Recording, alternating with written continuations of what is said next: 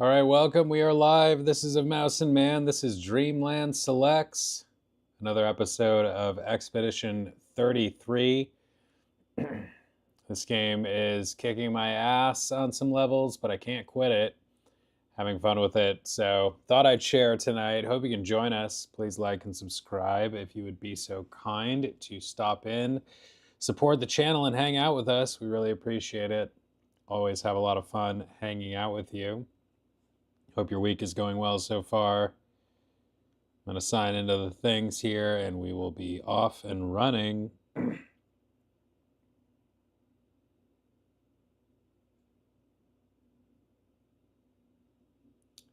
see, we've got the Doom the Dark Ages. They're tempting me with the early edition.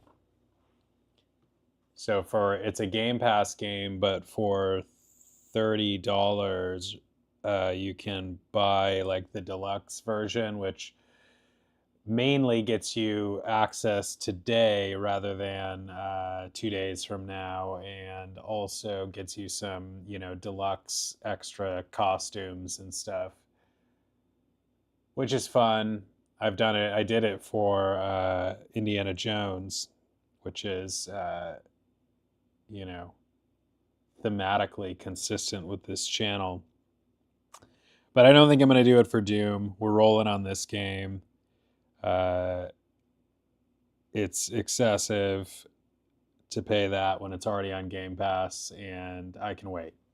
So that's the story of that. But I am looking forward to that game. That will be a lot of fun once that gets online here in a couple days. I meant to play the first two, being 2016 and Doom Eternal, before this game got released, but I only made it through like a little more than half of 2016, which I have already beaten way back in the day. But exciting to have a new Doom release in any case, for sure. We are making progress in Expedition 33. You will be glad to hear. We're getting a little better at things. So we'll see how we do tonight.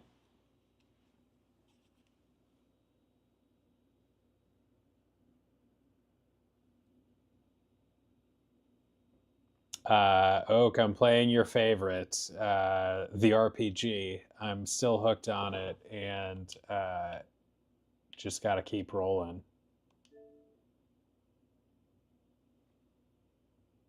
But we're not hopefully going to be just grinding the whole time. So hopefully we'll have a little bit better stream than that.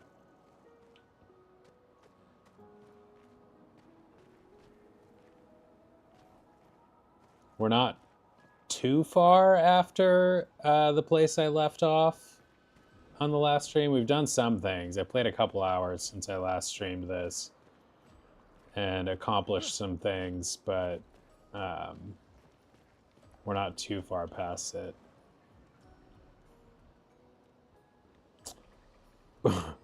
We're on the hunt for a pet rock, so what could be more exciting than that?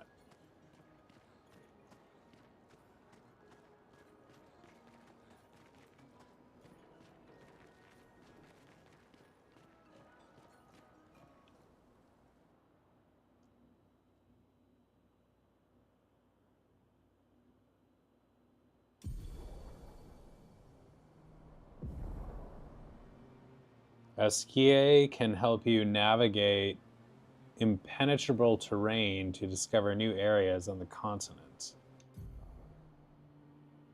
Call upon him by pressing X. Do it.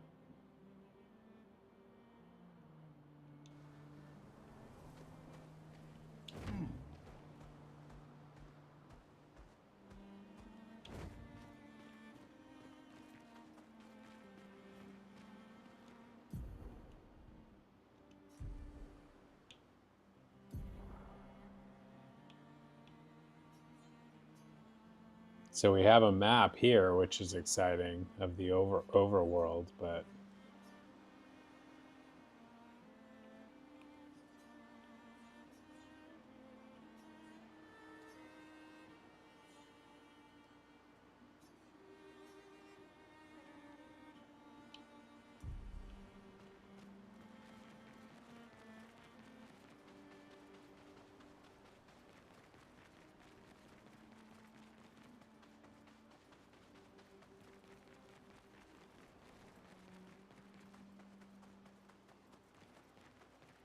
oh yeah, we can go to camp.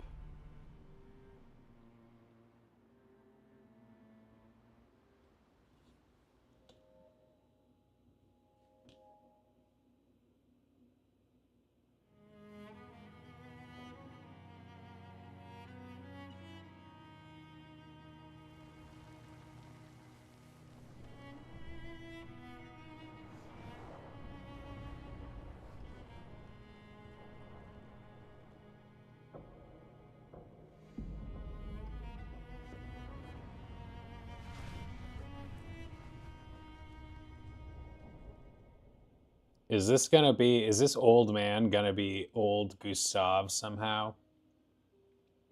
That's my guess, that the old man is somehow old Gustav. And there's been some kind of time warp. I see why you like throwing rocks. You've been quiet since you saw those people. It felt like they knew me. Like, actually knew me. I don't understand what's happening. And I feel like I never understood. Like, I'm always missing something that everyone else just gets. Lumiere life never made sense, and I never fit, and now out here, when it was just starting to maybe feel good, then this happens, and... Yeah. I hate it too. Things we don't understand. They just make us feel small and powerless. But it helps, you know, to focus on the things I do understand, on the people I care about and who care about me. And, you know, now I feel a little less lost, because at least we're lost together. What? What? Stop it. Too cheesy? No. Well, if it makes you feel better, I was even more lost when I was 16. I heard that was because you were only thinking about girls. Yep, but guess what? The girls weren't thinking about me at all. I believe that. Yeah. You can talk to me, you know. We're family. Well, that's what the paperwork says, at least. Well, the paperwork probably says we're dead too, so... Yeah, probably. Ooh, nice one. I know. I told you, don't get cocky. It was okay. You taught me great. Nah. I don't know if we ever got the actual story about what happened to his arm.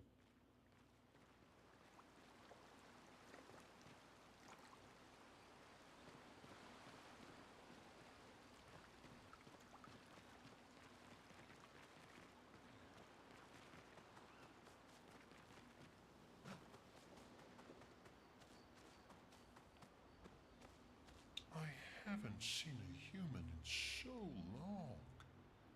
You're much tinier than I remember. When was the last time you saw a human?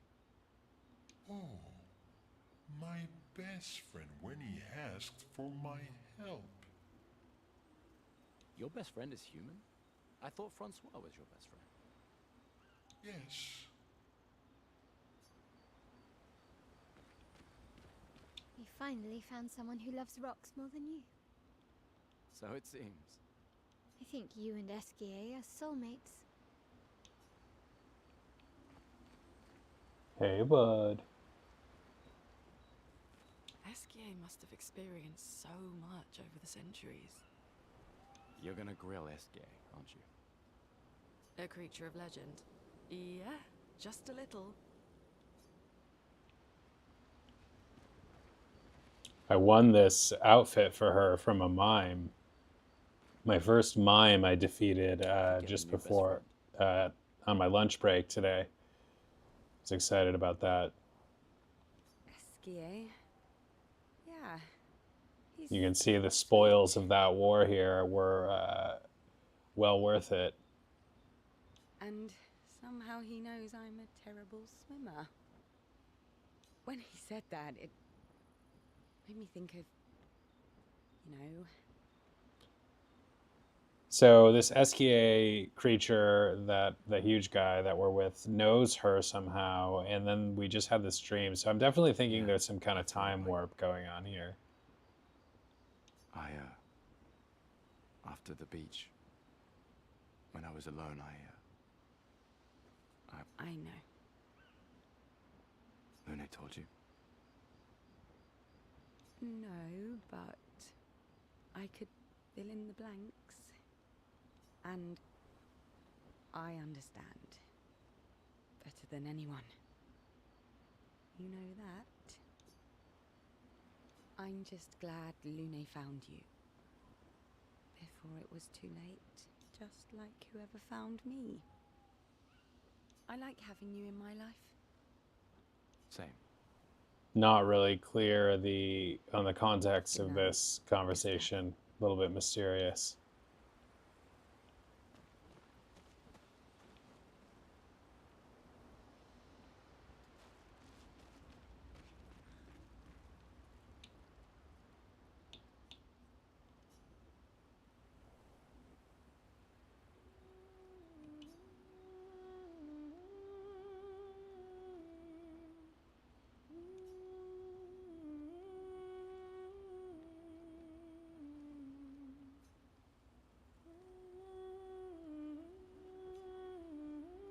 For those who come after. For those who come after.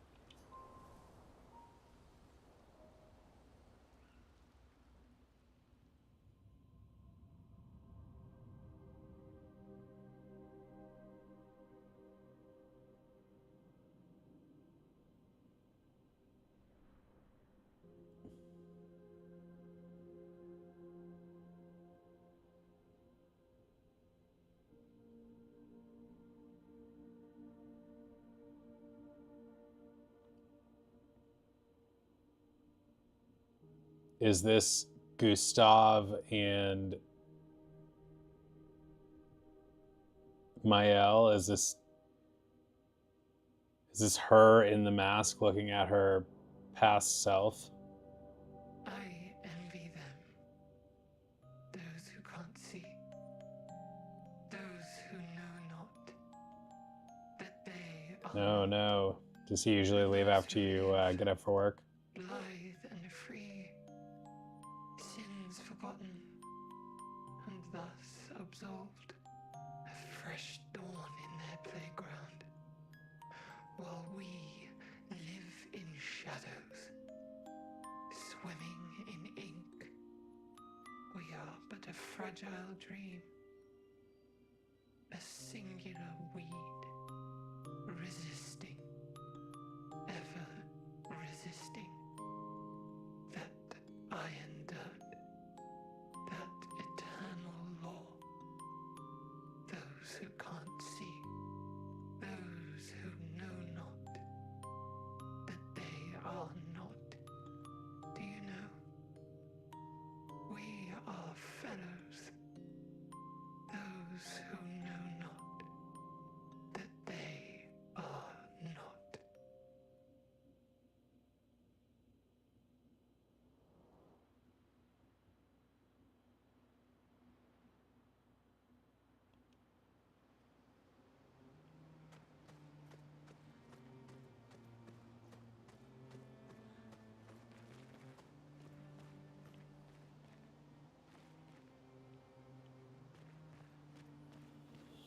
Oh no, did you get into a fight?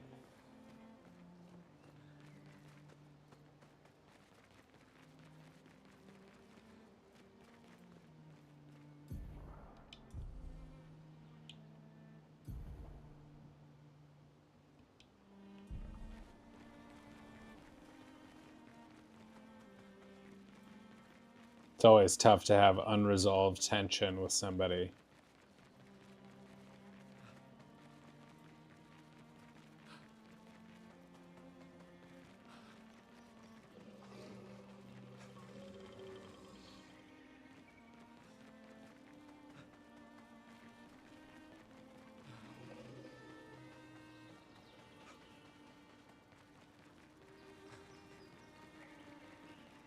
What were you fighting about?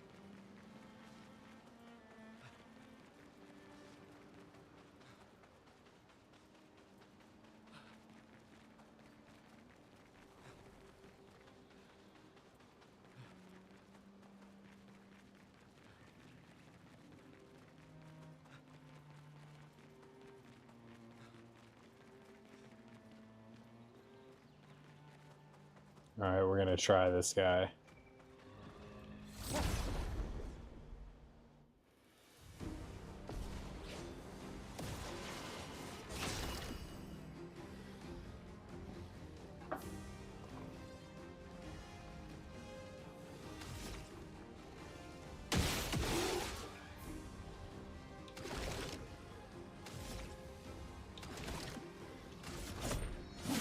Oops, that was a fail.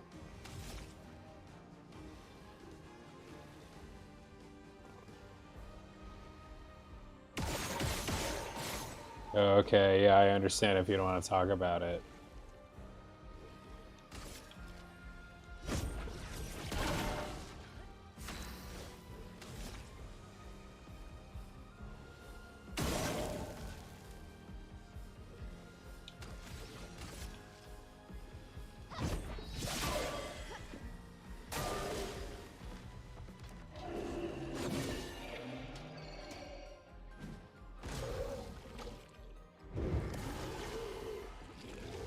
Let us stay then.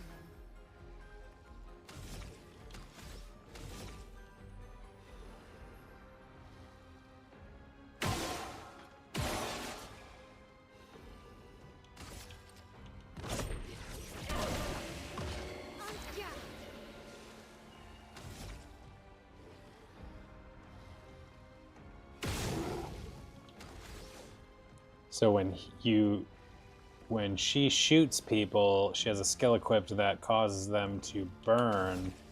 Then she can use this Swift Stride ability at the top here, which deals low physical damage but switches you into this stance if the target is burning.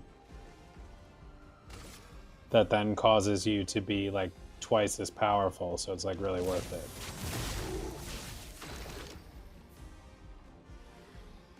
I'm like slowly learning these things.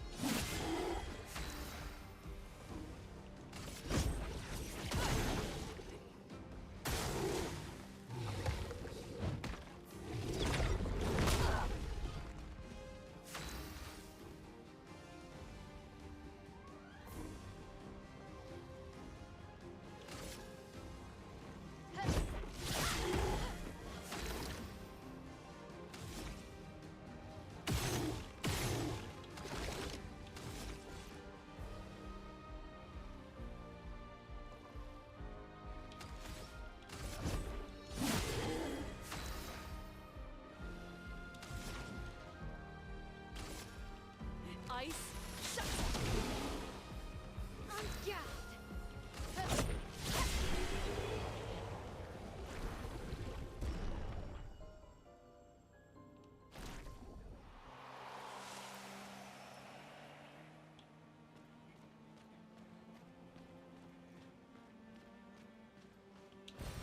We can use that.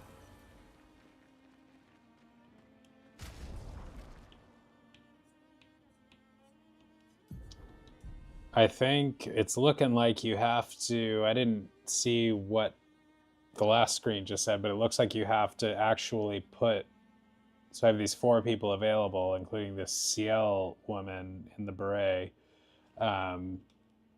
But it doesn't look like she gets any experience unless she is actually in the fighting party.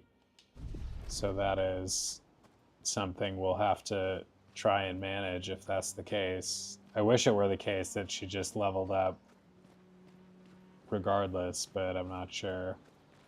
You got to be more strategic and intentional if she does not. Because if you ever need or want to use her, you know, you can't let her fall too far behind. Iracebo.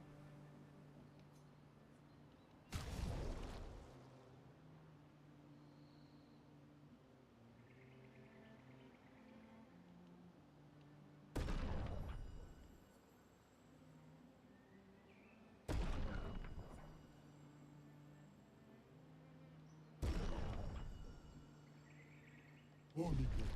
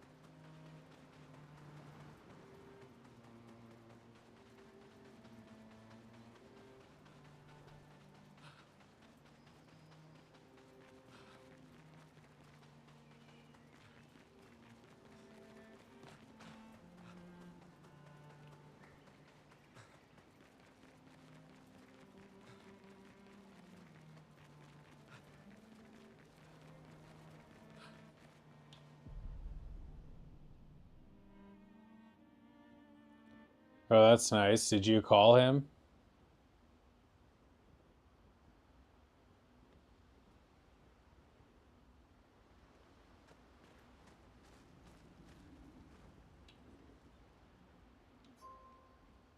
I hate fighting with people, but I sometimes feel like I subconsciously seek it out.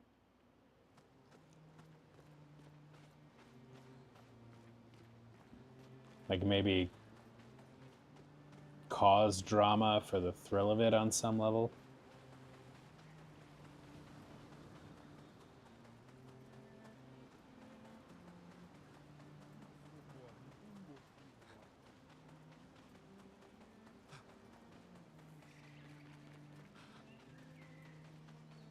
I also hate the game of like who calls someone first to resolve to resolve tension, because there's like ego issues involved there. I don't want to be the first one to call. He was wrong, so he should call. I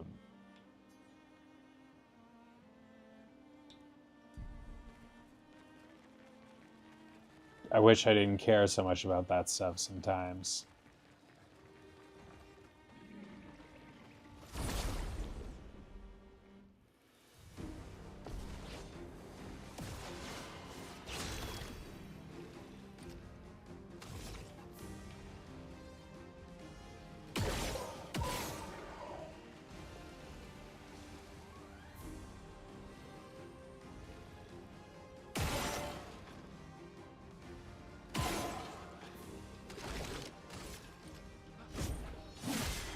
Let the ink flow.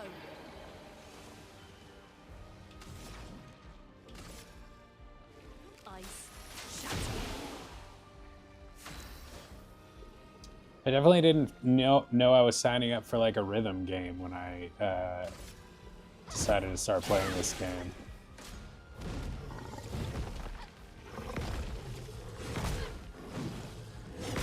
The dodging is just throws me off so much. Like, it is just so hard to get a hang of it, especially since you don't have like a bunch of tries in a row usually to like really get the pattern of any one move down. So he does it a few times a match, and you know, you just got to pick it up quickly if you want to have any hope of dodging it. But yeah, I definitely know what you mean. I have in my time said a lot of things that I regret, and it's like I will say things in proportion to how hurt I feel by the other person internally. It comes out as like more or less harsh depending on that a lot of the time, I think. And I happen to be kind of sensitive sometimes, or have a big ego, and feel like people are threatening or insulting me maybe more than they are. So sometimes I feel like I am overly harsh as a result. But you know, that is in the past, and it's important to recognize your patterns and to, you know, change them if you desire, or if it would help you. But we don't have to be bound by, you know, our past patterns if we can wake up in the moment and choose another way. It's hard sometimes with the force of habit, but there's always a choice. If you can recognize what you're doing and what you've done before, you can choose to leave that all behind and do something completely different going forward. And then, of course, if you're not aware, oh, I forgot I got to jump on that one. But if you're not aware, of course, you just keep repeating the same habits for better and worse.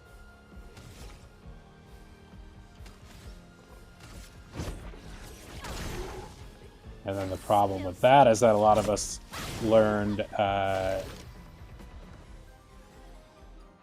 ineffective social skills and coping skills and conflict skills. And so when we get into difficult situations or fights, we just end up, you know, repeating the same mistakes and digging ourselves into negative things deeper. But that's my theory, and my effort in my life is to recognize where I have been repeating unhelpful and painful patterns, and to try and snap out of it and develop new patterns, reprogram myself to be more true to who I really am and what I'm all about, and just live in a way that will make me happier in the short and long term. Fighting with people is hard. I mean, I feel it right now, like, generally, because I feel so... It's really difficult in this country right now with the political conflict between, like, two sides, broadly speaking, and I personally feel very attacked by everything that's going on right now. As a person in this country who has a lot of different opinions than the ones that the president and his supporters seem to hold. And a lot of people, I think, are feeling, you know, under threat.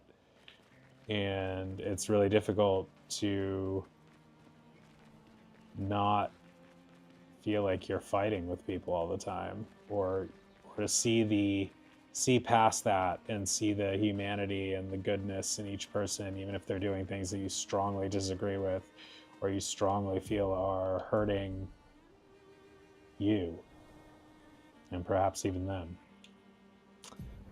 But life is interesting. So I got to make it up here somehow, and I have this big fat friend Esquier to help me with that. That's his kingdom off there in the distance where he came from.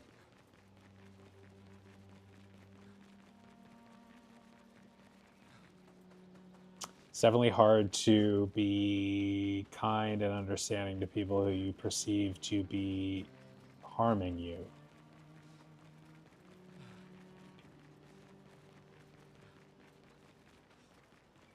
I think the Jesus story is kind of about that.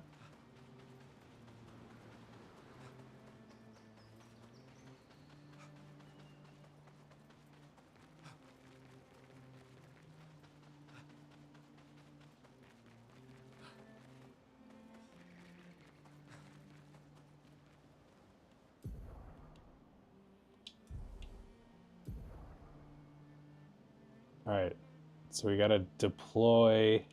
This is us here. This, I don't even know what shape this is. The thing with the yellow mark in the middle. This thing. That's us and where we're pointing. And we've got to get up here. So... Mount Esquier. We can't hear. And then we can hear, but not there. Here we go.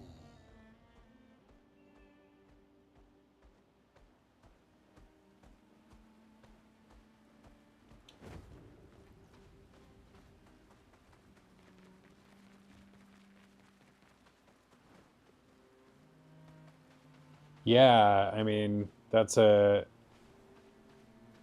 good thing you bring up. I think it relates to the idea of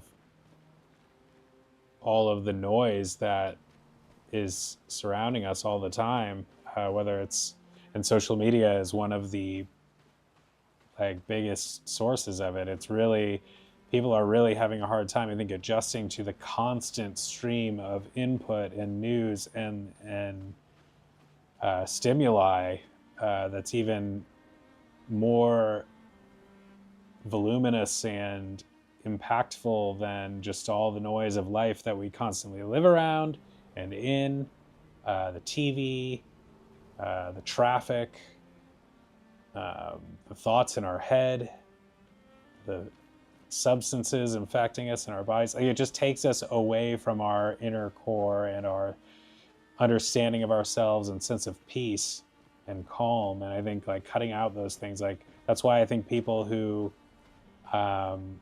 try to live spiritual lives like monks or hermits, holy people often go off into the mountains or the forest and give up all their earthly possessions and stuff, because like that stuff all takes you away from the silence, which is where your highest being and connection with God, I think, can be found. And I think there's a reason, like, I don't know, there's a lot of reasons for it, but there's the idea of people's auras, the energy that surrounds them. And some people claim to be able to see it, and they'll say, oh, you have bad energy, or you have clean energy or clear energy. And it's like a vibe you get. Some people claim to see it in different ways, but I think everybody picks up on it as a vibe. But it's like the people who have the cleanest and clearest and strongest auras are like, I think, the people that cut out the noise and the pollution in their psycho-spiritual atmosphere and can just sort of purify themselves that way. So like that's why you see like saints in the early Christian saints in the forest with like halos and stuff, because I think they were glowing based on how spiritually refined they were.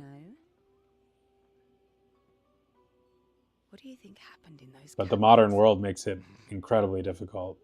No, actually, my guess is this was Expedition 50. You see, they created this giant wheel, and they tried to cross the world. Okay, Professor. Mes amis, floor is close. I can feel it. Come on, you can fly. Can't you get Flora yourself? Oh no. This guy's a trip. The voice, and then we're on this whole quest so that he can find a rock that will help him swim, supposedly. Yeah, I got off social media myself as I sit here on YouTube. Esquier is that powerful? Apparently but so. But I also shut down lazy. my Facebook and All right. my let's other go. socials, and only have What like a very weird limited creature. social media right now. Although um,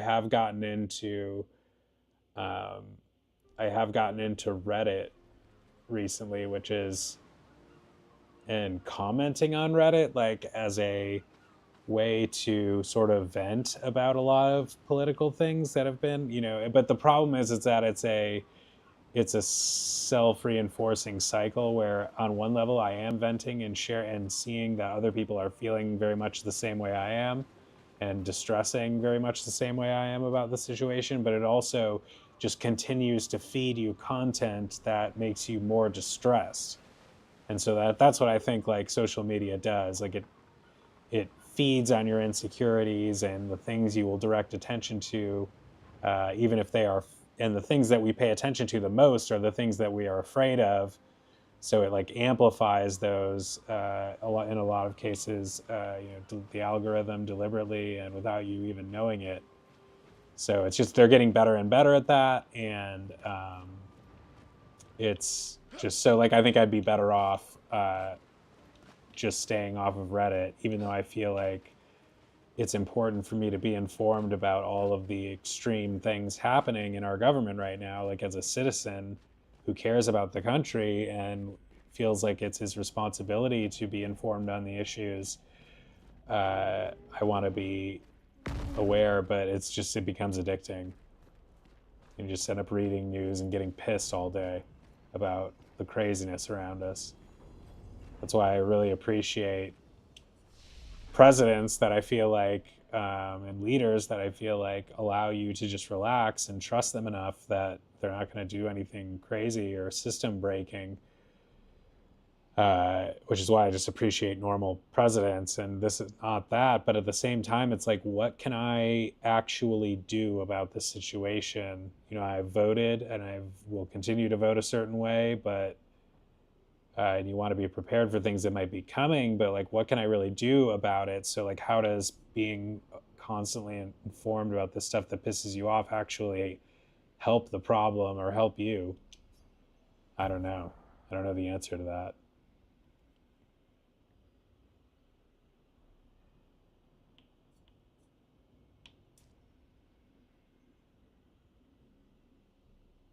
I don't also know what these sword icons by these attributes mean, because they're different for each character and the letters are different. I think it depends on your weapon and what attributes somehow go with the weapon. But I think you actually get. Okay, so I mean, you're getting some kind of extra boost in these areas as they're indicating, but I can't tell if that's like a permanent, like when I favor a certain stat because it has that, is that going to be a permanent benefit, or does that go away as soon as I unequip the weapon? I don't know. But it's good to just spread this out. Be exciting to cross the 1000 HP threshold here pretty soon.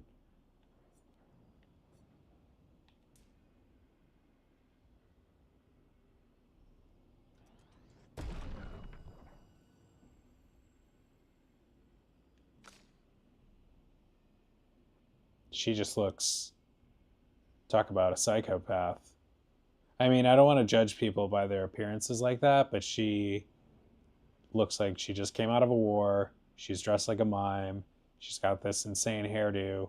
So she's really a sight to behold.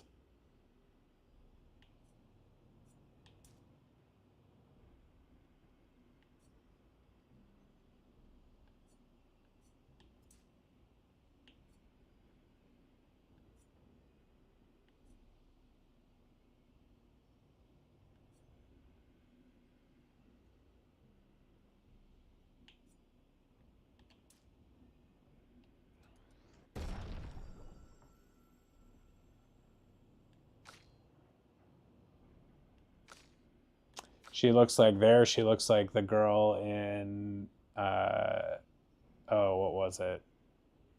Epic good movie. Quentin Tarantino's 2008, I want to say. Oh my God. The World War II Nazi one. What is the name of that movie? All right, I gotta look that up. I've seen it several times, and it's a classic, but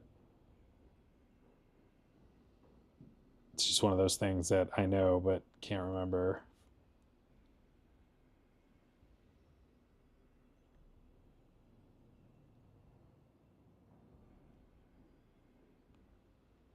Inglorious Bastards. What a movie that is. Grab some breakfast. Let me know what you have.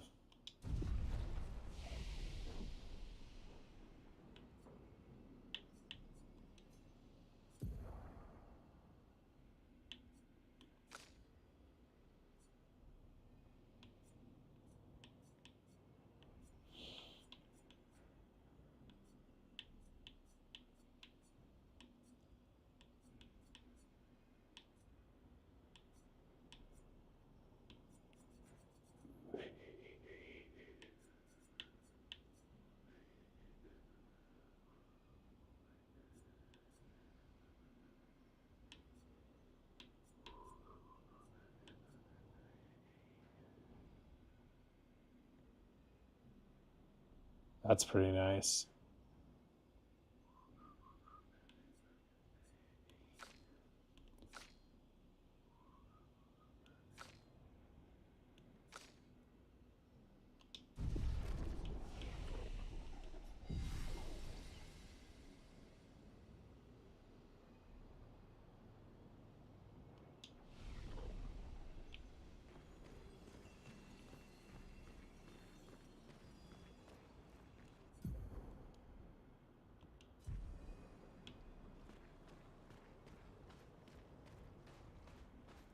Is this where I just came from?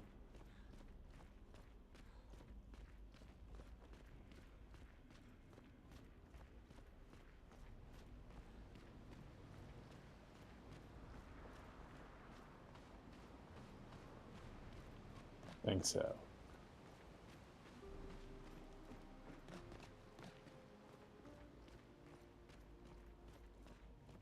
He kind of looks like a monk with the haircut and the outfit. The haircut, though, is not totally monk-like. The monks, of course, sometimes do the full tonsure thing. Tonsure? I don't know how to say that, but that's when they have, like, the medieval monks who would have, like, these are guys with, like, a full head of hair, and they just shave, like, a big, big, big bald spot and even leave, like, a strip connecting at front, in the front to, like, everything else. So it's like a cul-de-sac, like a balding guy with nothing on top and only on the sides, except they have that with a strand, like the bangs, and it's quite a look.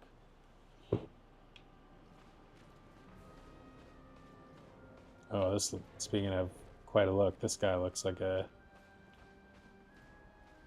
kind of looks like a Skibidi toilet character. I spent about 2 weeks thinking a lot about that show, and then now I've forgotten. It's kind of fascinating.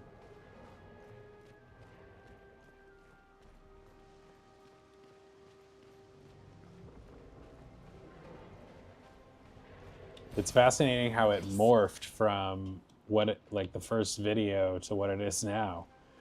And it's got this bizarrely watchable quality.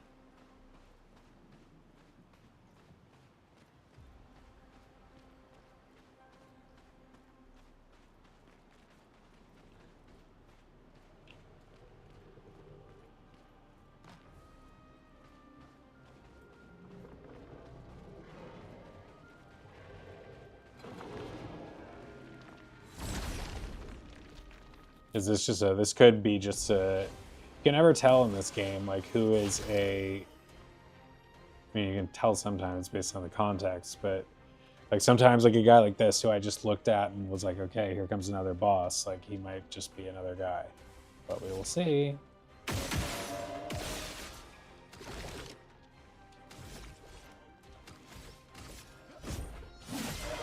storm is coming. He seems like, based on that damage and that impact, he seems like he is probably somewhere, and we'll see how hard he hits. But he's probably somewhere between, probably more regular enemy than boss. But not a pushover, at least at this point.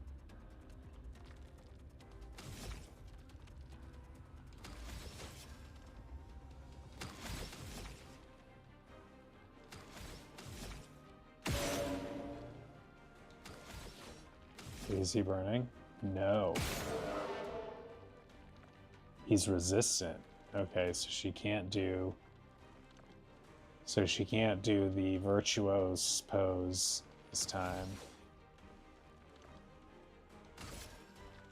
Please survive.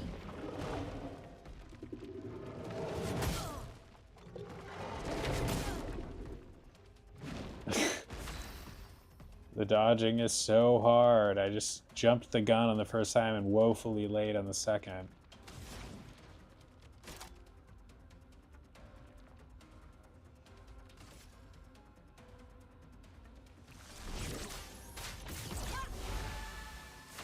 Just blew the quick time completely. It is really, it's just hard to be up for that all the time. It definitely removes a significant amount of chill from the game, for me anyway at this point. Like just being unable to do that routinely, and having to focus so hard on it.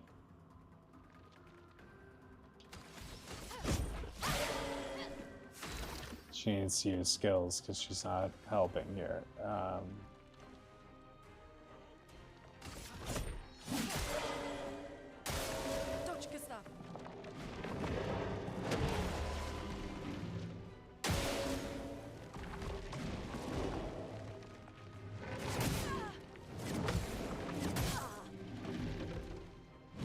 I blocked one. I parried one, which is an important difference because if you parry enough, I think maybe the last one at least of a multiple hit attack, if you're able to parry it, you then counterattack, which is very effective. But we didn't. I'm glad I got anything though out of that.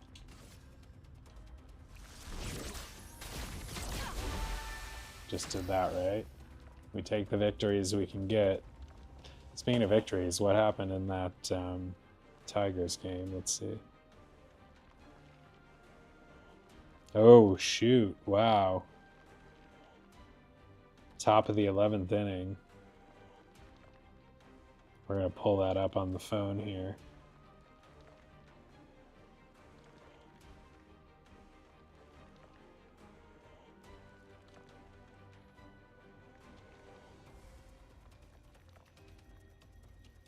Got the FanDuel Sports Network, which is really nice for watching local sports. Here you go.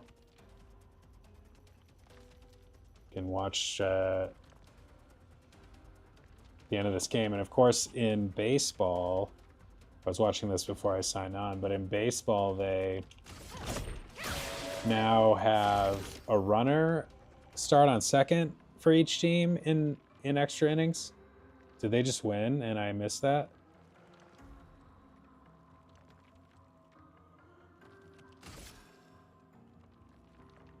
Looks like...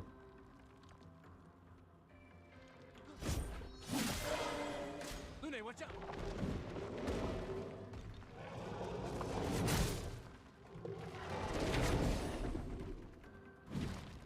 I mean, the dodging is so important that if you get one, you know, it still makes a big difference. Meanwhile, she's just forced to keep healing.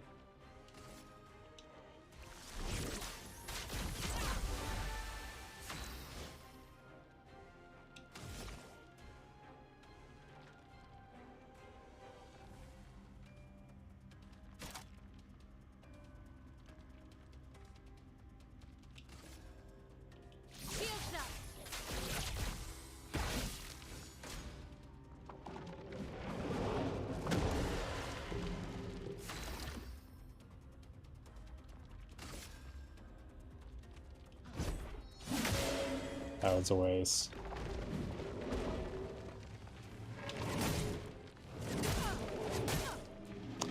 That was rough. Let us stain them.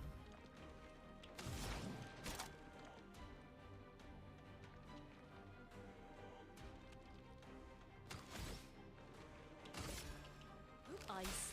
Shatter. I'm ready.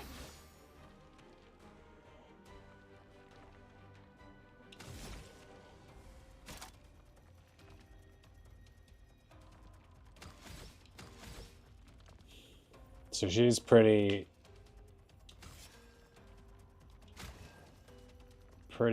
not useless, but not great against this guy because she's got fire everything and he's fire resistant.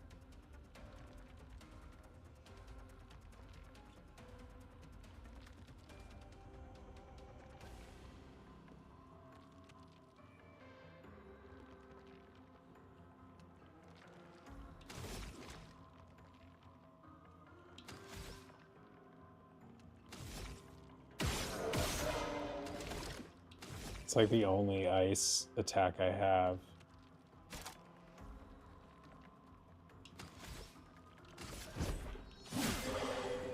Danger.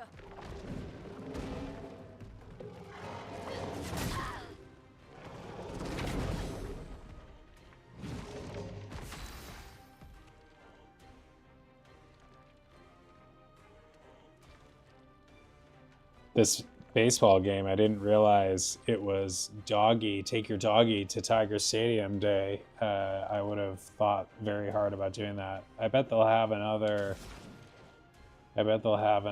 stadium day like that. It's pretty early in the season still.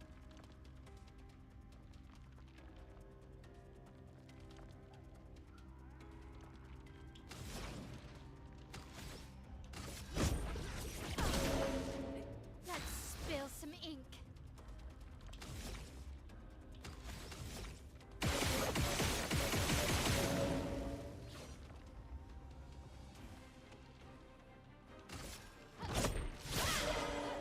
I guess she's not bad. She's still kind of strong.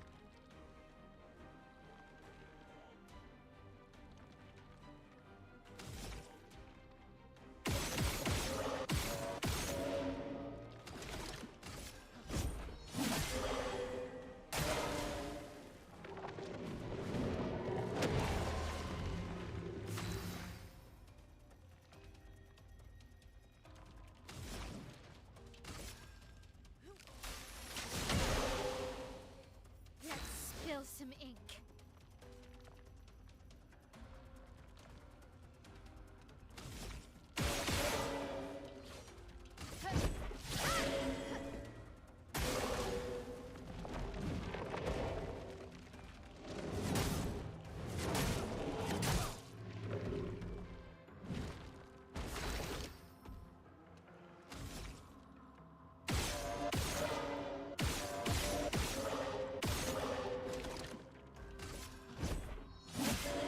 Let us stain them.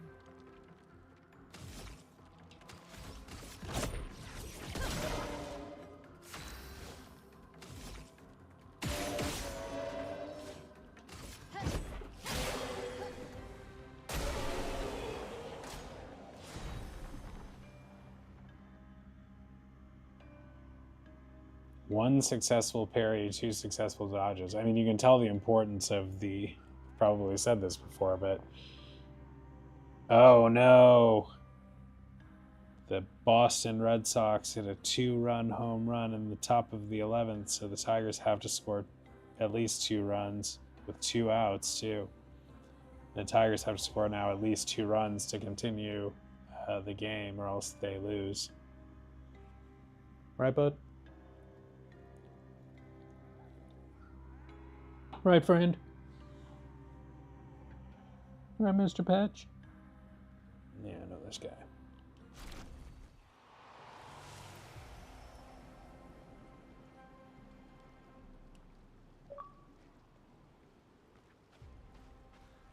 I think that just said take 50% damage, but you don't get healed. It's an interesting trade-off. Oh, hey, bud.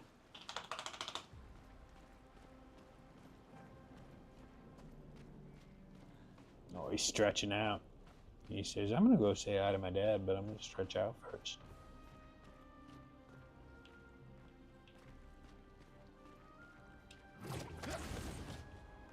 Hey, pal. Perfect. Oh, hey, buddy. Oh, come here, bud. Come say hi to your fans, Mr. Patch. Oh, he's always got to stretch out first. He says, I'm in no hurry, Dad. Come on. Go on. Oh, he's going to still sit in his own seat. Yeah.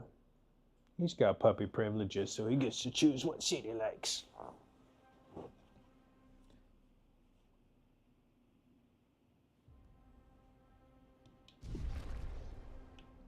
He's earned his puppy privileges.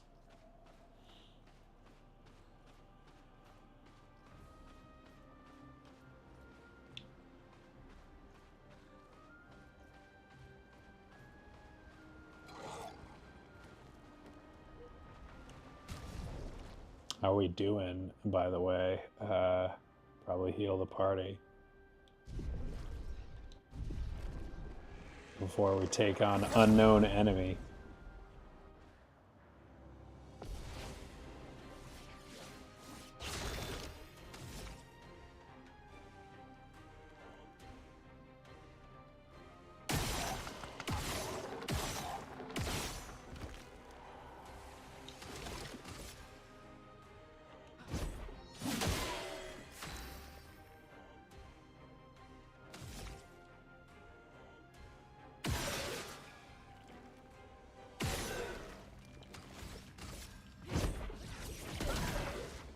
Let's spill some ink.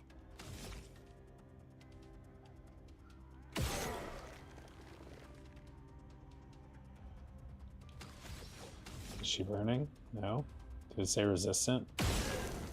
Oh, she's burning now.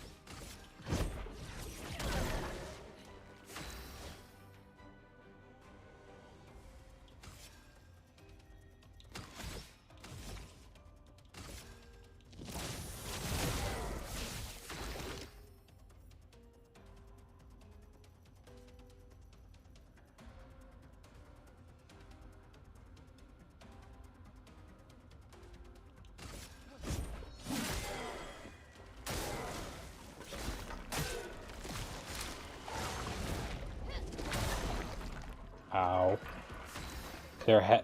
So many enemies have like really heavy attacks that can either wipe you out in one shot if you don't dodge, or do that to you and almost wipe you out.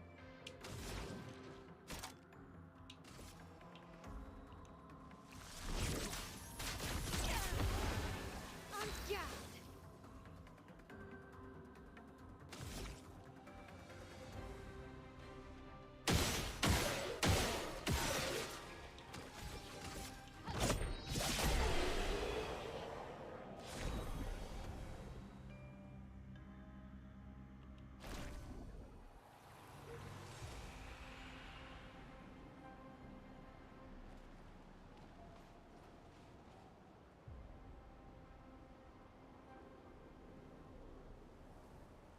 No longer gain AP on parry, +1 on getting hit. Well, that's the Lumina for me because I get hit way more than I parry.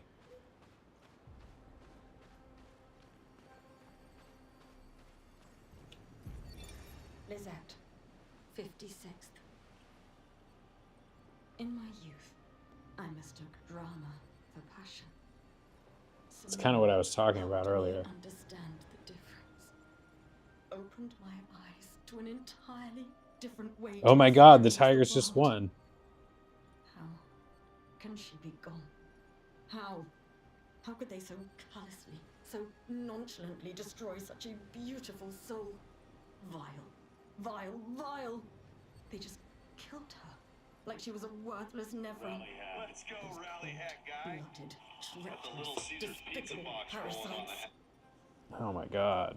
But Nitra, He wants we it. caught one of You those know Hobby wants white-haired it. bastards. She looks human, but I know she's a monster. She refuses to speak, but I'll make her talk, and then I will feed her to a Nevron. Then the Paintress can take me.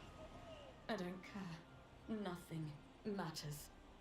I will have justice. That would be an awesome game to be at. Wow.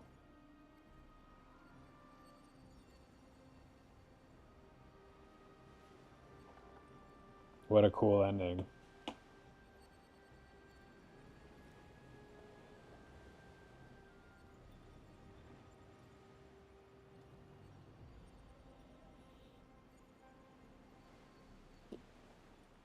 Someone help me understand the difference. Open my eyes. How can she be gone? How could they so callously, nonchalantly destroy a beautiful soul? Vile. They killed her like a worthless Nevron. Those cold-blooded, treacherous, despicable parasites.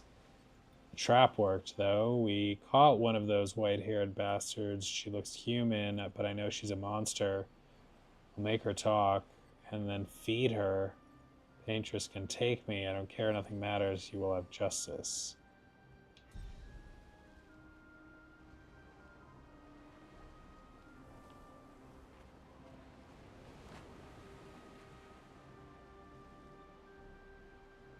It was just like a beautiful looking swing. He knew it right away. Just got all over it. Boom. Nothing, nothing like a home run in baseball. They're just...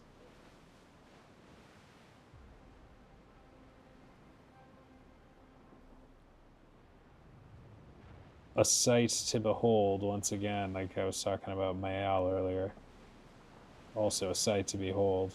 Big win.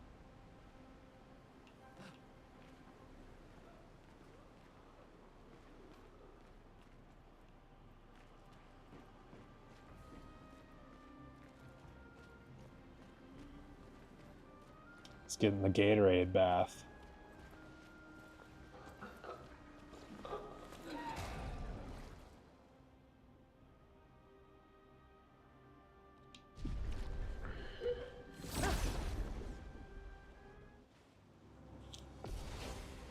This is the guy who hit the home run, Baez, I think, is a highly paid player who has had finally a year. He's been with the team for a couple of years, I think, and it's finally having a year worth what they're paying him. So that's nice.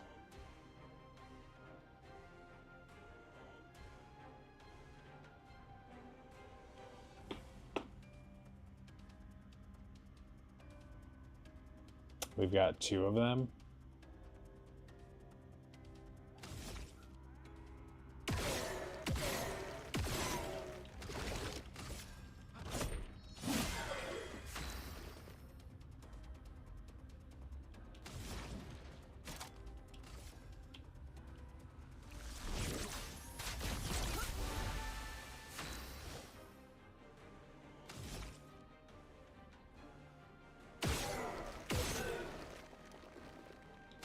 Damn.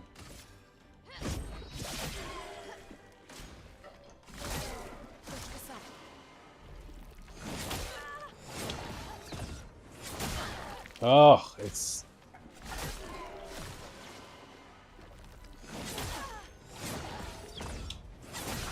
it's just like it's the attacks are all just like not, the tempo's like slightly dissimilar for like all of them, so it just makes it really hard to it's just really hard to pick up on for me. I really kind of hate it.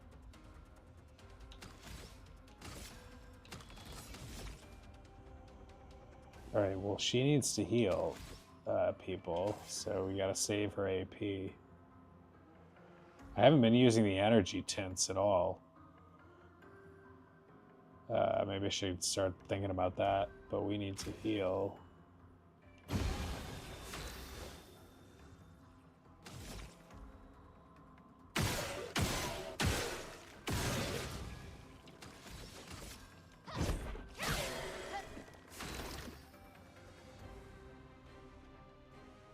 Fuck.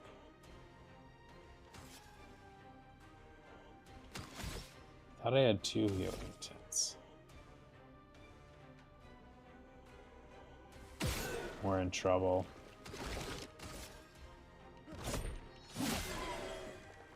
Ready to parry.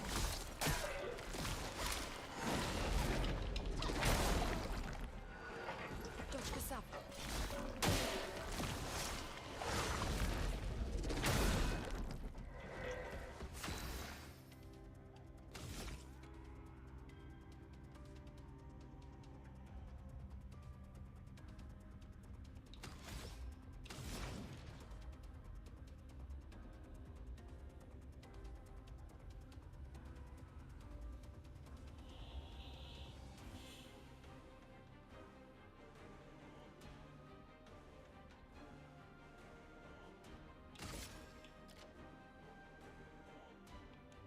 Ice. Shatter. I may have been stupid, but we'll see. Well, thanks.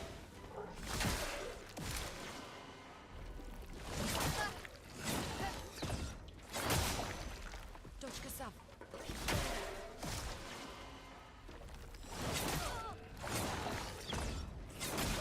So fucking hard. Oh my god. It is so hard. And so costly to miss. This game is such a slog.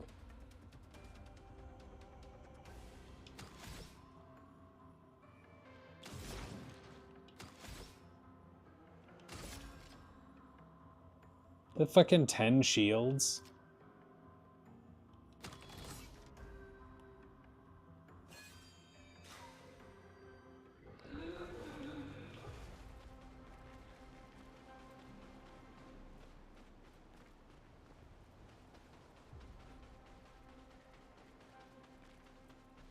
The dodging is just everything.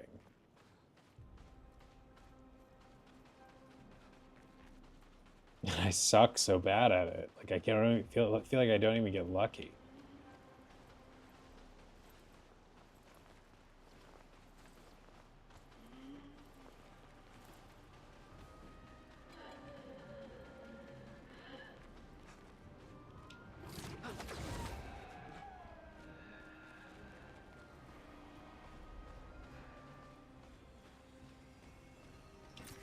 Great.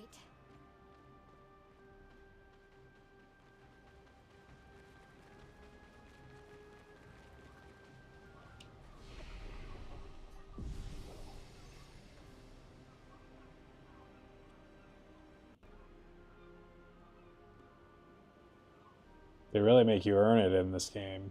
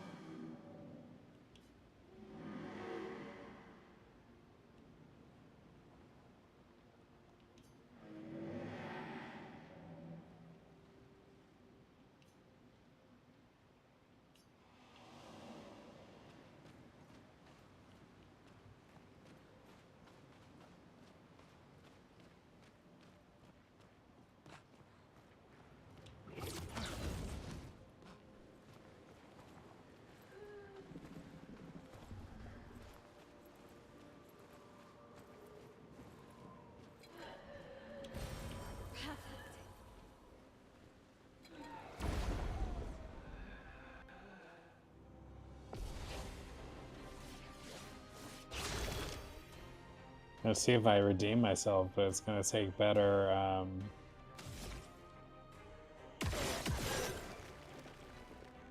better dodging for sure.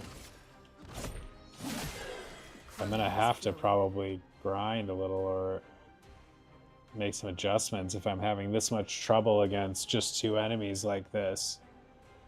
It suggests that I am not ready to move on to whatever is next. It's been since the last episode that I've really gotten a chance to like do any grinding. I don't really want to do that for that long, but we'll see. We'll try and help ourselves a little bit here.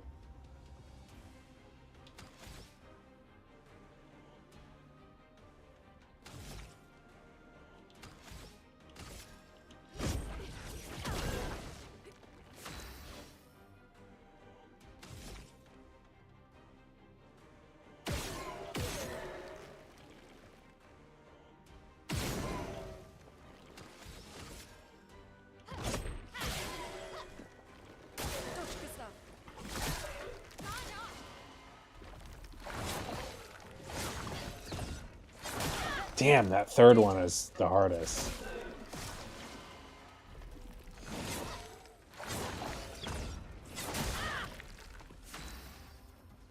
It's pretty big to get the first 2 of each attack, though.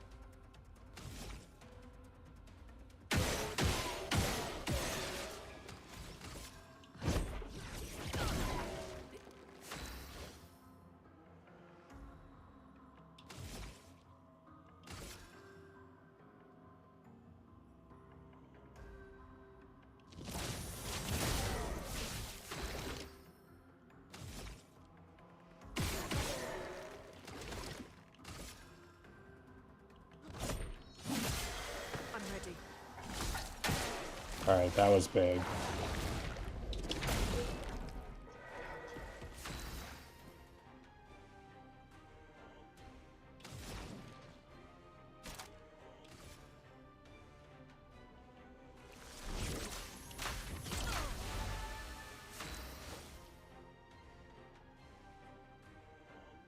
Damn, this shield stuff.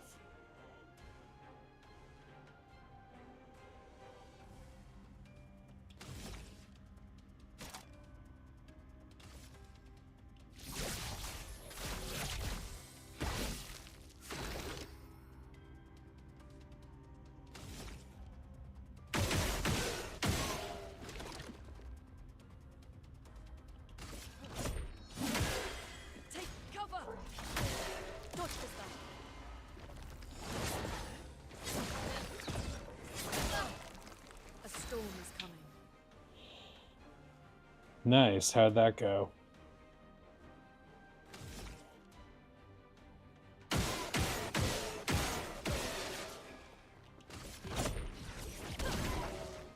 Finesse and grace. I've been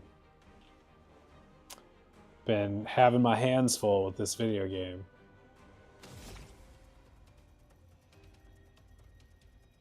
As always, I feel like it's just constantly a challenge.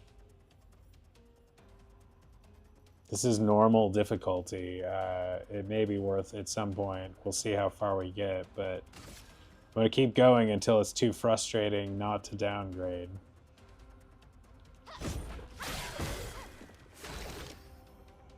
Went great. That's good.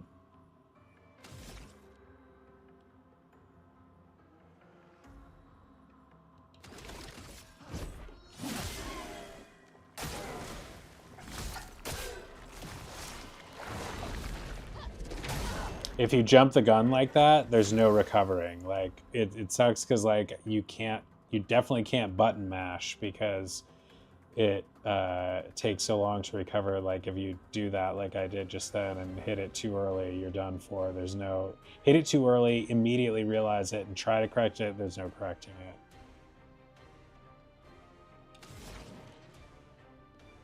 Yeah, I mean that's kind of the realization I'm coming to, which is humbling because it's only been I've probably played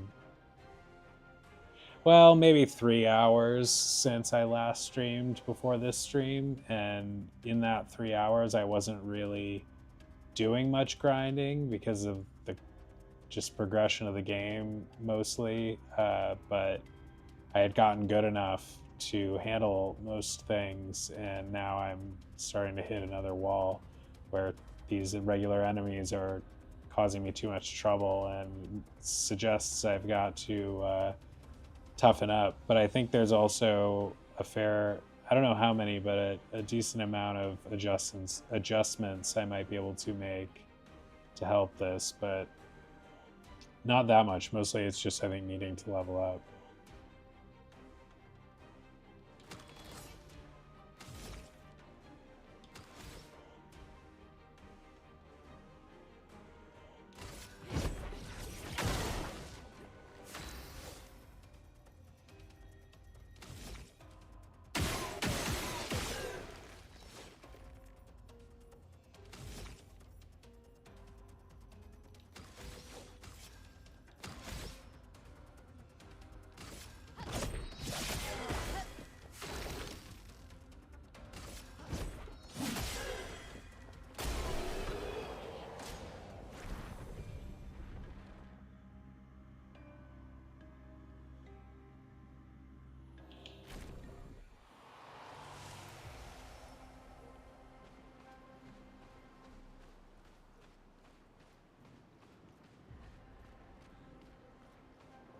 Is this a no? This is a non-man bun outfit.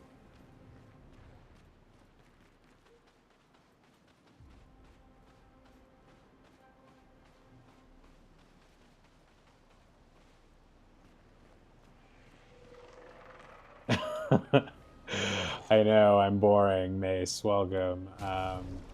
I will, I promise. But I feel so absorbed with this game, and it's so meaty that it's just hard to put down.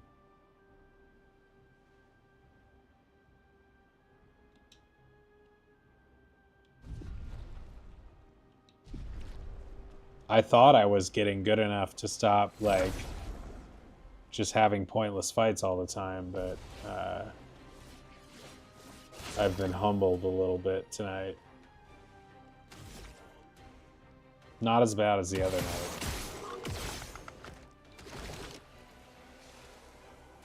How's it going with you? What's for dinner?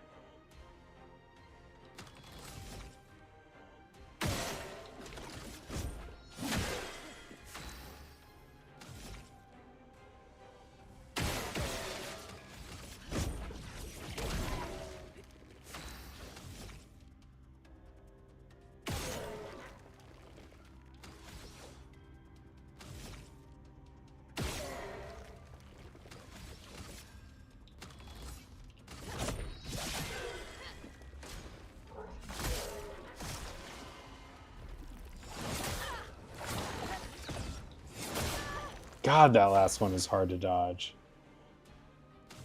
Coney Island. Nice choice. You have a good selection of delicious choices. Some people, myself included, I think, you know, eat a lot more of this exact same thing every night. But every time I hear you're always having some other 2 chili cheese dogs, oh yeah, that sounds like that'll fill you up.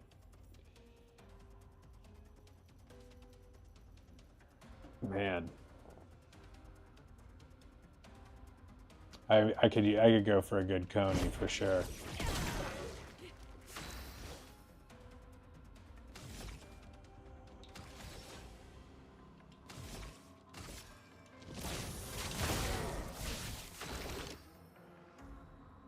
I feel this game makes me feel like I'm like developmentally like stunted or something. Like I'm unable to do the dodging and the timing. Like I feel like even at a like level that just makes it feel like I'm even average at it. I just feel like I'm constantly struggling with it. It's tricky.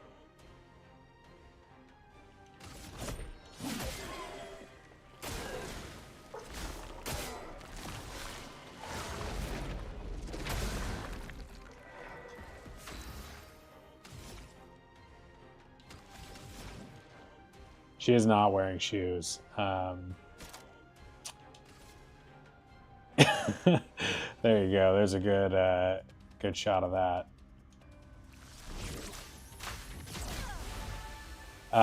Yeah, I've been thinking about that even still today, wondering what's the deal.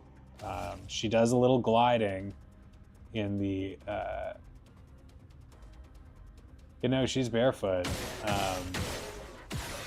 and not always floating. So I wonder how that's going for her. It's disturbing.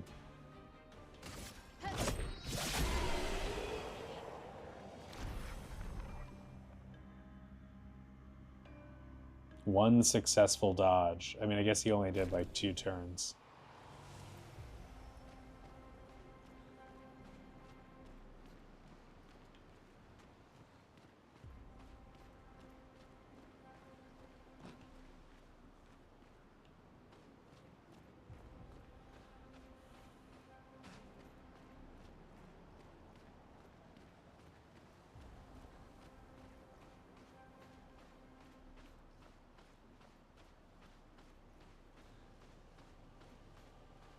Insulting feet karma? Is that particularly bad karma if you accrue it?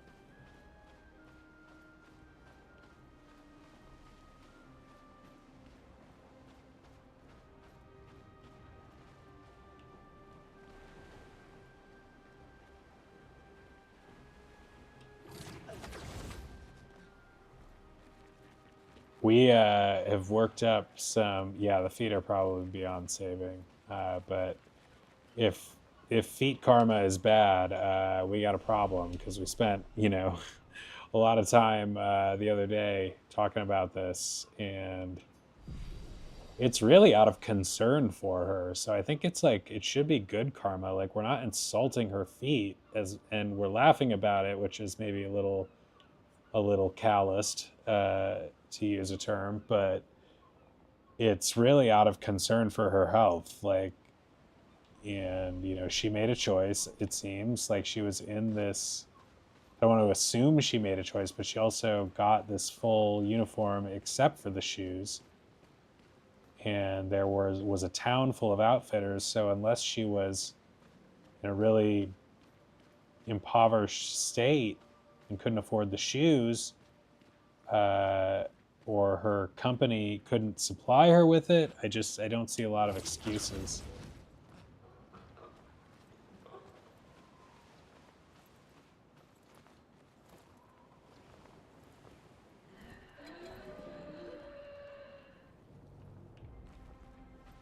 These are the same guys, but we've just got to go for it again.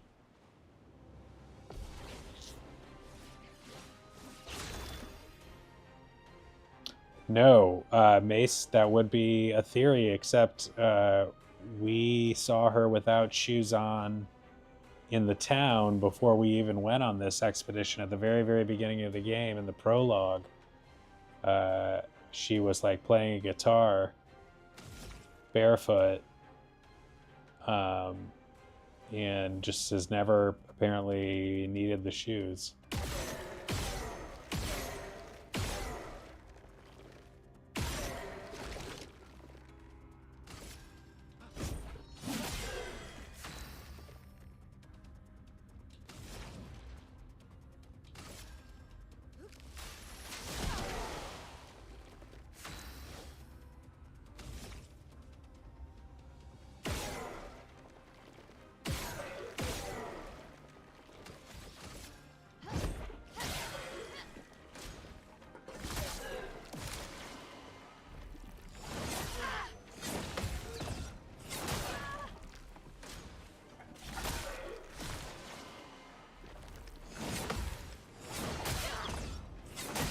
God, it's so hard.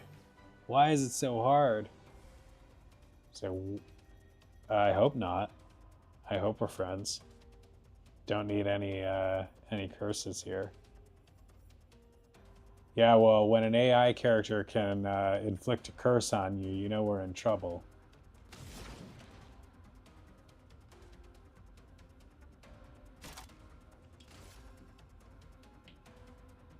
although an AI character or an AI intelligence, you know, an AI intelligence very soon may be able to inflict something as painful as a curse on you. I don't know, man. Like, it's that's a really interesting philosophical suggestion, actually, I think. Good question, like how that would work. I'm sure there's ways you could use AI in service of some evil against another person that would allow you to earn bad karma, using the AI or something. And there's just a lot of ways that could happen. But I was just saying about the, like,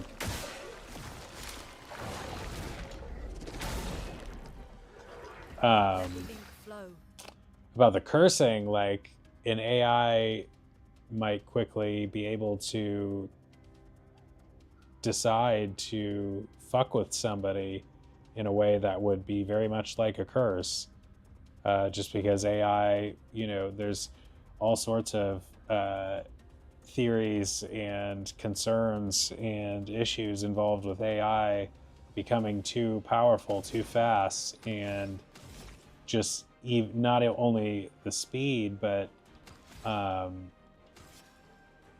just becoming much more intelligent than humans, and doing it very quickly. But either way, becoming much more intelligent than humans puts us in a position we've never been in on this earth, like where we are not the dominant species essentially anymore.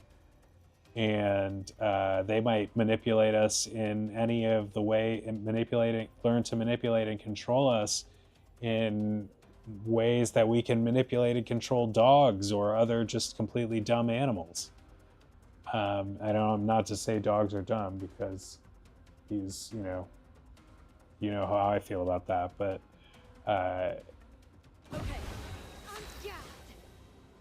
there's a lot of potential for concern, or a lot of concern and a lot of potential for harm. I read a really good book about it like 10 years ago, called Superintelligence, by the Oxford philosopher Nick Bostrom. Fascinating book, talking about all the ways that you might try to prevent an artificial intelligence from totally, like, outstripping you in intelligence and outdoing you there, and how you might try to constrain it to follow a certain narrow set of directives. But he just talks about a lot of the ways that it can go wrong and how tricky that is, and has a lot of really interesting examples. And yeah, I mean, that says nothing about the economic situation, how disruptive it is going to be economically. I mean, it already is. Like, I use it in my work. A lot of people use it in their work. It is, you talk about AI getting better than humans, it's going to be, there doesn't seem to be any job, even the, like, lawyers and even the doctors, like, who are totally safe, maybe in our lifetime. But, first will be the jobs that are easily replaced and done by an AI. But, like, AI already analyzes things more clearly and quickly than humans ever could in a lot of contexts, and creates more effectively than humans ever could in many contexts. And it's going to change everything. Like, I mean, you can already see it with the stuff that's coming out of, this AI. So the AI, quote unquote, AI slop that you see out there, where ChatGPT is making these images, and just in the last couple of years, they've gotten so much better. And I think that process will get. Oh, I want to get that last one. So I haven't dodged that last one once. I think the process will speed up faster and faster as time goes on, and the gains will be more and more astounding. But it'll be interesting to see how it impacts and improves and harms humans' lives. I hope to be around for a lot of, what's coming. Hopefully all mostly helpful, but it's going to be used by bad people as well, and that's scary.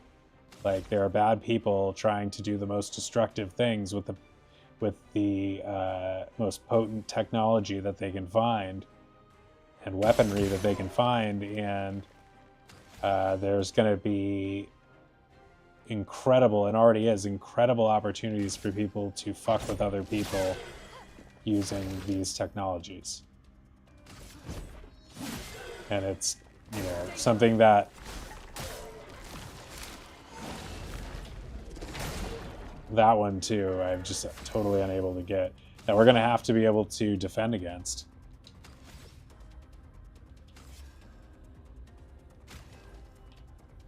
Finesse and grace.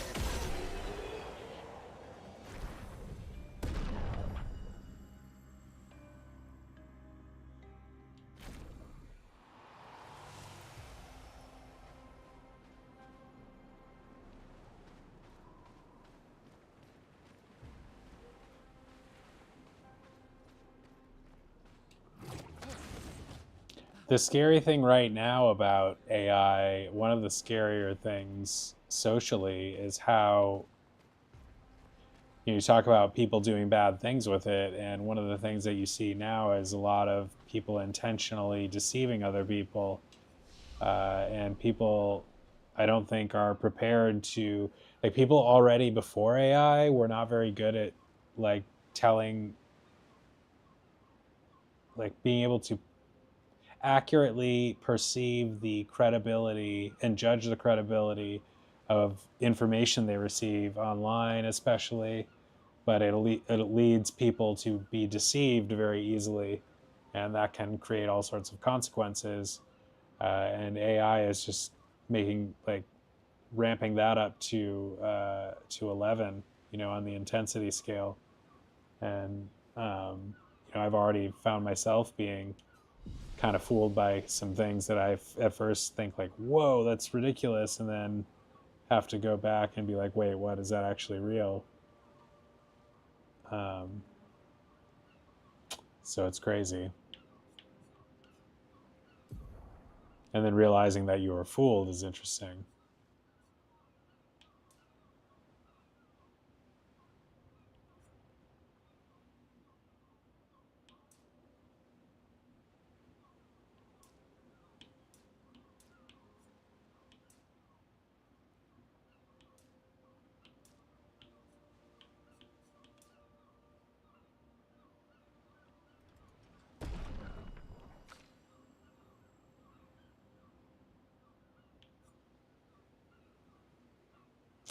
Yeah, well, manufacturing has already been in those types of jobs, have already been hit by advancements that have caused a lot of formerly decent paying or available jobs to go away or to pay a lot less, because people automate things with like non-AI robotics, and that has caused, a lot of disruption in the manufacturing sector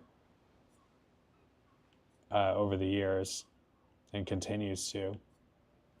They've been worried about the trucking industry a lot with, for example, with self-driving vehicles, like putting a lot of truckers out of work.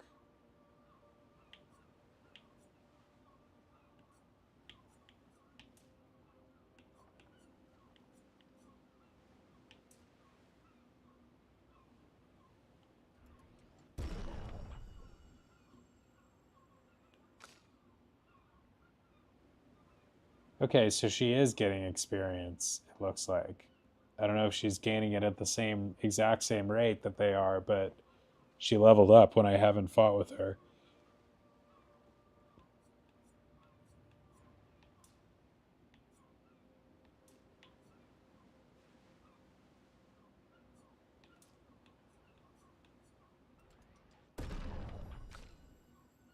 Oh, we missed a turn with her. She's got 6 points. That's nice.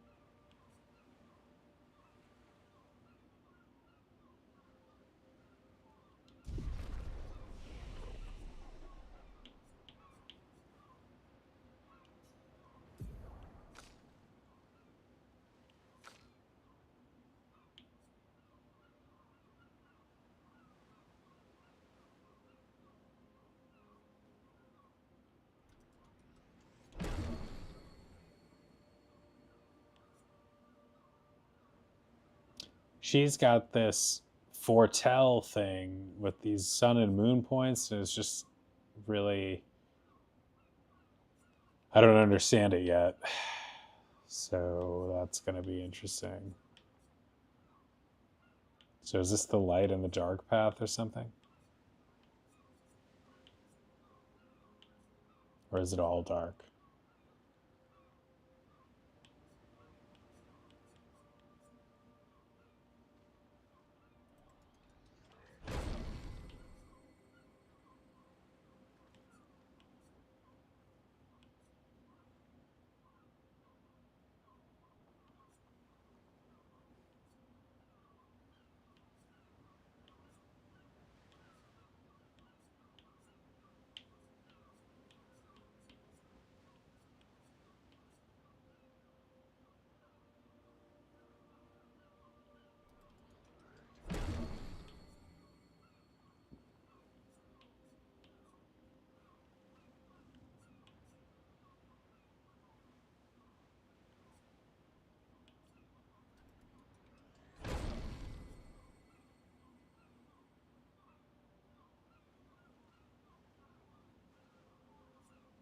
The, the it's crazy that there are like 3 parts to all of the skills and attributes and things. Like there's just like a lot of information to process.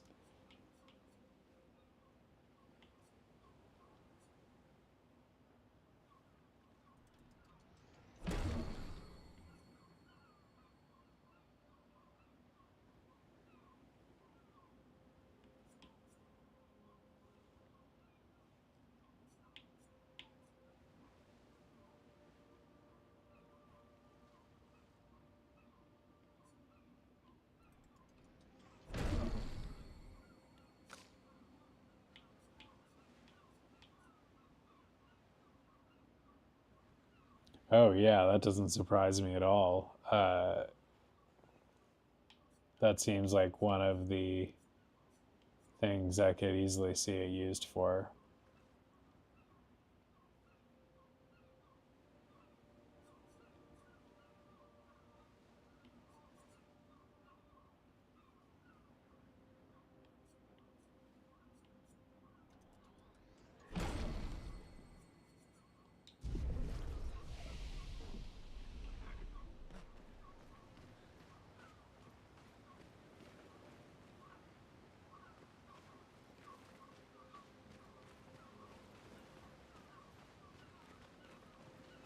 A shrine to the Paintress.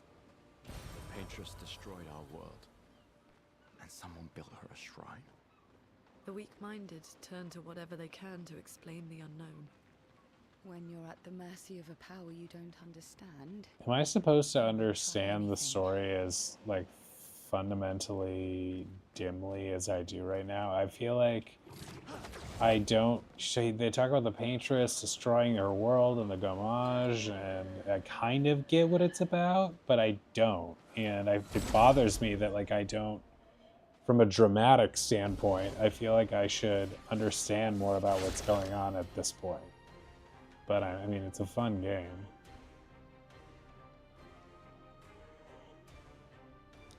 No jobs, no money, no economy, but they're like AI will also find ways to increase the economic output so that maybe in the not so distant future humans won't have to work the way that they work now. Like the hopefully, you know, in the not too distant future, the idea of working a 9 to 5 kind of full-time job the way a significant amount of adults, you know, most adults probably do these days and spend most of their time doing it, even though they don't really want to be.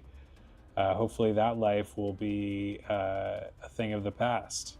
Like the way that we think of sharecroppers or serfs and peasants on like a, you know, just like people who were like essentially slaves and slaves themselves. Like, I don't know, maybe, I mean, that's not a great example, but like, all I'm saying is that like people might look at us having regular jobs and careers that we don't really want to be doing if it weren't for the money.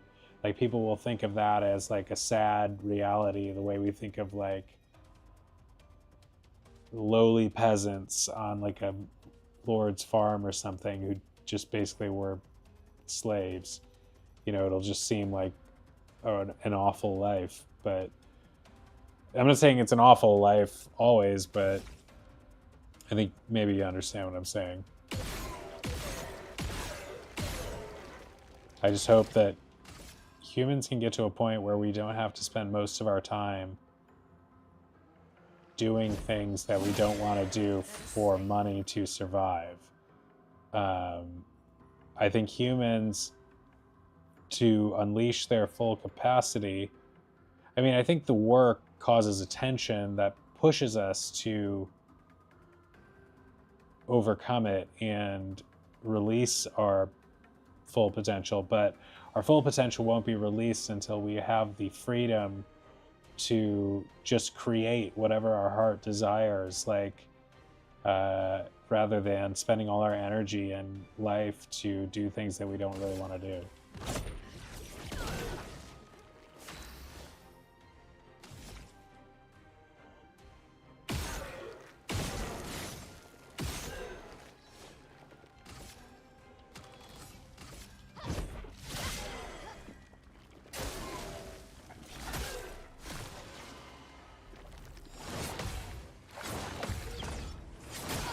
Oh, I thought I had it.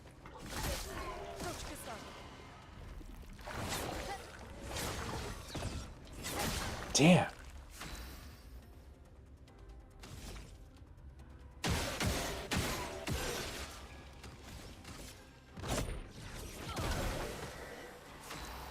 That guy got a turn with like no gas left in the tank. I hate when that happens. When enemies, powerful enemies, get at you because you couldn't finish him off.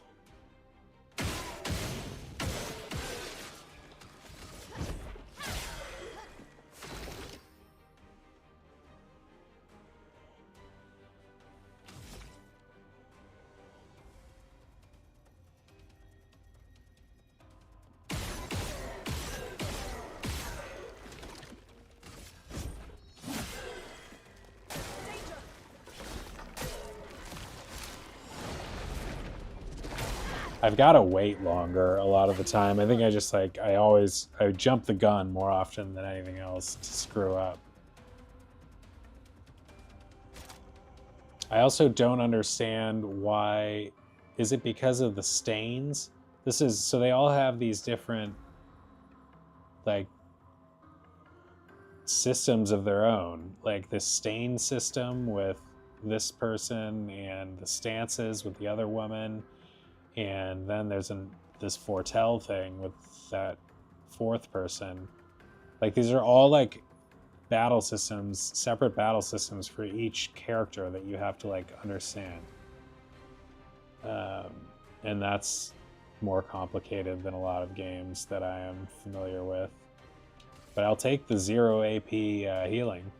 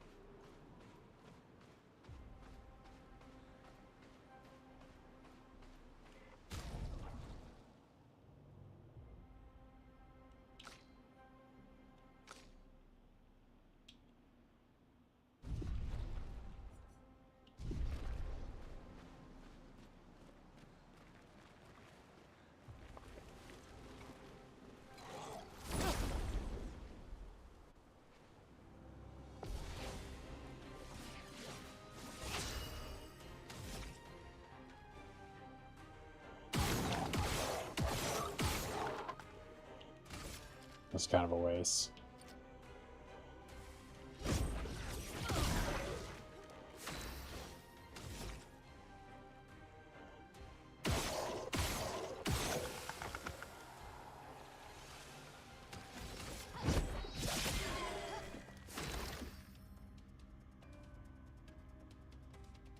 Like usually he's on the other. Did I like reorder the party somehow?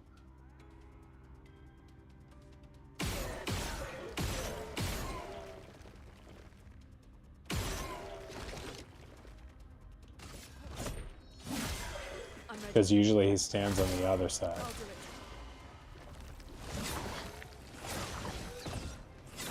Damn! I felt like I deserved that.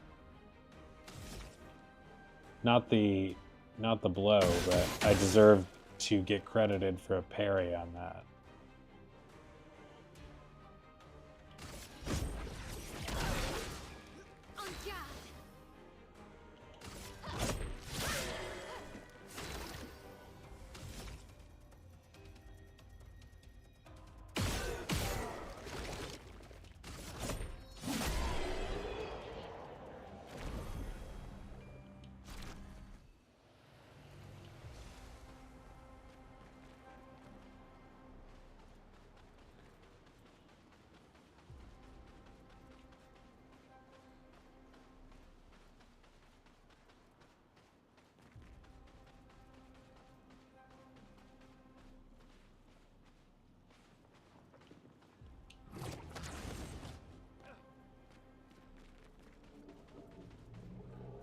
Oh boy. Is this the same guy I fought before?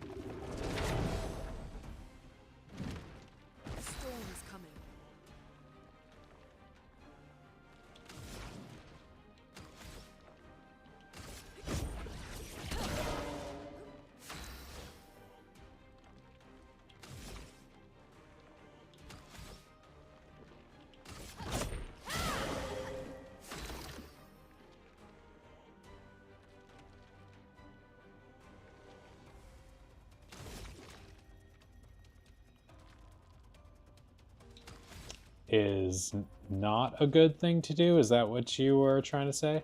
Or you think you should be mean to everybody?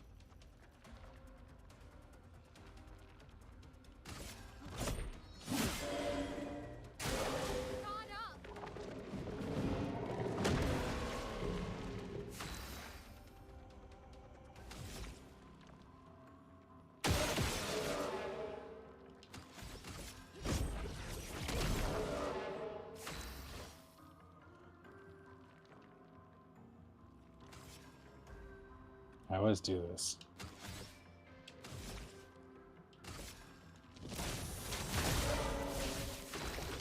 I shouldn't say always do this, because what I was just saying earlier about being free of your past, if you can dissociate enough to choose something new, be aware and detach from those habits.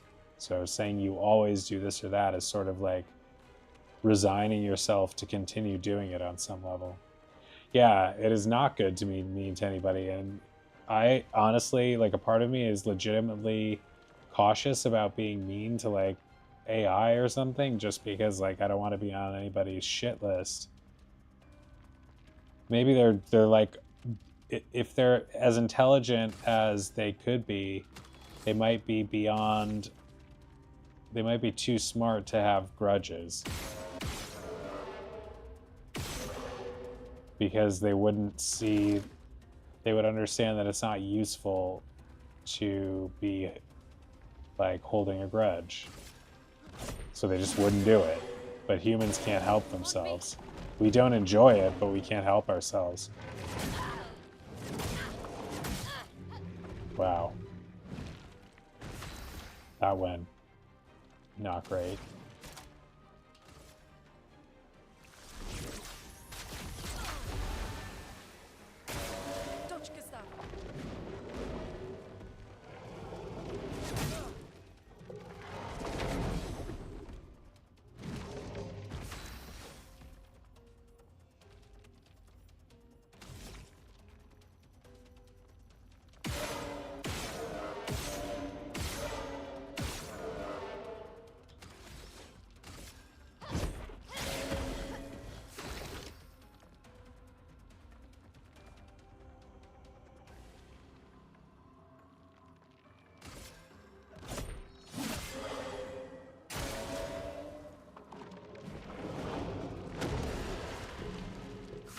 Flowing.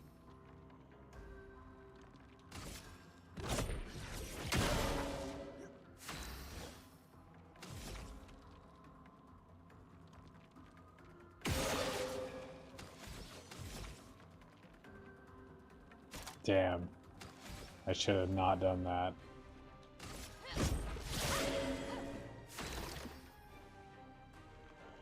Wanted to apply shell instead, but I used the point taking the shot that I would have needed to do that.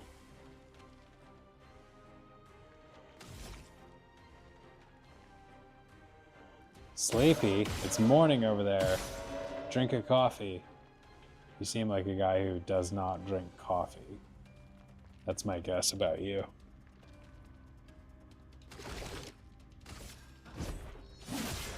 Maybe you told me that. I'm ready.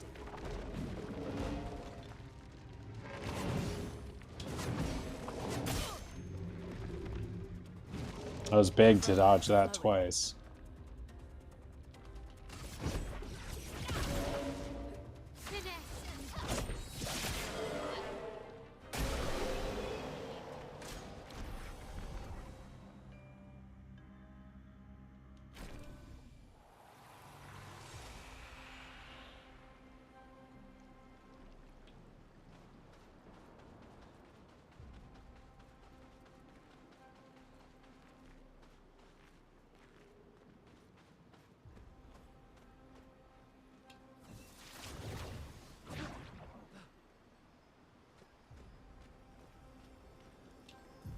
Sleeping late, huh? Max Arts.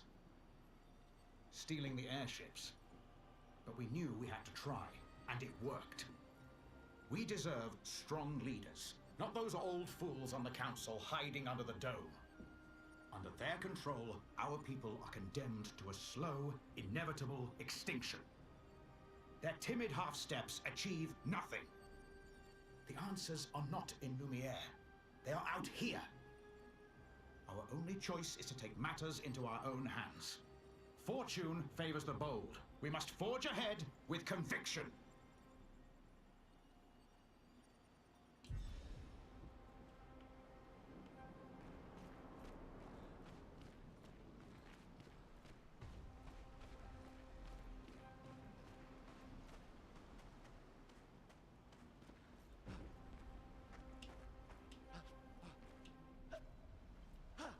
What are you staying up to do?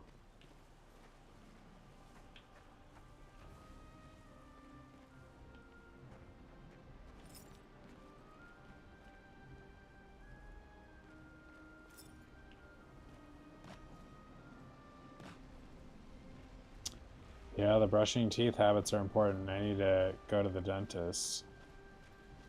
I've been pretty good brushing the teeth and flossing, but I need more teeth cleanings than I've gotten recently to make sure I keep everything healthy.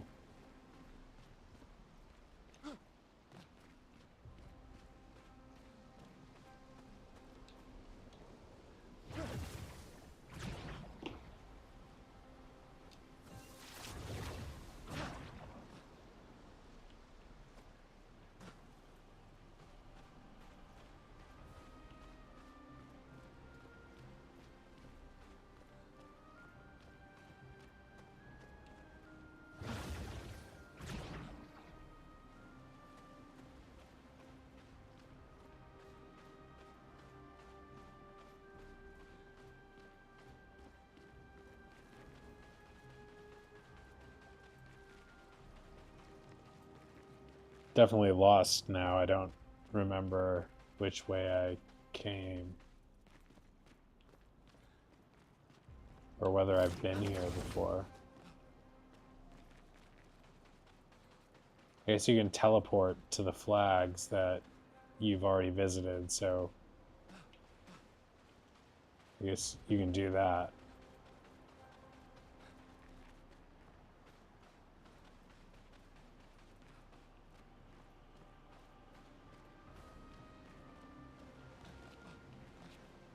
I think I'm going backward.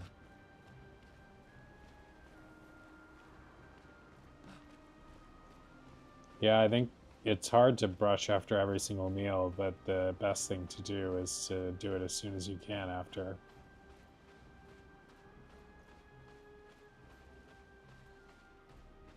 I think flossing is even more important than brushing.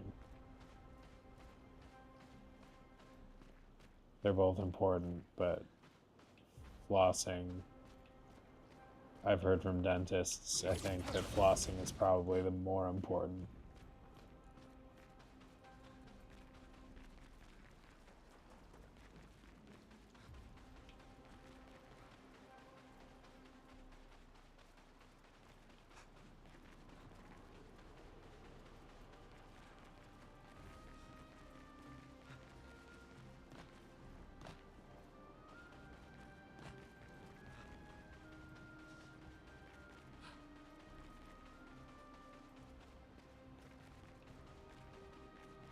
Yeah, we went quite a ways back.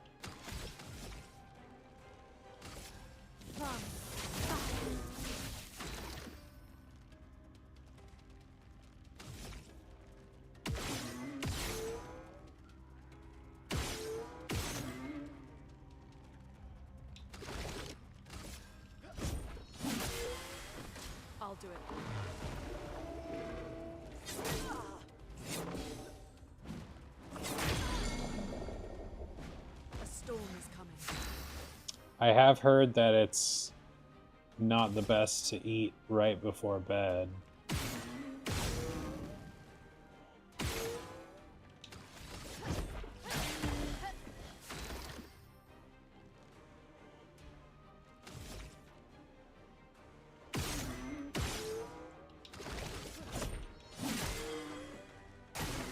Please survive. Let the ink flow.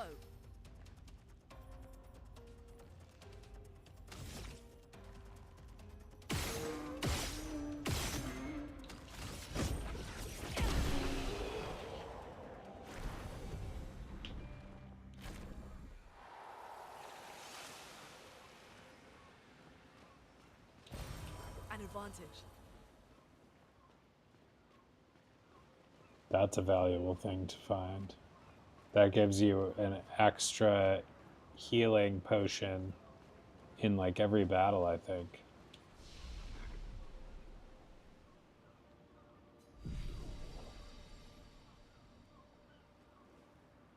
Yep.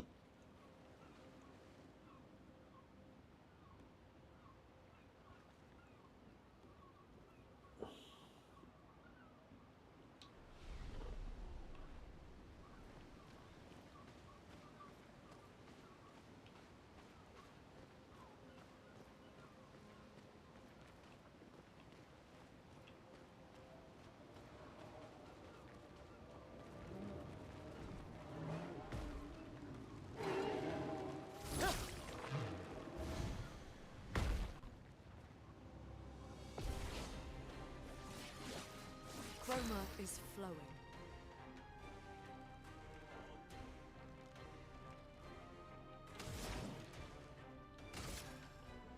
Eyes shut. I'm ready.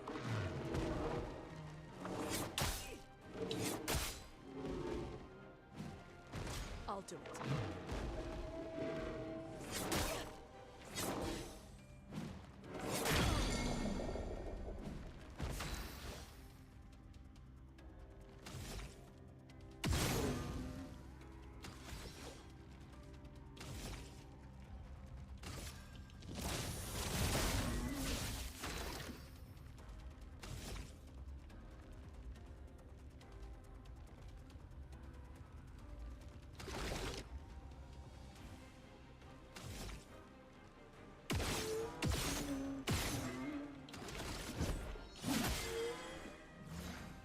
Lune, watch out.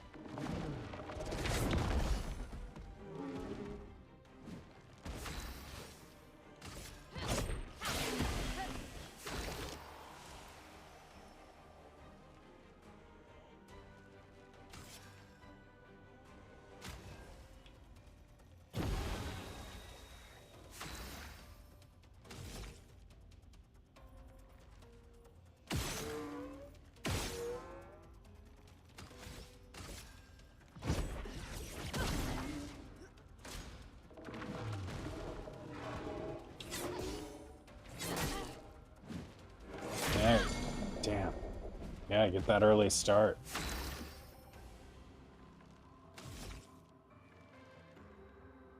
A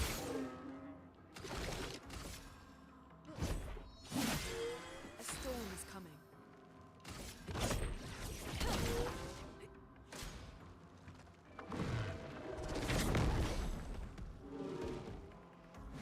On guard.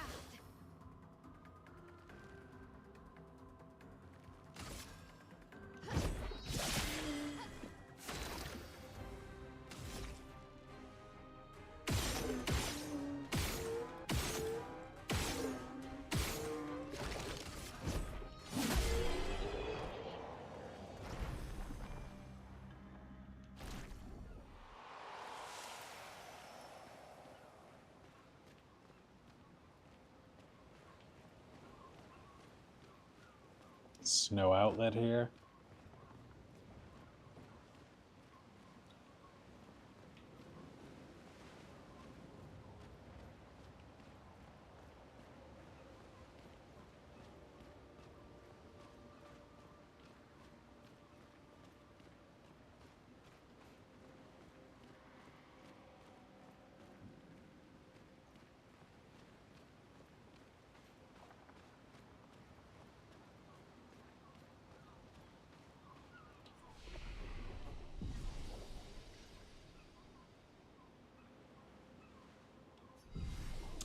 That is a cozy spot. Definitely understand why that would be hard to leave.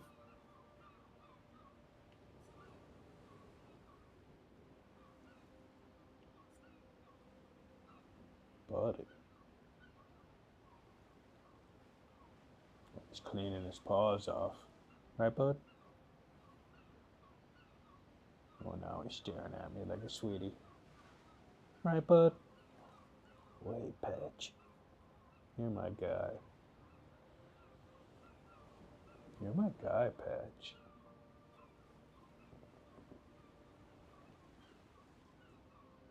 Oh, he's standing up. He wants to come say hello. Oh, let's go get him. Let's go get him. Oh, who's this?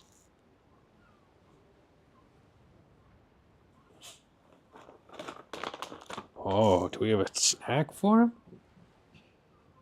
Oh, what's this? Don't disrupt the stream, bud. Come here, bud.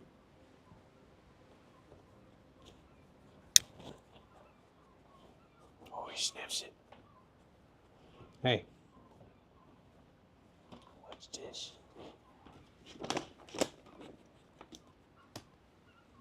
This is a little sniffer.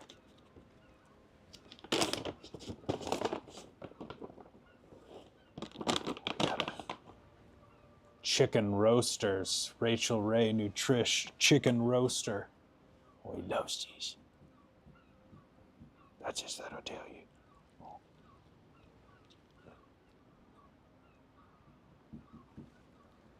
Oh? What's this? Was that a good snack?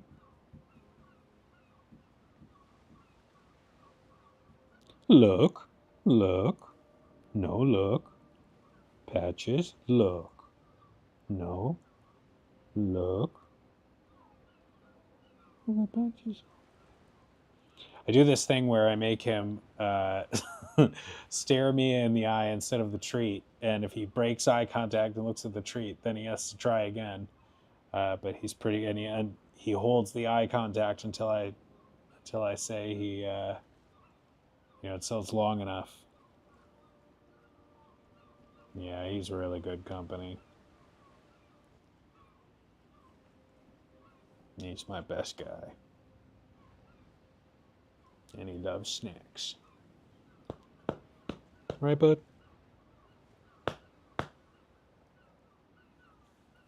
I try to cherish every day with this guy.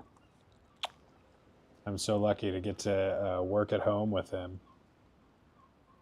I've been home with him like full time, working from home pretty much since COVID, and like I felt like I got him in late 2019.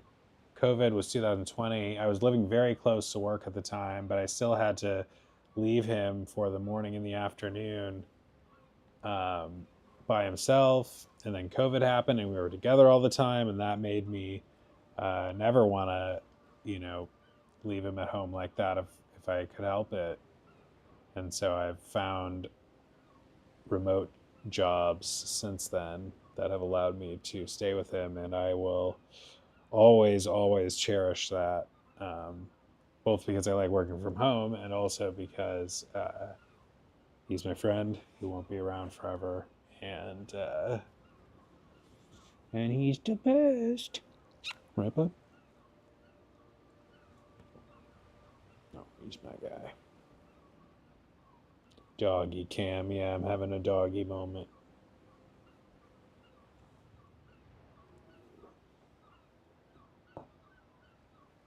Mr. Patch.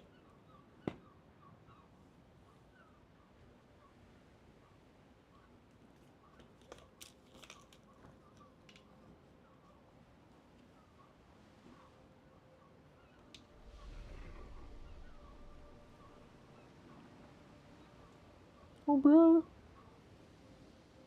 I call him my little bruh.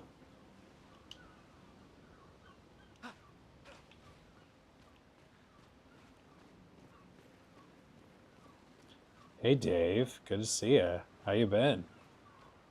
How's the weather out there?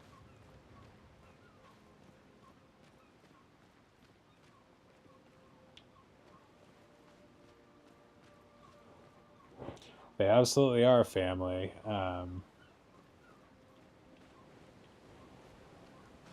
He's getting older and it freaks me out, and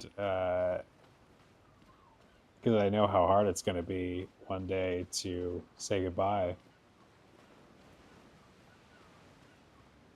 Hopefully not too soon. He's in pretty good shape overall. Like, pretty fit. I do a good job, I think, not overfeeding him. Let us stay there. So, and he seems to have some good energy still. Yes, dogs are family, not food. Absolutely. If it's crazy, like if there's any animal, like there's no reason that dog meat, like dogs are like more special than any other animal, than like a cow or something. Like they have feelings too, but a dog really like drives that point home. Because they're so relatable and so affectionate and so compatible with humans that it just seems like to most of us, it's like it seems horrible to eat something that is so human-like. The weather is great. That's good. Yeah, it's been pretty nice over here as well. That's probably an average for like all dogs, but it is different by breed, and small dogs tend to live longer than the biggest ones. Like Great Danes only have they have a lifespan that's well under 10 years usually.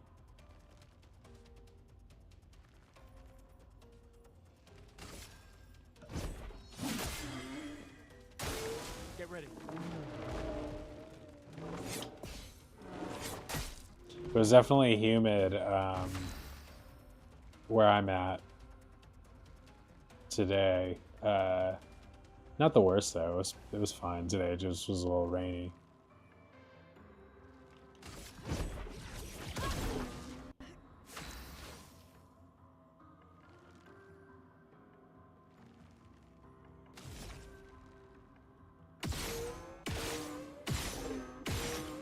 I'm definitely glad it's warmer weather now.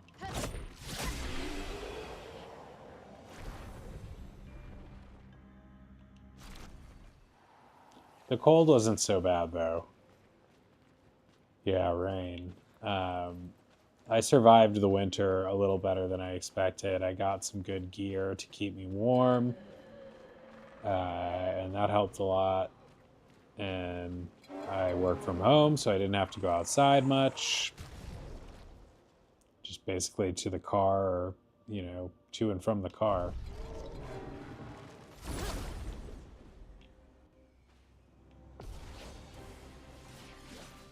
A storm is coming.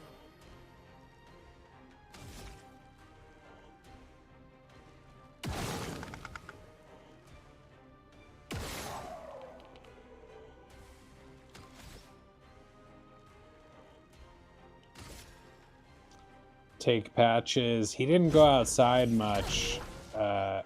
Today I took Patches on a little walk, but I've been lazier. Like, I think because I wasn't walking him much during the winter, like, I think I've been lazier at getting out when it's like rainy but warm enough. So we didn't go out for very long today until later in the evening. But we got out, and I think we still get a good amount of walking in.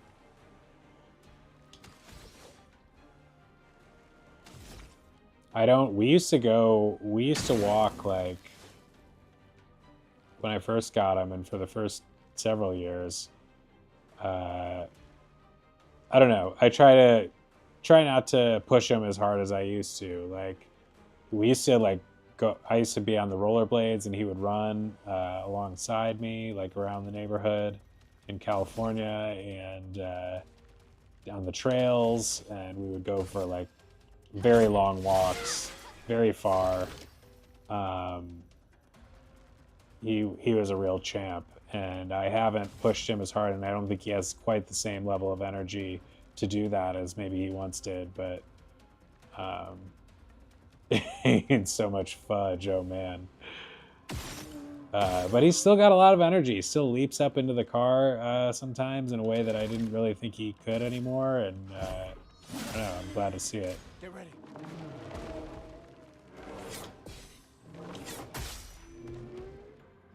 The fudge. I'm thinking of Bruce Bogtrotter from... Damn. Bruce Bogtrotter from the movie Matilda.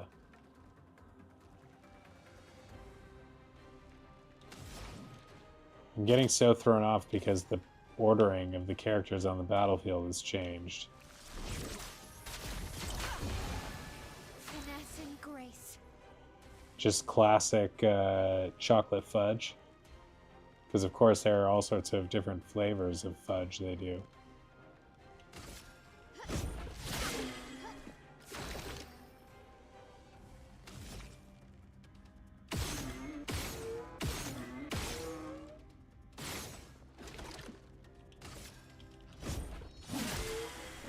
I'm ready.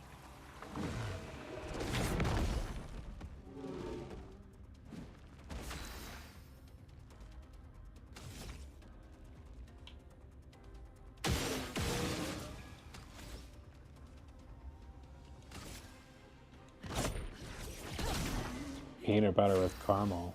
Nice. I've slowly opened my horizons to peanut butter. Very, very slowly. I was always very, very much not interested in eating anything peanut butter. But recently I have softened on that a little bit.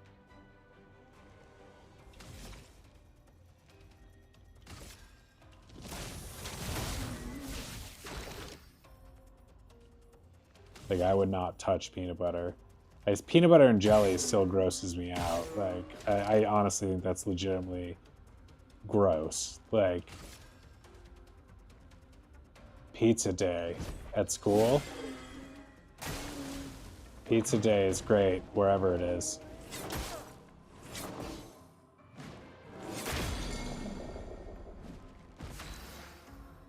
We used to get at my frat house, we used to get once a week, like just a crap load of ton of Papa John's. And it was really good until, I don't know, maybe it's because it was the context of it. I probably had a lot of gross leftover. I don't know, it just became very gross to me after a while. Now I don't really eat Papa John's. But I would. I could try Papa John's again. Pizza just sounds really good right now. I'm kind of hungry.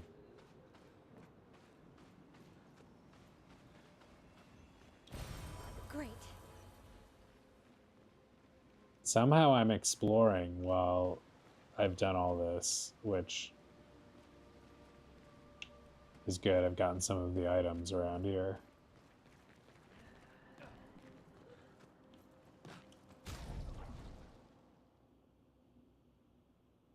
So you can heal your party once in between checkpoints. And I am not going to, even though it's going to make this a little tricky. Hated peanut butter. Let me think. Yeah, I think that's the way I mean, I certainly would not really want it on its own. Definitely peanut butter and chocolate is probably the best thing. But I usually would rather just have the chocolate. Although it does add an interesting flavor. Like, I had my first ever Reese's bar not long ago, and that was a lot better than I expected.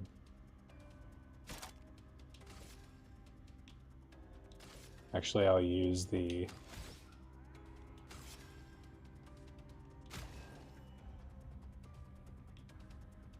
Okay.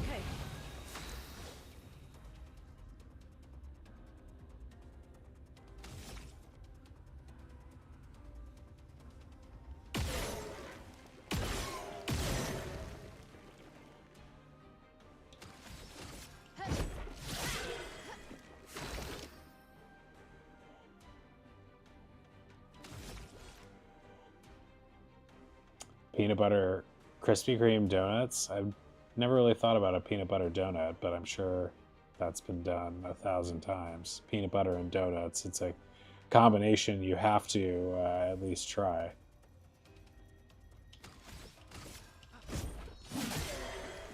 Please survive.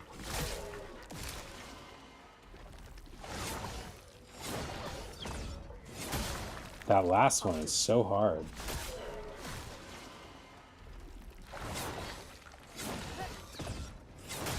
I constantly jump the gun.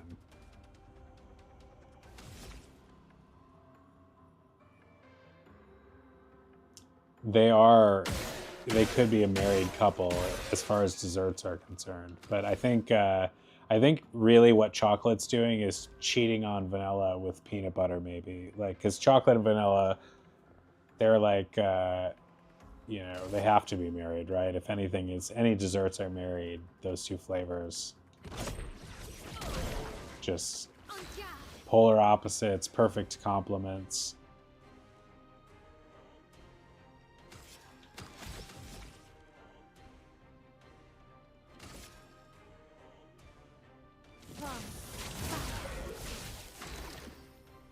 Man, I do not need to get into donut. You guys are getting me thinking about donuts.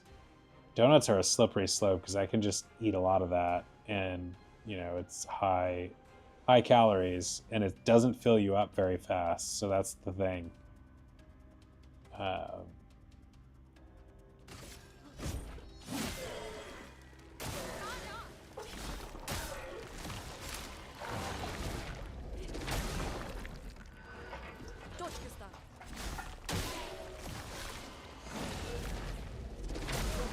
I've just got to wait. I've just got to learn to like be patient on a lot of that.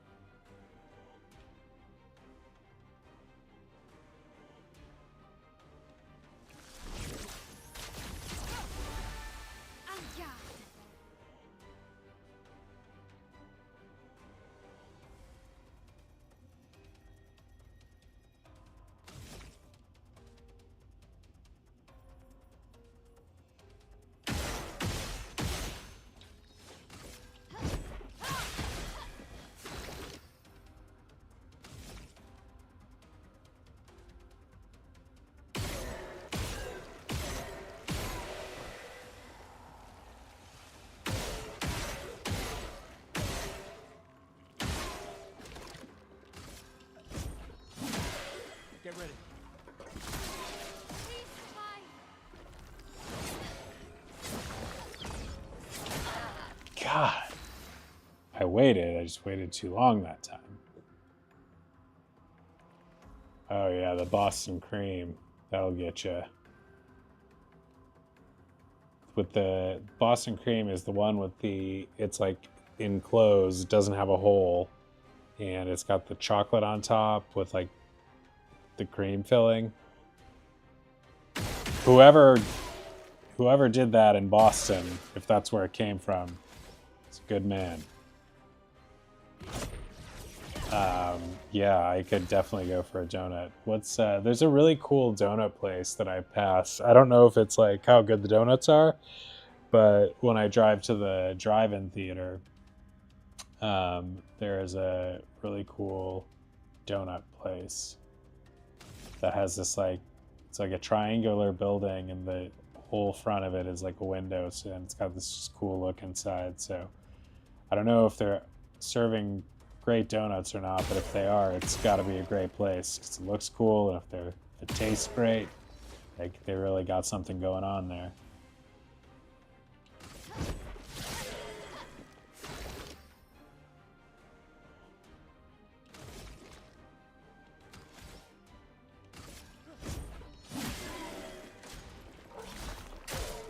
Oh, you'll have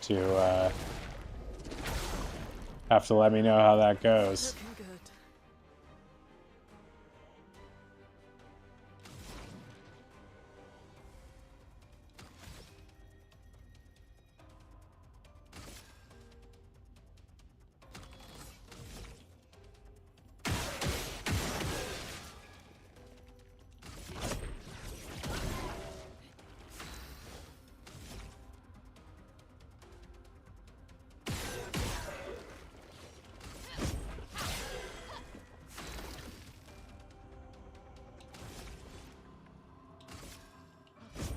For those who come after.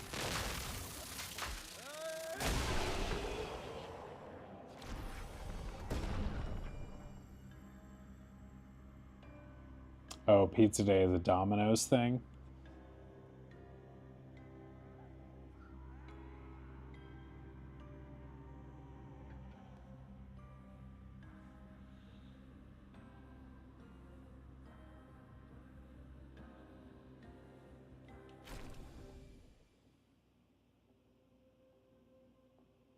Excuse me?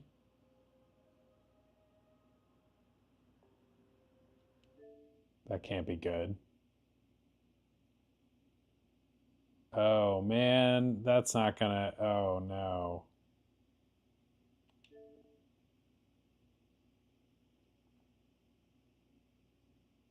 $10 for 10? Used to be a box of donuts would never cost that much, but that sounds like a pretty good deal these days.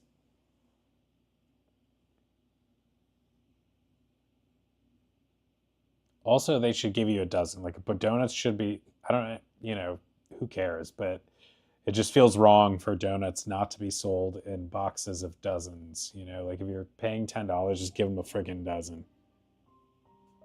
And we definitely lost the progress, I think, of like 2 fights there, which kind of sucks.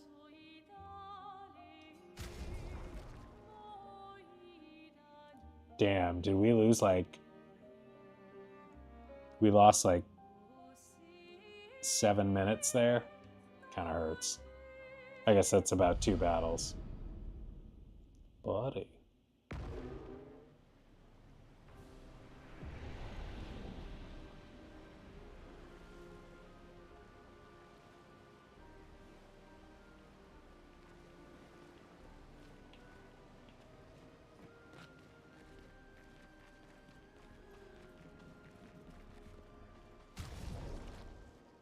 Yep, still at level 20. We had just gotten our level 21 upgrade when that crash happened there.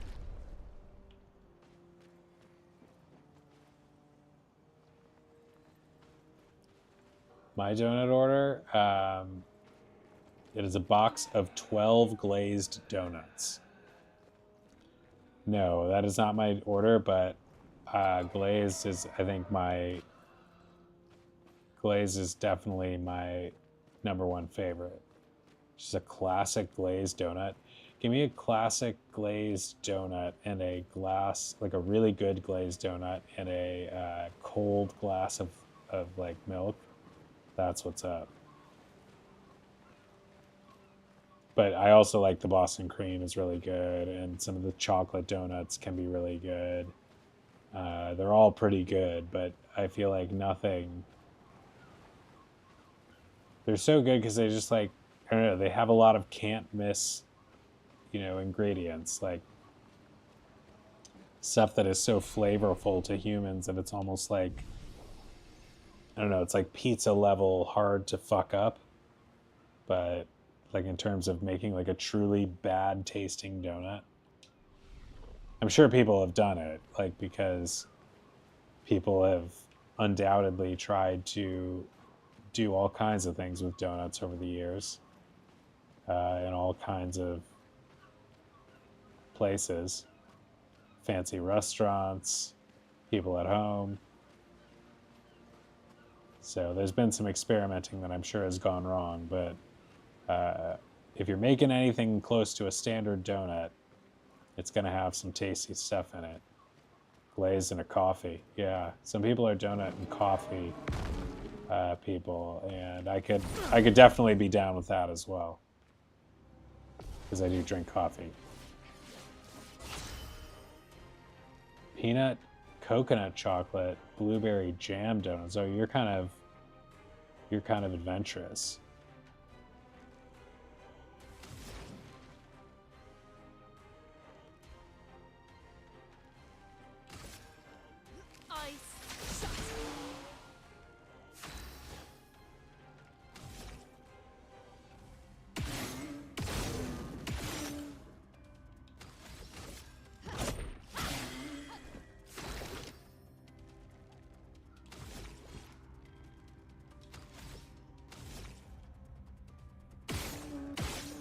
Buddy.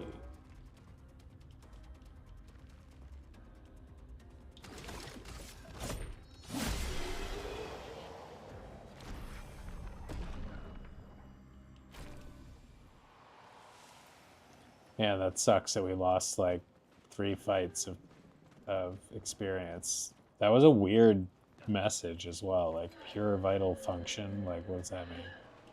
I'm actually gonna Google that because I wonder if anybody has any answers about what the hell that actually means. I'm sure it's just some sort of fatal crash for the instance of the game, but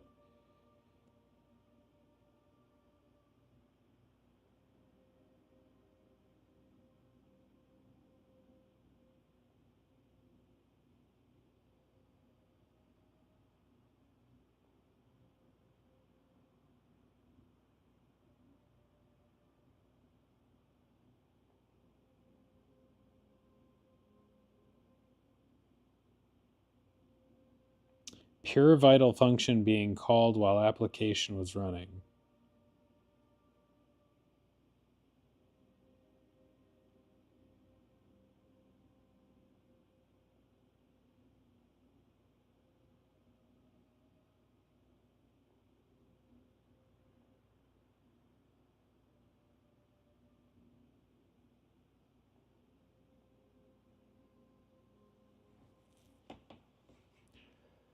Cocoa caramel cap.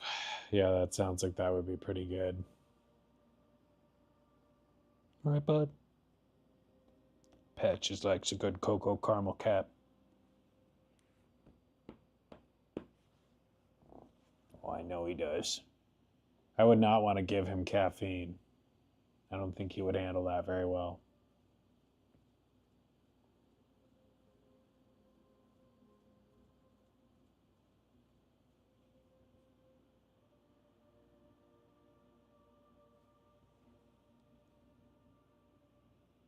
The coffee just goes the like bitter coffee, bitter and stimulating coffee goes really well with the, and some coffee like is just truly, tasty, especially if you're a coffee drinker, but Harper will get him. I've seen a dog, my ex-girlfriend's dog ate a box of, or not a box, but a bag of chocolate chips, and like when she was away for the day and came back, and that dog was very sick. Like I saw it that night, and the dog was like running around in circles, like just had so much energy, I think because of the caffeine and the chocolate. He was going crazy, and we took him to the vet, and he got this like charcoal treatment or something, like this purifying treatment. But then that night, he like was still really wound up and like running all over the house. Like, I don't know, he like was shitting in a couple places, and like it was just a nightmare. I was worried about him though. I that dog had issues, but I liked that dog. Oh yeah, well they call it a puppuccino at Starbucks. You can ask them for a puppuccino, and they give you the little pup cup of whipped cream for the dog.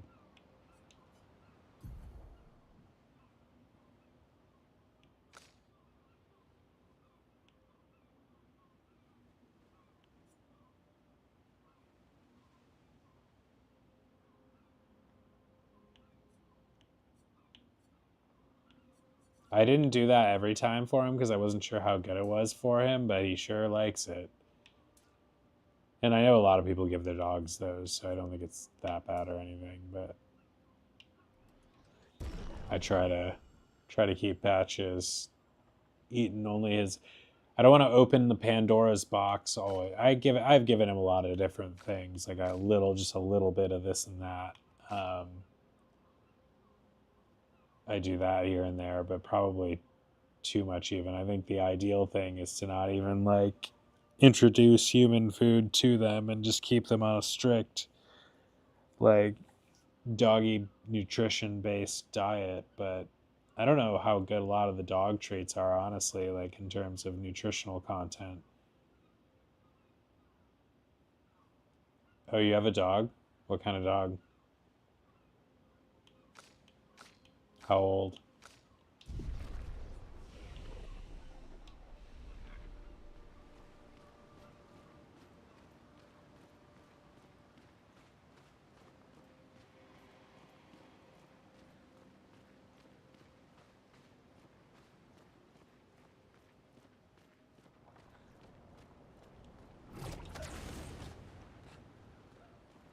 I almost went to the drive-in tonight. I went last night with Patches. Me and Patches go to the drive-in sometimes. A hot dog? Are you saying like a wiener dog? Dotson? Yeah, we go to the drive-in and I take his snacks with us and his blankets, and he's got his bed up front, and I chill there and watch random movies and play my Switch sometimes. Have a beer.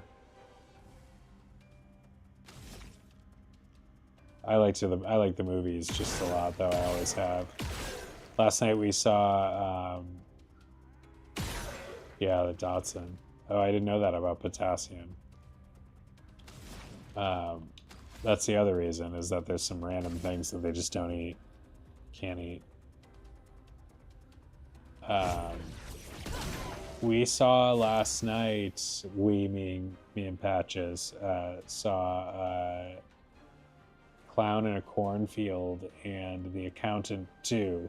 It was a double feature. They play great movies. They play some really good movies, like all the current releases. So last week I saw Sinners there, and something else. They're playing Thunderbolts. Last year I saw like Twisters, and saw a lot of things at the drive-in last year when I started rediscovering the drive-in. Twisters, Deadpool, Wolverine. They play all the new stuff, and it's cool that you can get, you can choose a double feature.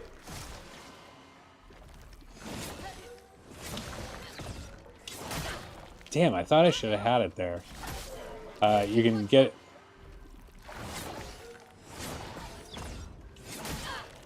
Yeah, see, I feel like that must be a jump or something. The double feature costs the same as like one movie, but when it's like the biggest movies, like it'll just be like a single feature. So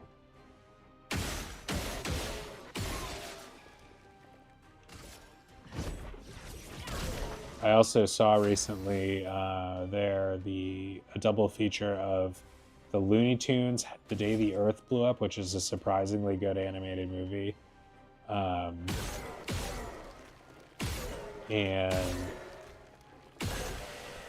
it was that movie, and then Minecraft, which I had already seen both of those, but it was like a cool double feature. Those two movies together were, light and fun. Last night was really like, those two movies were I would rate each of those probably like a 3 out of 5. They were nothing to write home about. Like, I mean, a lot of talented people made them, but as far as like movies, the best movies go, they were pretty mid, like slightly above average. Kind of fun. Don't regret it. But won't think much of them after this. Yeah, I liked it more the second time I saw it because I noticed a lot of the like little things that I missed the first time. Like the little things that Jack Black does and says. And the other guy is pretty funny too, Jason Momoa.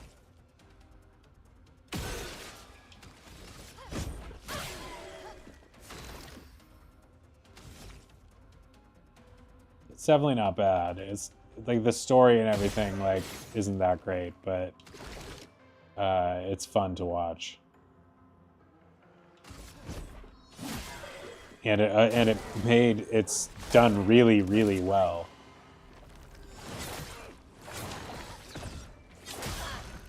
All right, I don't know what I must be doing something wrong then if that third time I keep missing, because I feel like I'm doing a pretty good job of timing that third one lately, and it's still just not getting a single dodge.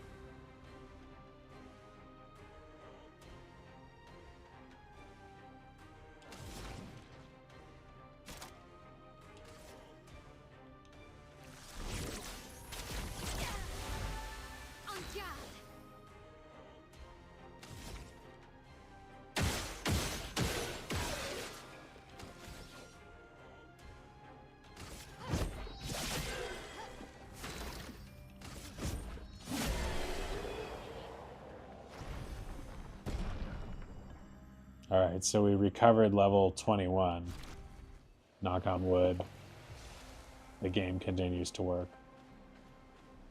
They've done so good with video game movies except for Resident Evil. So it's funny you mentioned that because I was going to go see Until Dawn. I started talking about this because I was going to go see Until Dawn and Fight or Flight tonight was the double feature that I wanted to see.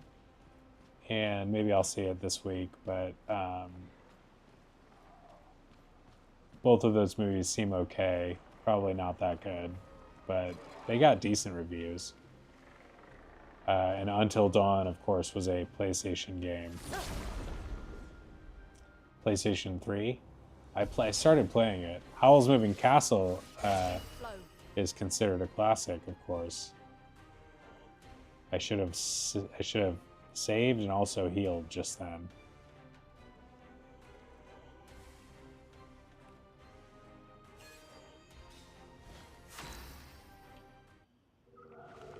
Oh shit, run, run, run, run, run, run.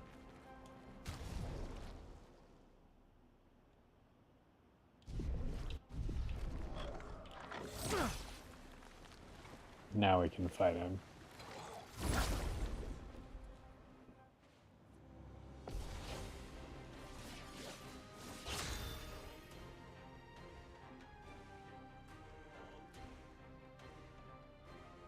I need to catch up on that. I think I watched all of the first season, and I have not seen any of the second yet.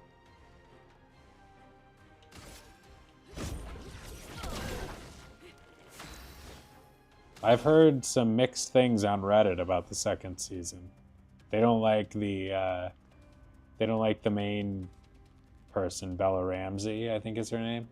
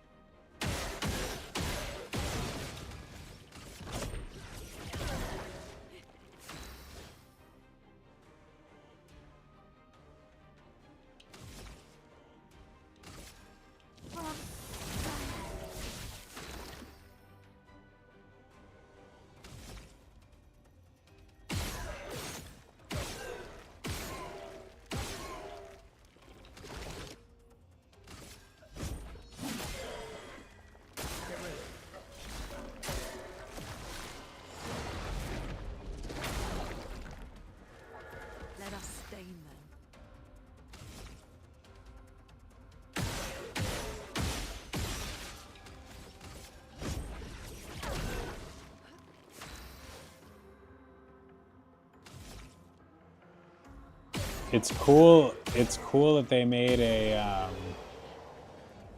you know, a good series based off of a video game instead of the other way around. I remember playing that game when it came out for PS3 and thinking, "Holy shit, this is a you know, this is one of the best stories I've ever played in a video game, and this would make, you know, an excellent movie or series." Usually you don't have that reaction. Like, video game stories, I think because they're video games and the writing isn't as talented as usually, and it's just a format where they have not had the time to master storytelling the way that cinema has, like with like a 2 hour-ish format, and you know, just certain beats that you hit in a film to get the audience to respond. Video games are dealing with stories over, you know, more extended periods of time and in a different way of experiencing it by, you know, controlling characters the way you do. So it's not as like, the expectations for storytelling aren't the same, and they also do silly things, you know, like Final Fantasy stories and stuff that just wouldn't really make good movies. Oh, you saw Cars? That's a that's a great movie to see at the drive-in. That's really cool. I would have been all over that if I had the opportunity to see that as a re-release at the drive-in. No way would I miss that.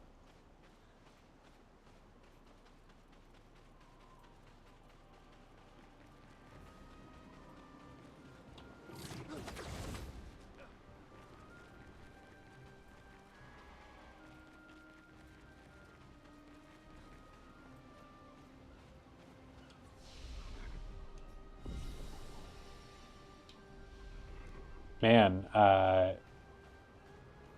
the part of the game that I did not stream in between what I'm doing now and my last stream was probably the most non-grindy, like, interesting thing that has happened in the game so far. But the moment I start streaming it, it's time to grind because we need to. A couple Star Wars, yeah, those are classic things to see at the drive-in. I wish they had shown, I don't know if they did, but it would have been cool to see the re-release of Revenge of the Sith there. I saw it at the regular movies and really enjoyed it.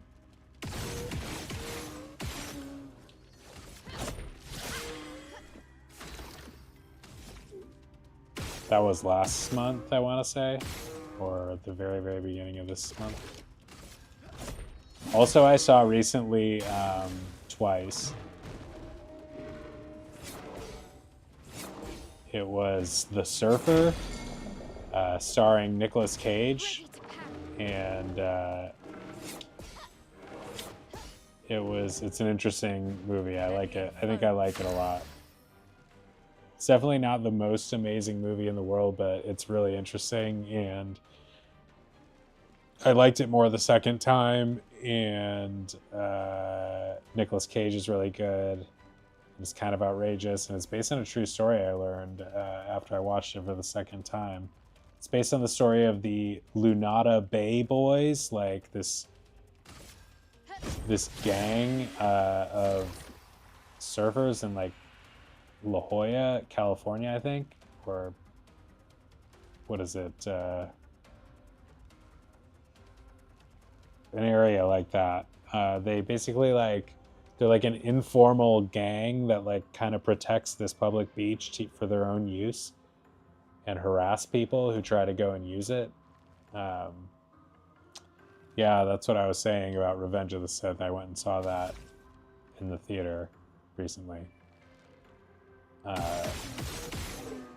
It was a lot of fun to see in the movies. I can't remember. It hadn't been that long since I've seen it, you know, at home, but it was better than I remember and better in the theater than I remember.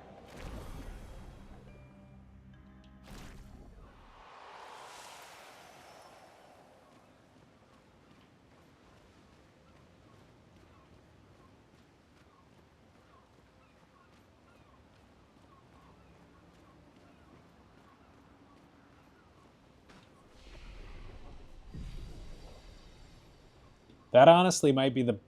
Actually, I would like to see any of the old ones in the theater. I don't think I have ever seen an old one in the theater. That would be pretty cool.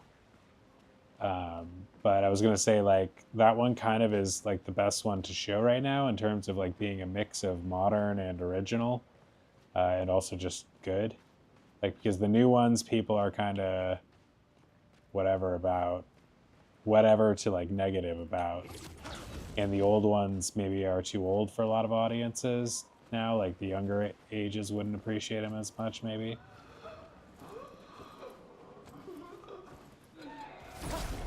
I think it did pretty well as a re-release in terms of box office success. And they recently, last year, I believe, or not even a year ago, they re-released episode 1, and I went and saw that. But that movie is not as good as episode 3. As much as I don't like to say it, because I was more excited about episode 1 when it came out, and like I have better memories about going to see episode 1 when it came out. I saw them all in the theater, I'm sure, but episode 1 I remember, you know, certain memories about. I have fond memories about seeing that movie when it came out, but upon recent rewatching of each, I would have to say that the third one, Revenge of the Sith, is pretty clearly a better movie. There's a really funny, it's kind of old now itself, but this guy, there's this YouTube channel called Red Letter Media that is a really good channel about movies, but they did this thing called Mr. Plinkett's review of episode 1, and he just like, in this funny voice and funny character, explains to you how it's a stupid movie, and it's pretty funny. Interest in animation, like Disney and Ghibli.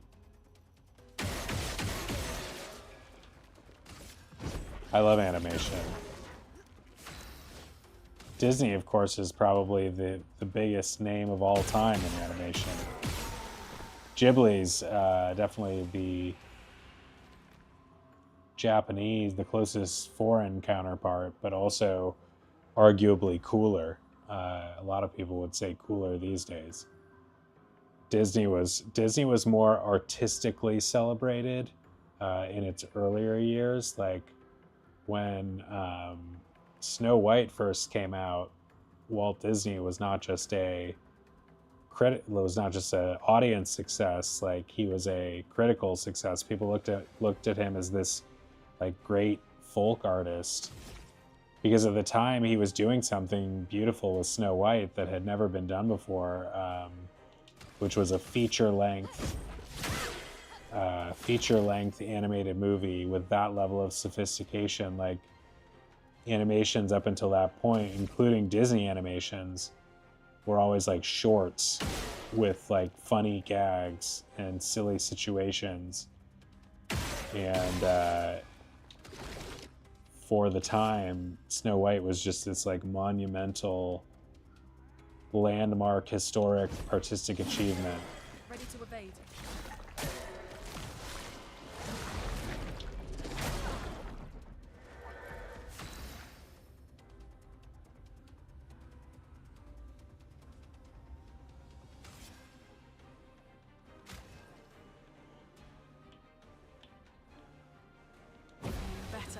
Now it's become less fashionable to appreciate Disney artistically.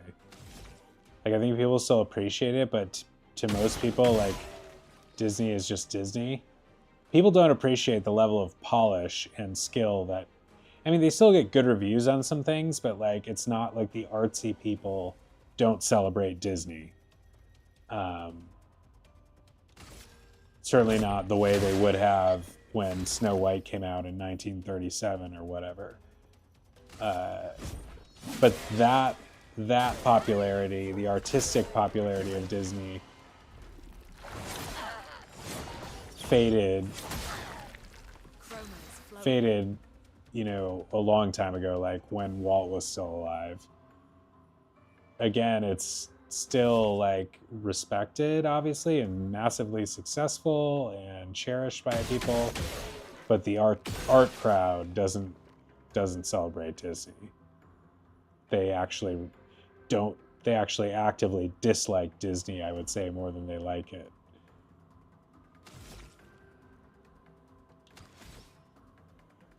I think they're overlooking a lot based on a cynical outlook and preconceived notion about Disney, because it's not cool to like Disney if you're an artsy person.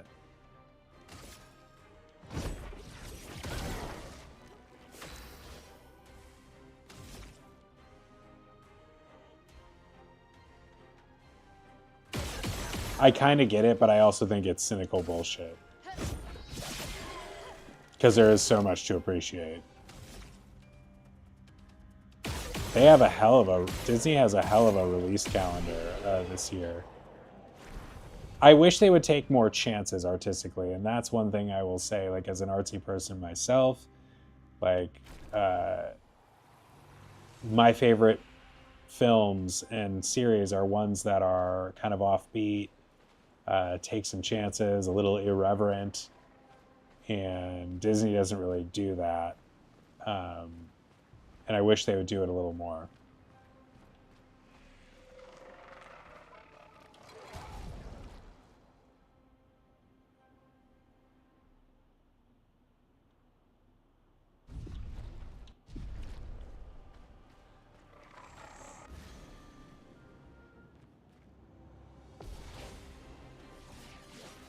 Brace yourselves.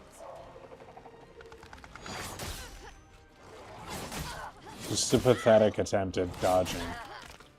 This couldn't have gone worse, but I've never gotten hit by that enemy before. And then it's like once you miss the first one or two, like it's so hard to readjust to get. I don't know. It's like there's a consistent rhythm sometimes. Dodging is hard.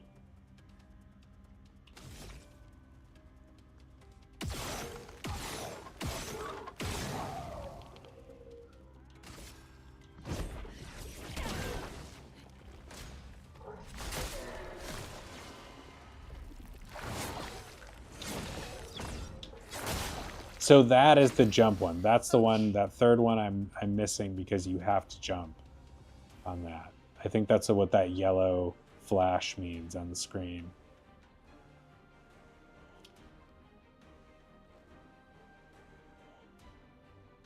Yeah, I don't know about that. I don't know if you're referring to somebody specifically. I think they make really good movies, like, but they could make better movies if they didn't play it safe all the time. They have a formula and a brand that they're trying to like use and protect. Like, I just feel like they could do a lot more interesting things than they do. The things they do are pretty interesting, and I don't give them enough credit. Like, they do some original stuff, but I would say they make too much like rehashed, redone, like IP, like repeat sequels, like now, like more than original projects that may or may not be successful. Like, they don't want to take chances with the big money they're spending. I don't know about that. Johnny Depp, you know, was not... Disney was a big deal before Johnny Depp, but it can't hurt them to have actors like that in their movies. I guess it could, but Johnny Depp's a really good actor. That's better. He has been in quite a bit of Disney stuff with the Pirates and the Alice movies, and wasn't the Lone Ranger, I think, was Disney? A storm is coming.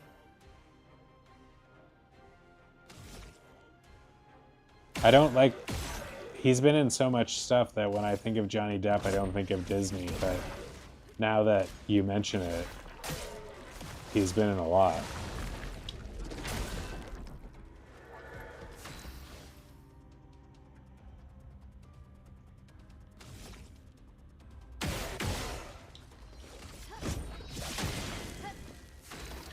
Pirates of the Caribbean, I would imagine, is one of the most popular Disney movies ever.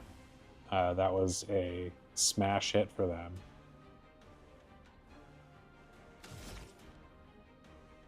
I mean, they've made what, 4 movies? The sequels, I definitely didn't. I need to go back and revisit those movies, but I definitely don't remember the sequels being anywhere near as good as like the original. Although the second one was pretty good, if I remember. I remember not liking the 4th one.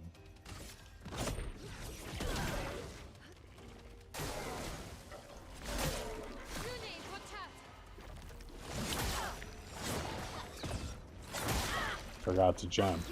Although that's kind of a long story. I probably didn't give the 4th one the attention it deserved because I was on this like... That was a crazy night. I was on this impromptu date with a woman I met at a bar that I went to do like some work on my computer on, and I randomly sent this woman I thought was attractive a drink, and we ended up hanging out with her like for hours. Like we hung out for a long time at that bar, and then we went to another bar, and then we went to the movies, and I was like high at the movies. We had been drinking, and then after the movies, I think because she was high, and also, I don't know, the date had gone this like amazingly well, and I thought I was like meeting this cool new person, and she like disappeared at the very end of the night. I heard from her again, but I never saw her again. Never saw Pirates of the Caribbean. There's 5. Oh, wow.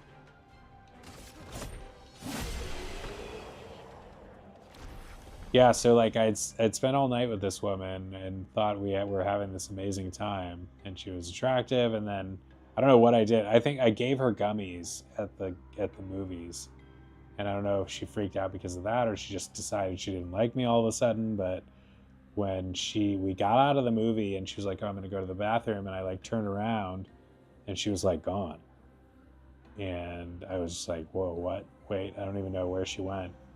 And then later on, like, I don't know, days later, she texted me. But I was just like stunned. Because it had been hours at this point. Hours in multiple locations. Lots of fun, lots of laughter.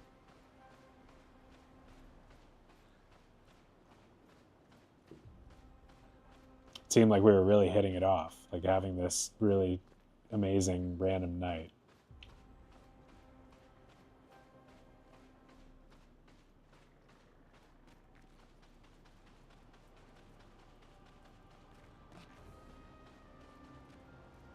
I did give her weed gummies at the movies, yeah. If I were smarter, though, I wouldn't have, like... I ate way more at that time than I would now. And I probably gave her, like, more than I would... As much or more... Like, maybe, like... I might have given her, like, 10 or... Probably, like, 20 milligrams. I don't know if she ate all the 20, but... Like 20 is kind of the most that I will do at one time anymore now.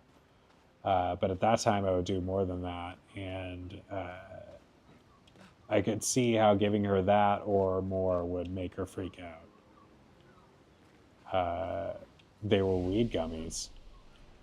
She knew they were weed gummies, but if I were doing it again, I would suggest like a very little bit. Like, because the person who I didn't give her a ton, but like I could have given her probably quite a bit less.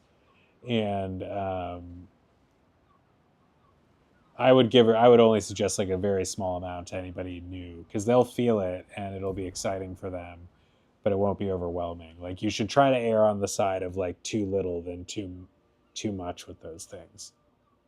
I probably knew that then and probably didn't give her that much at all, but for her, I might not have realized that for her it might have seemed like a lot. I don't know.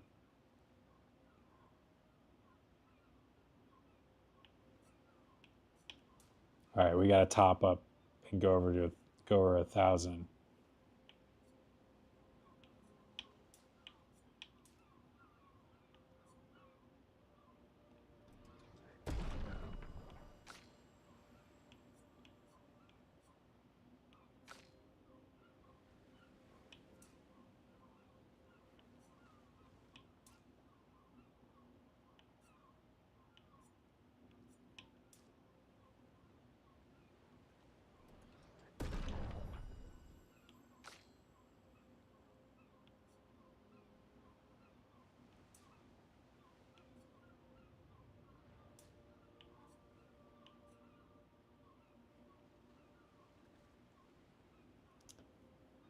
I'm kind of a pro at the in the marijuana game.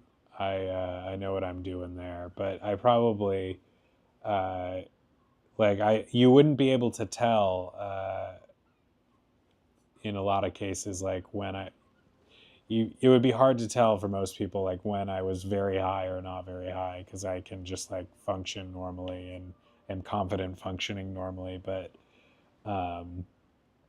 I also probably would be healthier if I didn't do it quite as much. I only do gummies these days um, for my lungs' sake. And that feels kind of good, but I think it just like it affects your body like in a way that probably interrupts some of its normal functioning, and over time that might not be the best thing for you. Like I don't know, I feel like it slows down your digestion a little bit. Like there's been other studies where it's connected to certain things, so I try to be aware of that and not overdo it. I'm pretty responsible these days. I used to be a lot more of a heavy stoner. I definitely don't consider weed like drugs. I mean, and it's legal like now in Michigan and California. So it's, it's like considered under the law, no different. I mean, it's different, slightly different rules, but it's a thing, a recreational thing people do, and on par with drinking. It's different than drinking for sure. Okay, well, I don't think you're probably getting high off of that.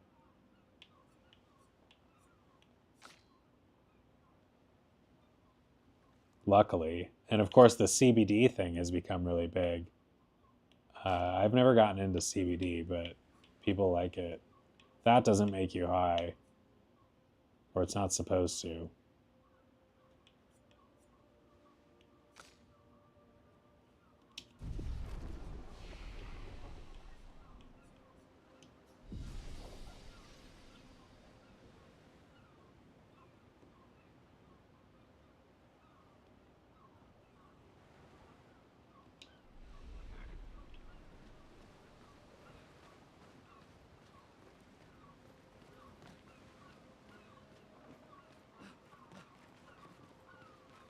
The other thing about it is that it just makes you like it opens up your thinking in a way that gives you some creative thoughts and ideas that you wouldn't have if you were not on any weed.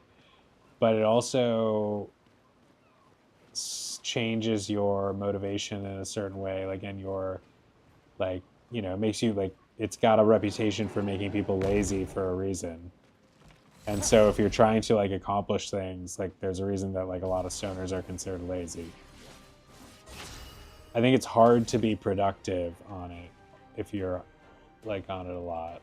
Some people I'm sure like do a lot of like use it for a lot and can work on it and do a lot of things on it and don't agree with me on this, but for me, I don't really like having to work.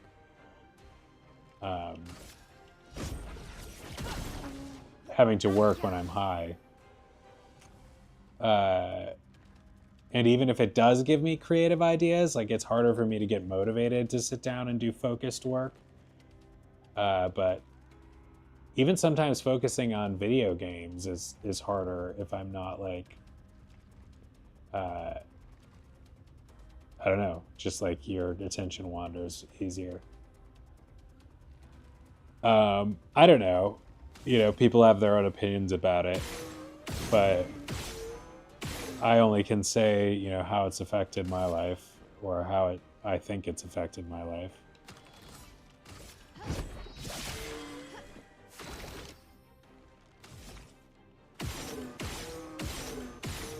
Yeah, saying weed makes you lazy shouldn't be like a surprise to almost anybody who's tried it. But it doesn't have to, but like it's just too easy to just slack off when like it's chilling and doing something is too easy.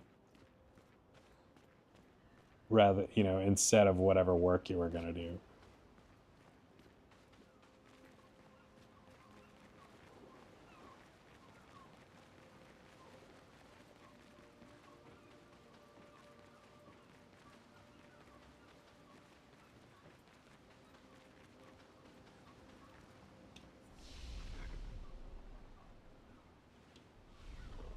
How close are we to one more level up? Maybe if I can level up one more time, I'll stop screwing around and see if we can advance the story a little bit here.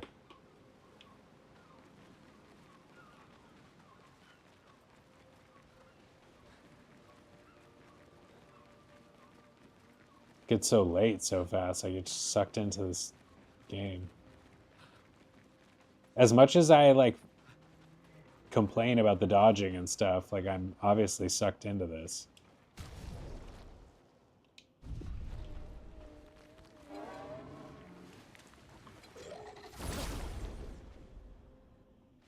Streaming actually, I've said this before, but streaming actually helps me to like focus on games. Like I've finished a lot of I've finished more games because of this channel than I easily finished more than I would have finished if I was not streaming, because I just like, otherwise I just won't play them, or I'll get bored of them too quick, or I will just get frustrated and stop, or any number of reasons. But I like the fact that it is at least made me, this channel has at least made me more productive with video games. I wouldn't have ever gotten to Miles Morales and stuff like that.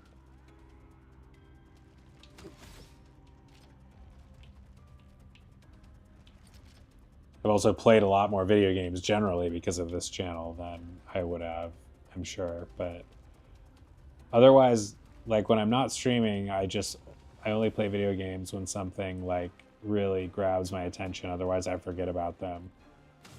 I'm always interested, but there's been times when I haven't like played much at all for years. I'm enjoying like the last year of playing though, like whether it's entirely productive or not is another question, but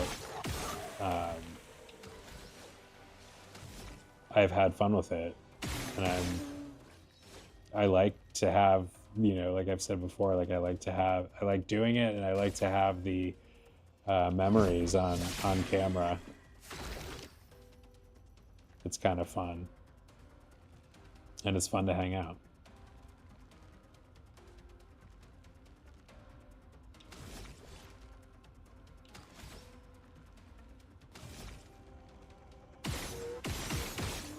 Like I went through so much over the past year, like with my job and my mom and the move and all of this stuff, and it's kind of cool that I have like a journal of me playing these games and talking about that stuff like as it was happening to me.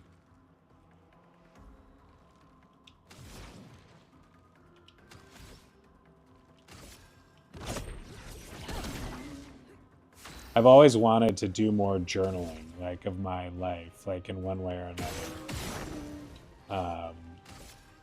I think it's pretty cool to see your thoughts change and your everything change, and just, you know, a record of your life. I'll do it.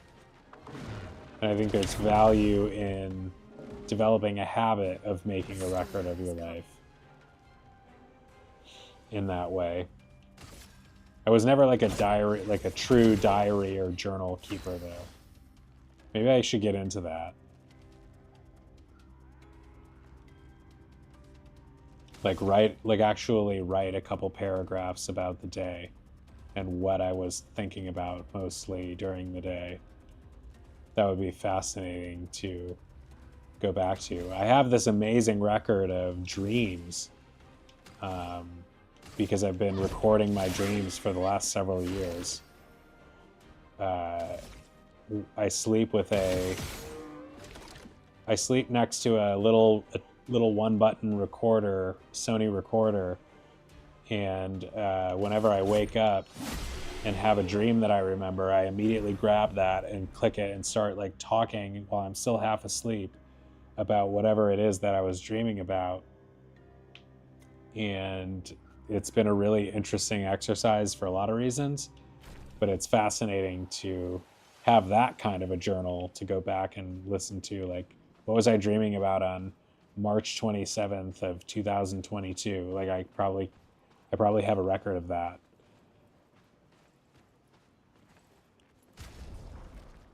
It tells you a lot. Your dreams, some people have different opinions about dreams and what they mean. Whether it's like there's a spiritual element to it at all, or if it's purely psychological. But either way, like, it says a lot about your life and the things that are important to you that maybe you don't even acknowledge fully in your normal consciousness because of some reason or another. Like, we block out all kinds of things in our minds that we don't want to admit and stuff like that. That you're not able to block out in your dreams. So it comes through and you can learn about yourself.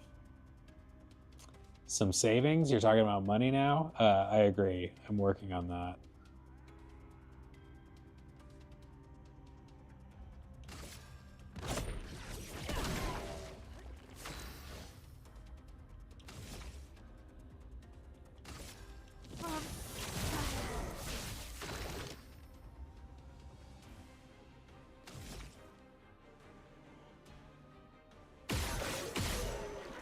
You got to get a computer first, though, right? I'm ready.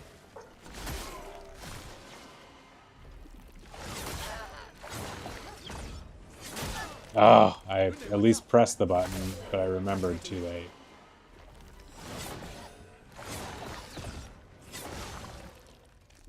Oh, I did it for the first time, but I forgot to click I was too late on the trigger button to do the counter.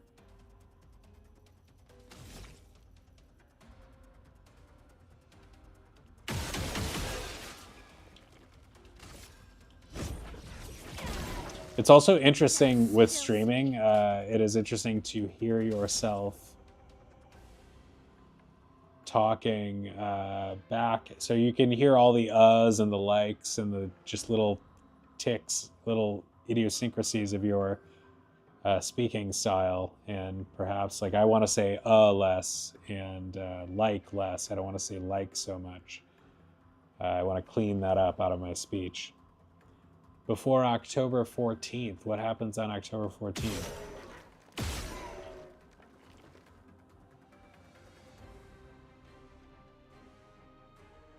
Oh, October 14th. We've talked about this. That is the Windows date.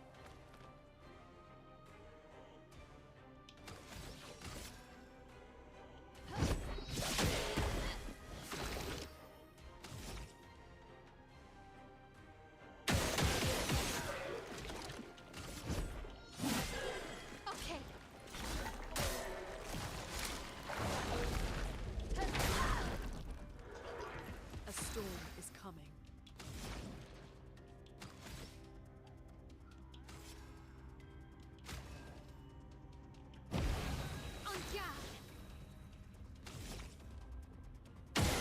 Are you just really concerned about not having, like, updates and proper support for, like, security purposes?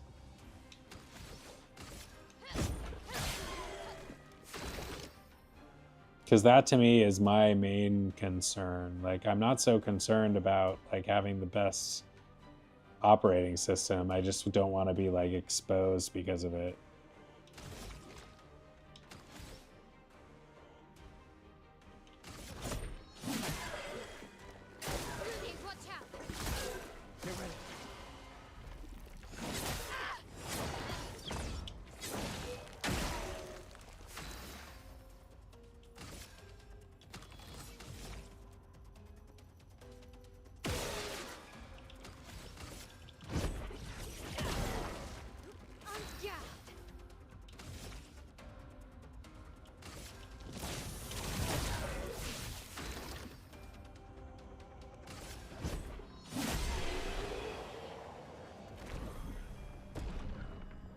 Give me that level 22.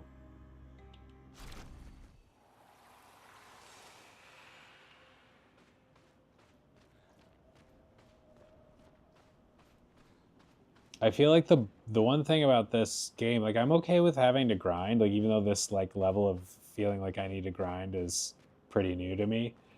I usually don't feel like I need to grind quite this much, this often, this intentionally to advance through a game.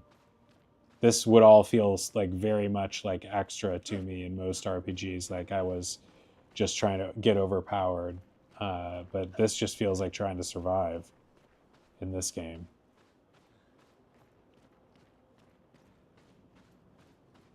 But there's such a short time between boss fights in this game that it feels like you're stuck grinding in a limited area if you want to really work on yourself before those encounters. Yeah, I get that about Microsoft support. I think it is important for that purpose. What have we here? This is new. Interesting.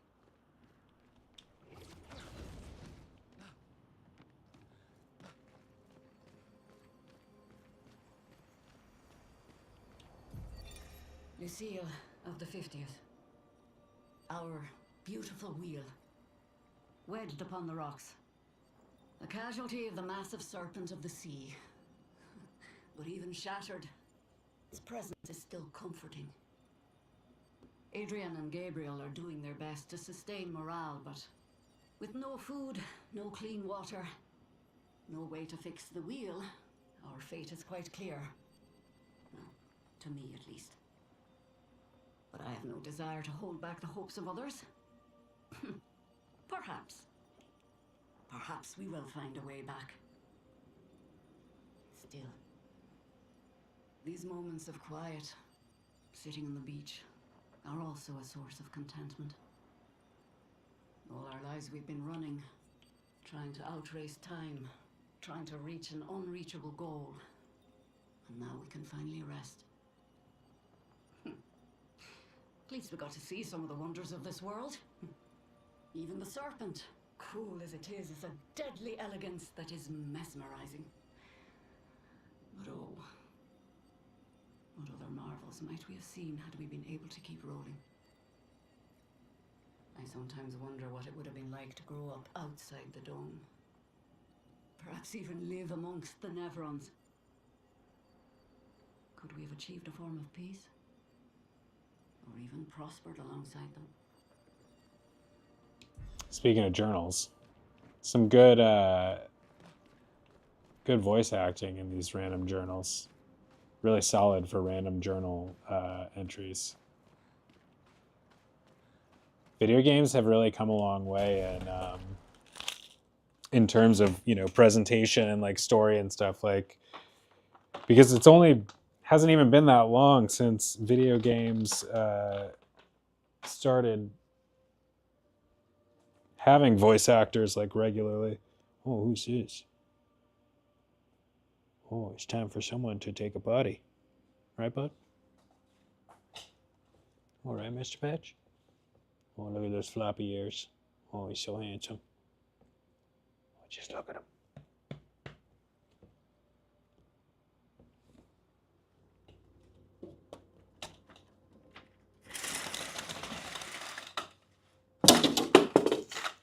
Whoa.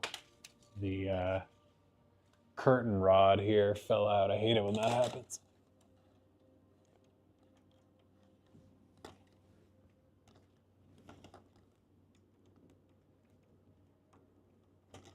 It's kind of hard to put back in, but necessary.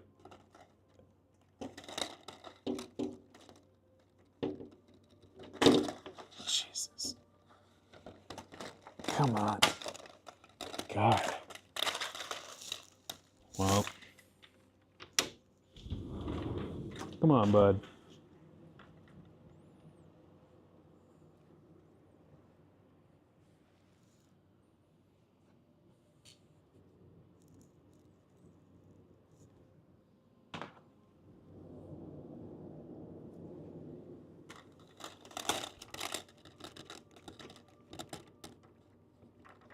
Come on. There it is. Go potty, bud. He's just standing in the dark, staring, standing still, staring. Go potty, Patch.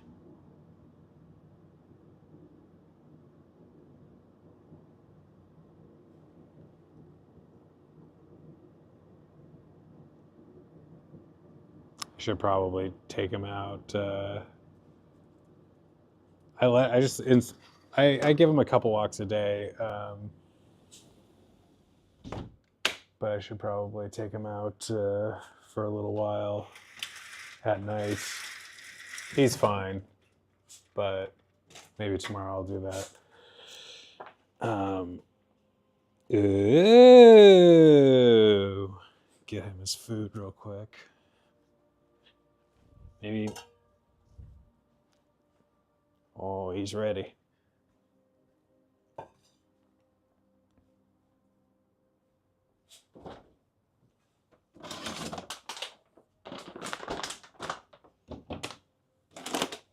I'm very satisfied that he is satisfied with his meals lately.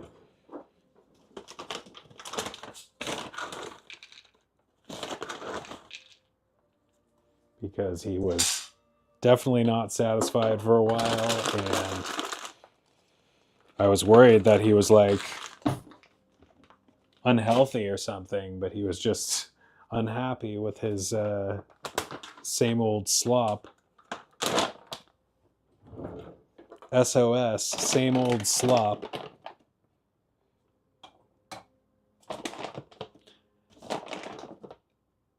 We gotta get him stuff he likes.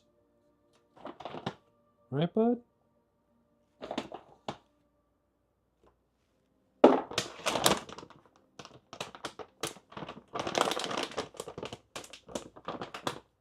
I'm heating this up in his own personal, I'll show you here. It's his own personal merch. We got his fresh pet here.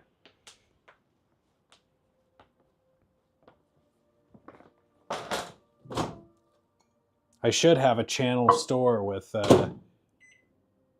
with Patch's merch in it.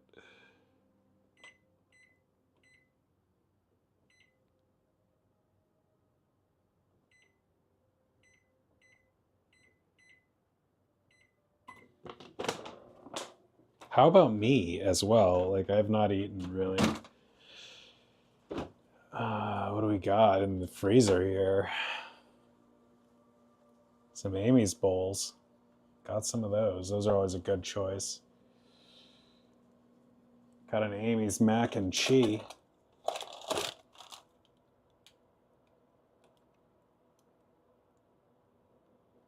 That could be good. A lot of saturated fat.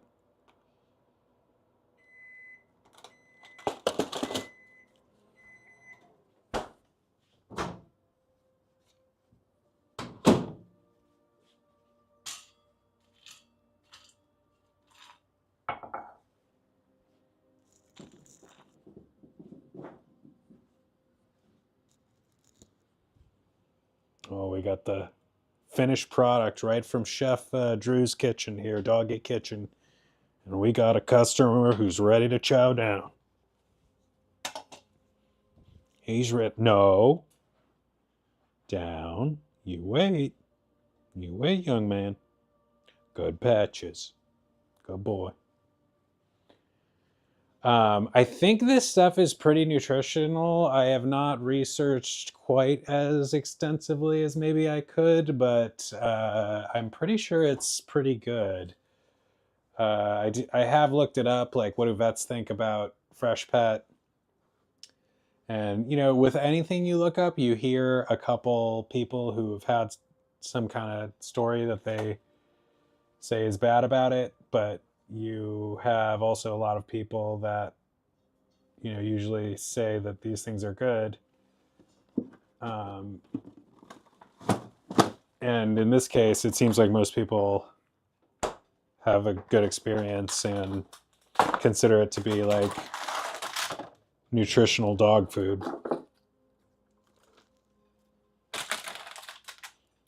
There are some that I'm making an Amy's chili mac bowl for myself here. Dang, this has like not even that much less saturated fat than the where's all that coming from? Than the mac and cheese.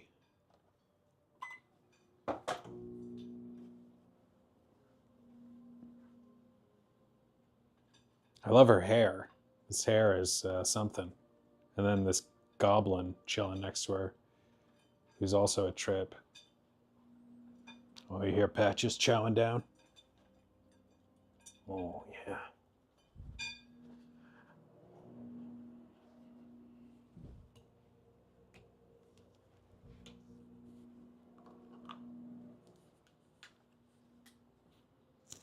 And we'll plug in our microphone here before we run out on that.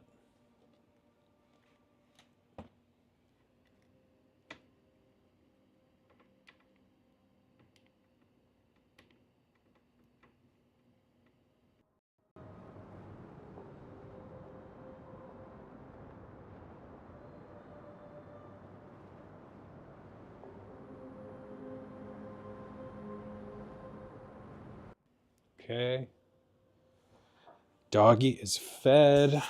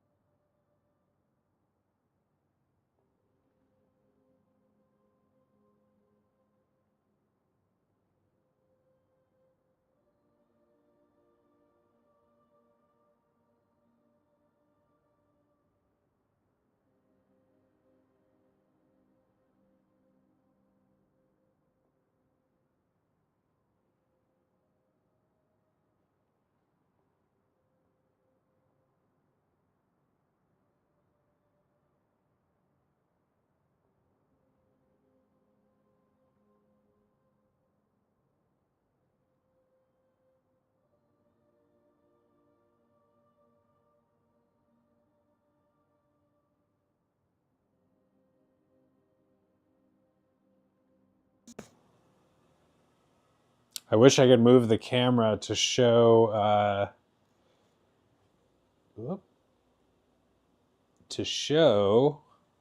how playful this boy is. Maybe I'll have to do a Patches stream one day. Just to journal, record his burst of playfulness after his meals. He loves to play after his meals. Oh, where'd it go?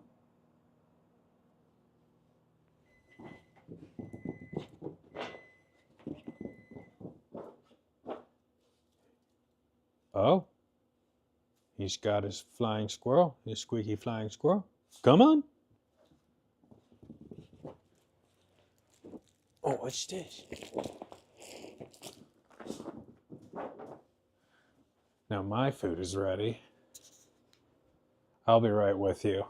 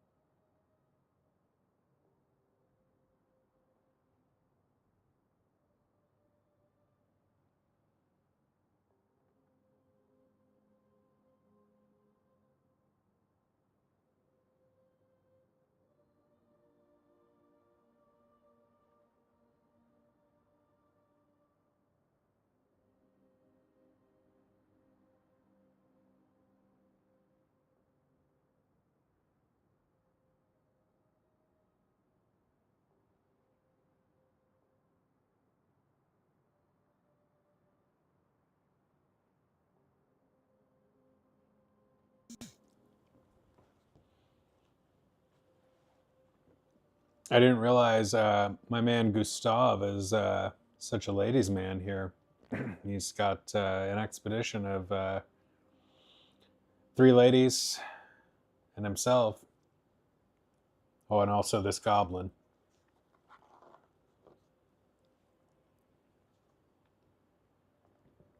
I'm just finishing my Amy's bowl. Chili mac.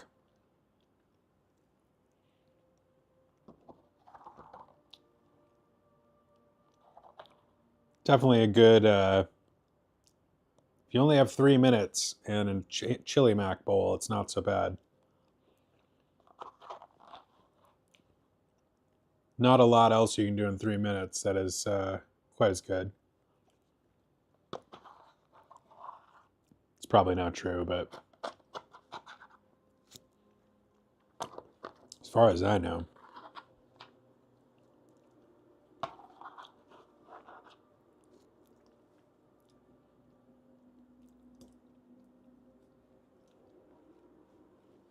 And I was hungry.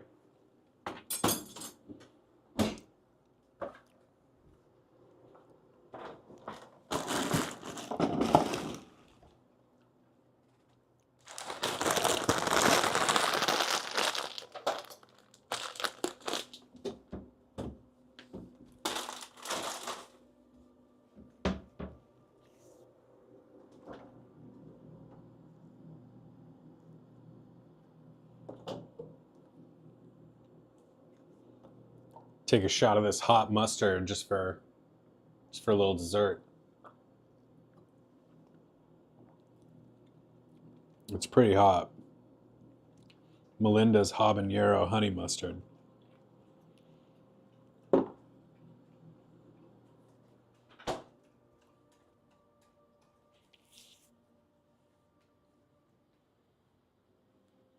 One of them is not his sister. One of them is his daughter or something. His adopted daughter.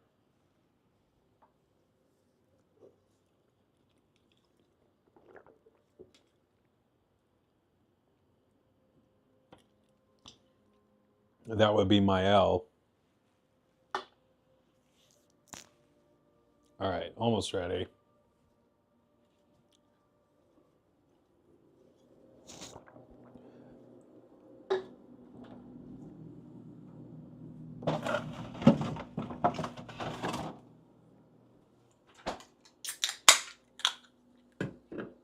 Well, bud.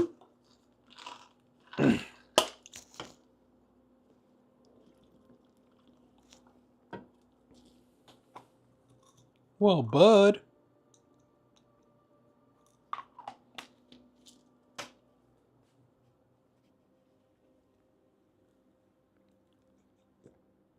You gotta give him his itch medication.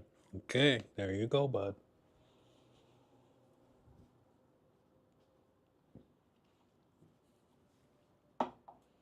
Got my water. Got my chow. I'm back.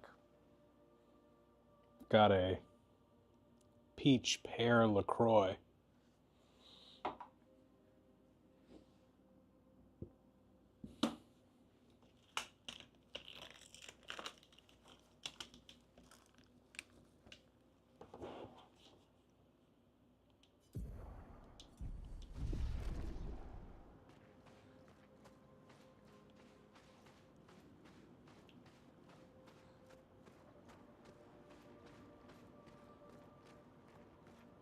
Oh, bud.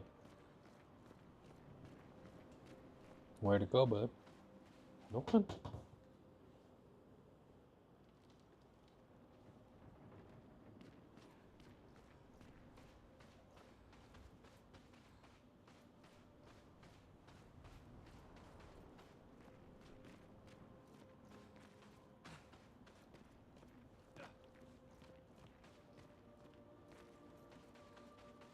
Just need to pick another fight to get everybody else up to 22.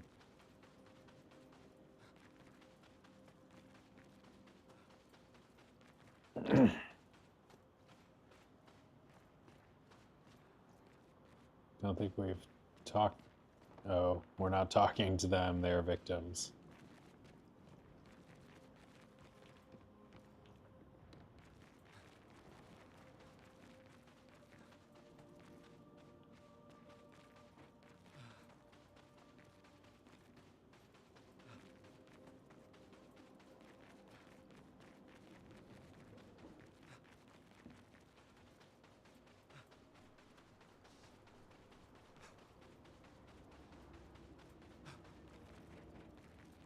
It's so hard to tell. Like, it's really interesting, the lack of the map in these sections anyway. Not sure if it's more interesting or annoying, but I think it might be more annoying. I'm also just a spoiled modern gamer who's used to being virtually handheld through all of these things. I mean, I guess we're progressing forward is what we're doing here. Against all odds. Because I'm not, like, really trying to go... I haven't been really trying to go forward, but... more just grind, but sort of accidentally gone forward as well. So that's good.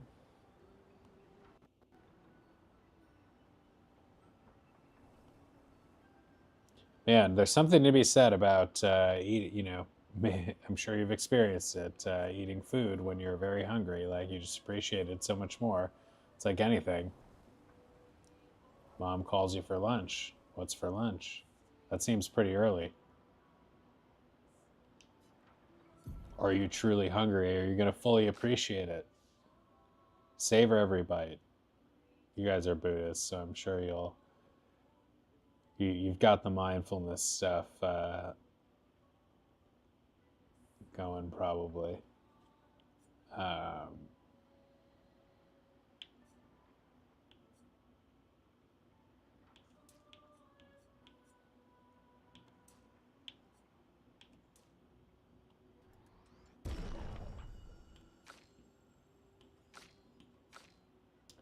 I'm trying to return to a more mindful way of being. I still meditate like an hour a day at least, but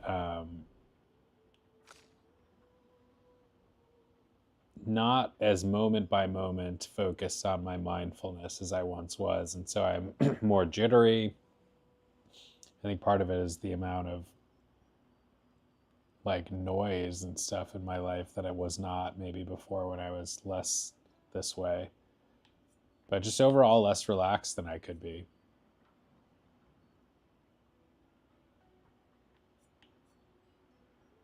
This is actually useful now that I see more enemies with like problematic guard things up.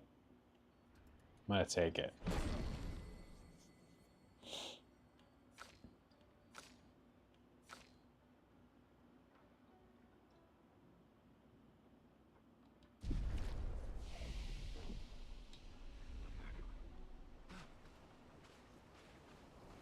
Looks like a farm. Like old times, eh?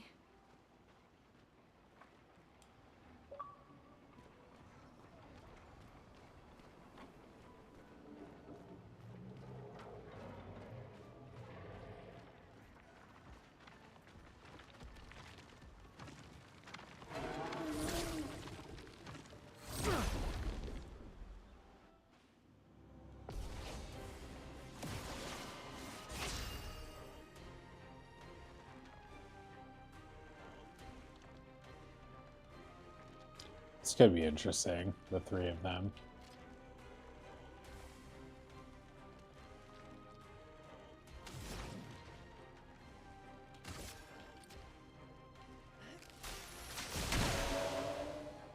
Finesse and grace.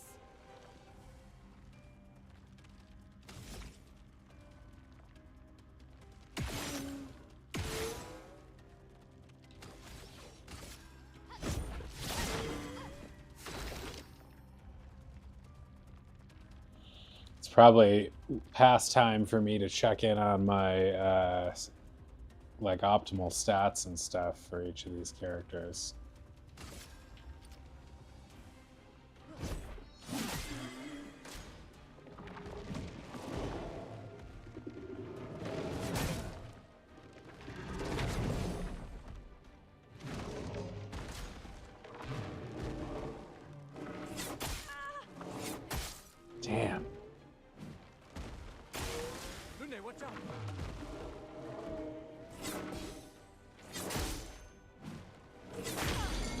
Oh, No margin for error.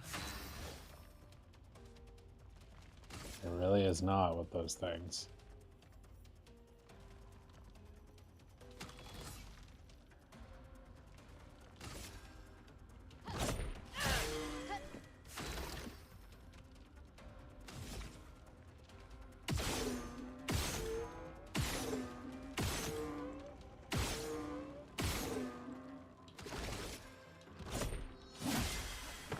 Ready to evade. Ready to evade.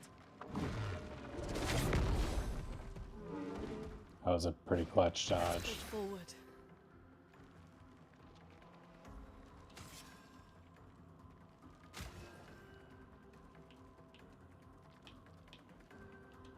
Better.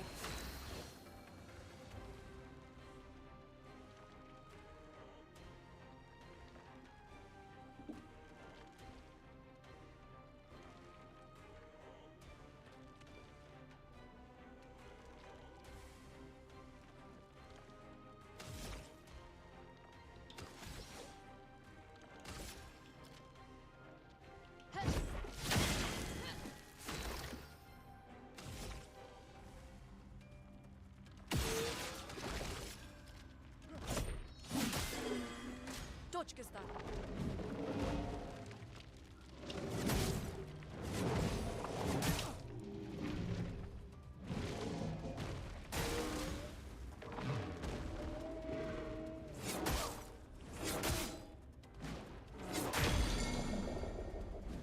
Roma is flowing.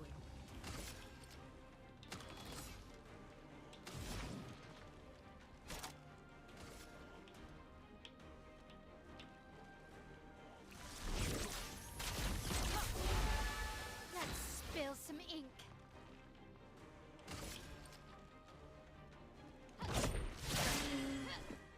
Lunde, watch out!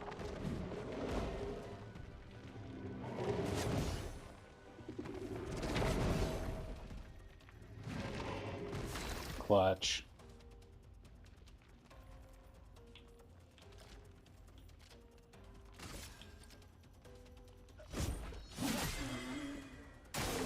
Ready to evade.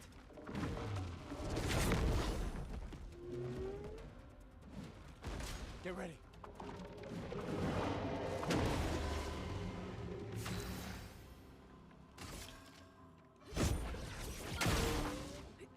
He's been accumulating shields every time he does that. He just keeps them. I didn't even realize that.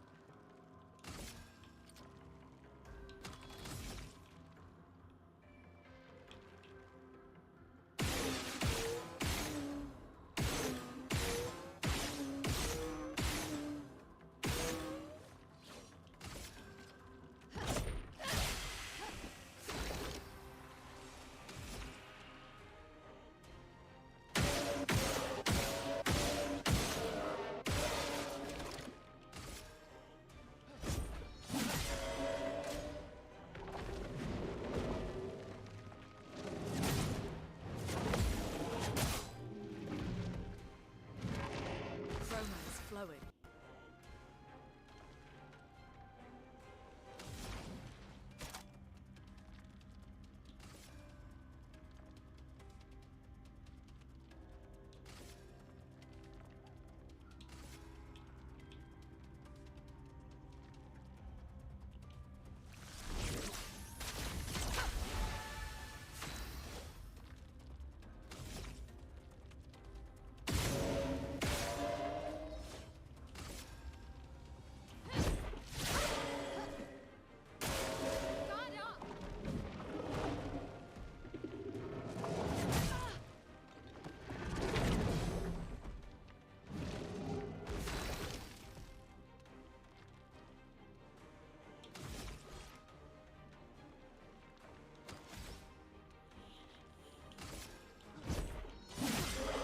Roma is flowing.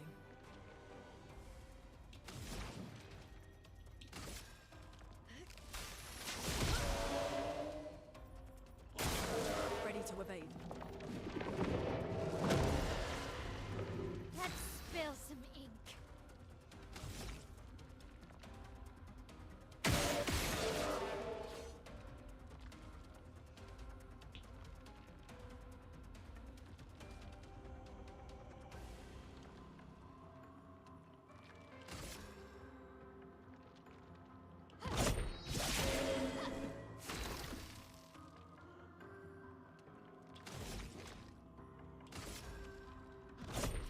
or those who come after.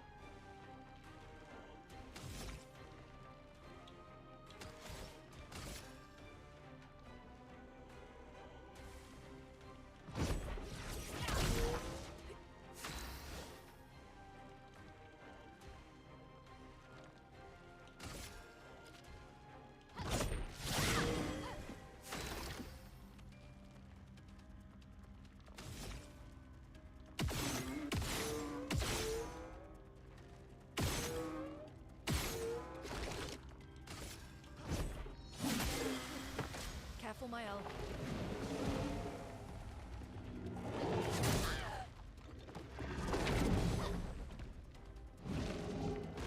Guard up! And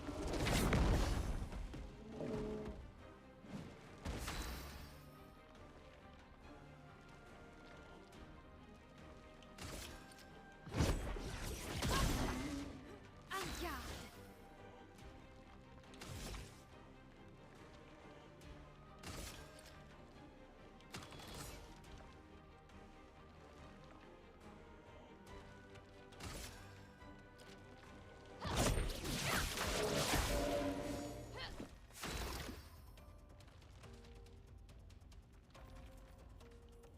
It's probably not the smartest strategic thing to do because I just got to get rid of this guy, but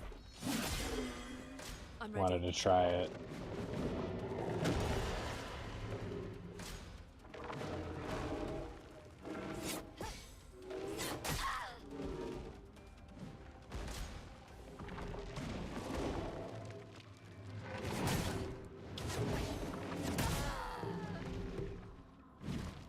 A storm is coming.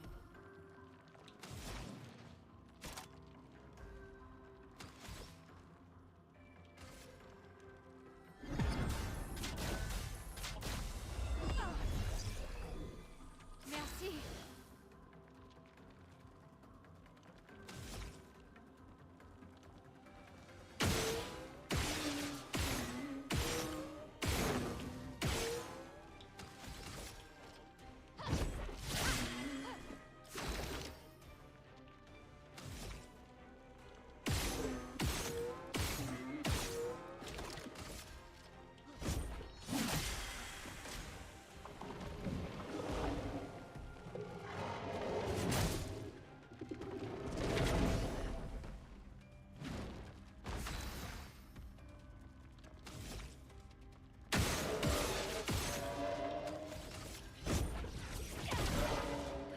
Finesse and grace.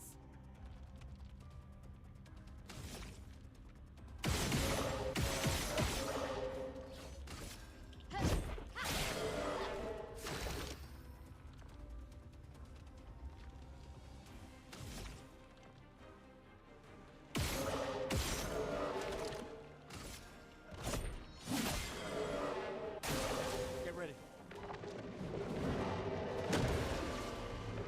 Let the ink flow.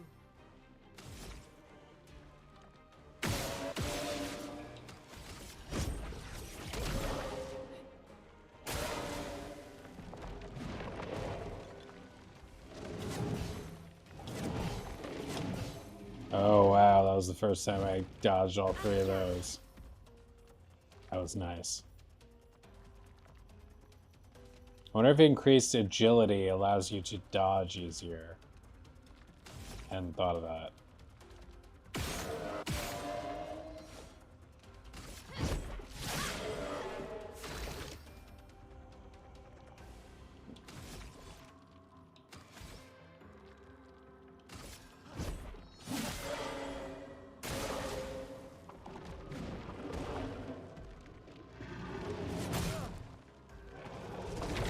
That one I continue to just royally jump the gun and fuck up on the first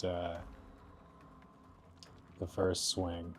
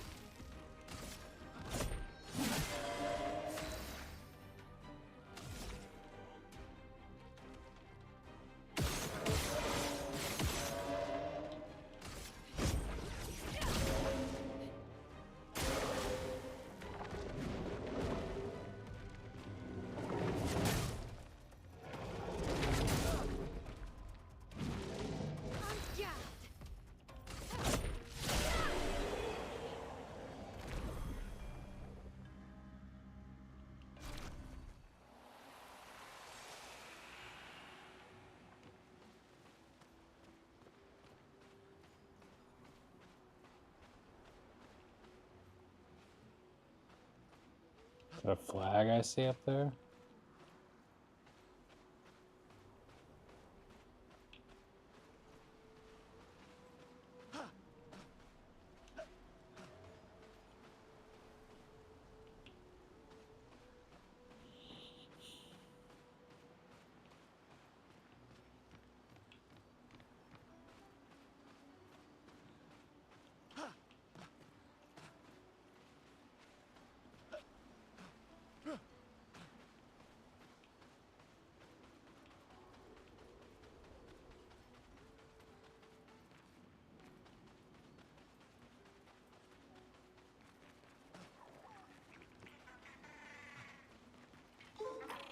I don't know how to catch up to these things.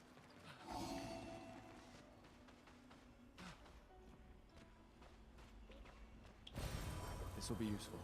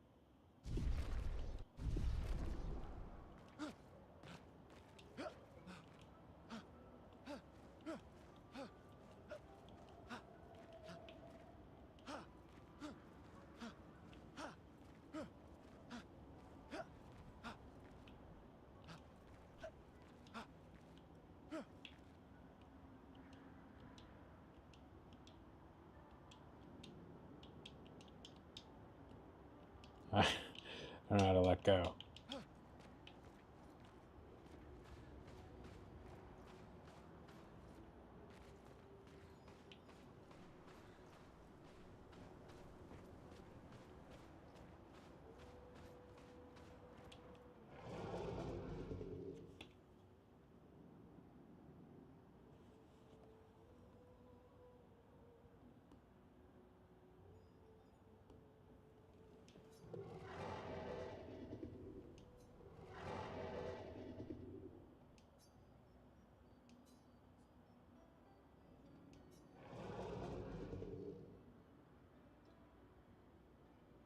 Fair enough. Oh, bro.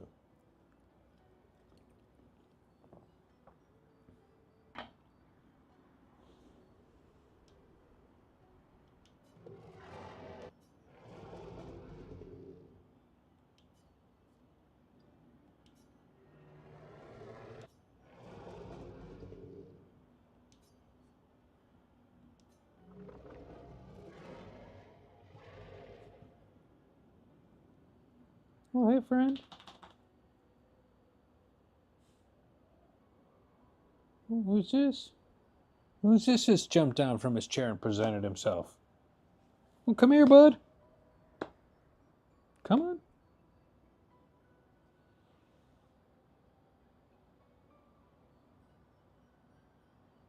Oh, he takes his sweet time. I think it's a power play.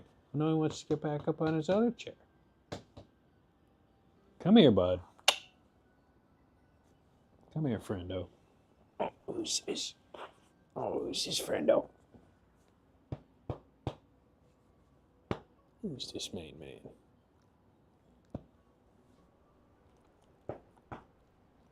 Who's this main man? Mr. Patch.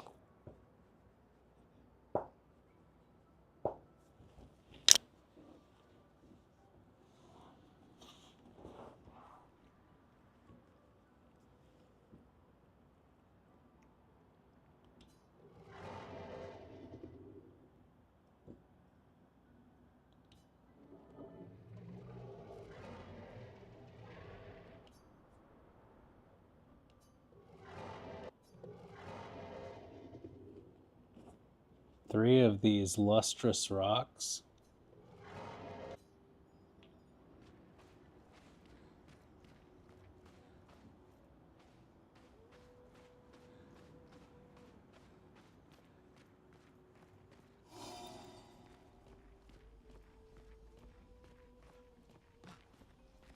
Is this Pompeii or something? What's going on here? This is just all the paintress's work?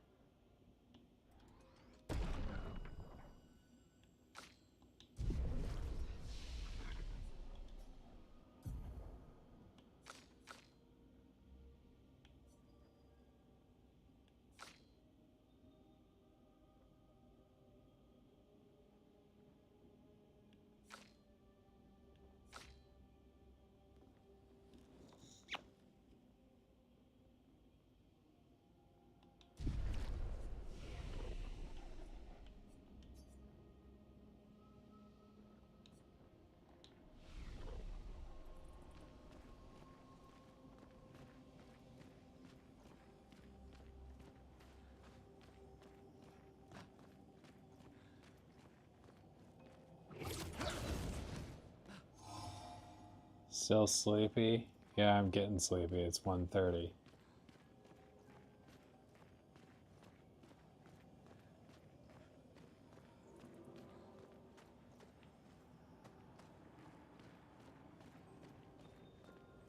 You're just off your schedule over there, huh?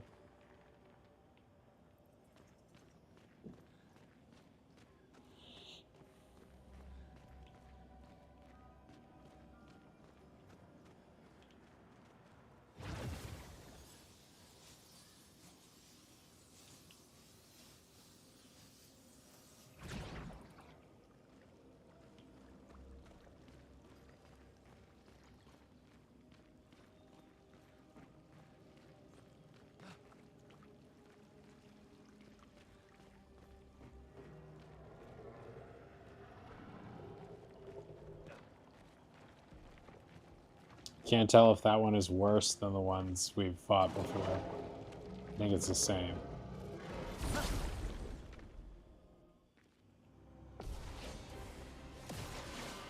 A storm is coming.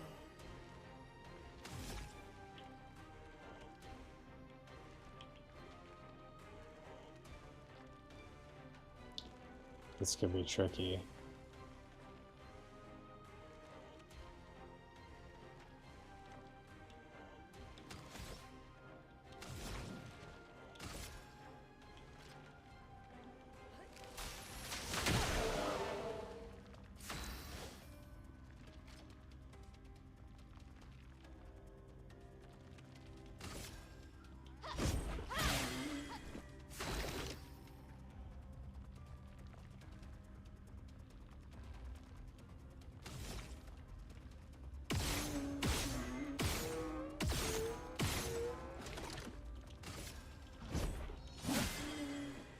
Let's dance.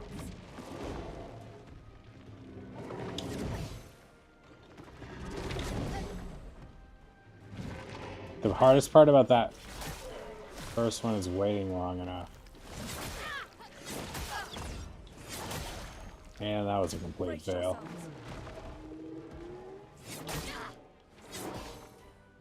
Whew. Ugh. I didn't think he would do the 3-hit one so soon.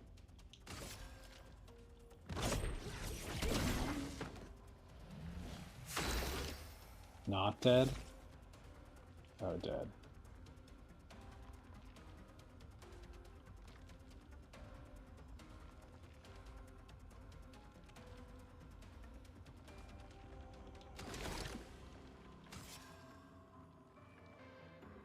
Up until midnight, this is This is just crazy for you. What time do you normally go to bed?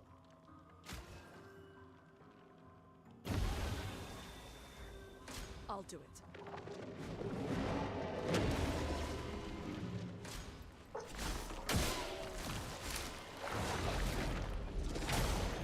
That one, man, it so hurts so much.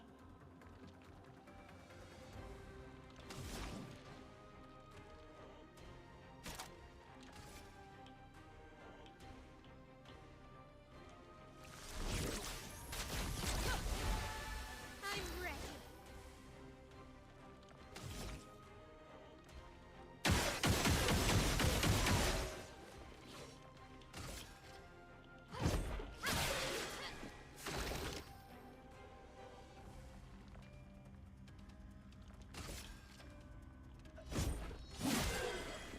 Lune, watch out!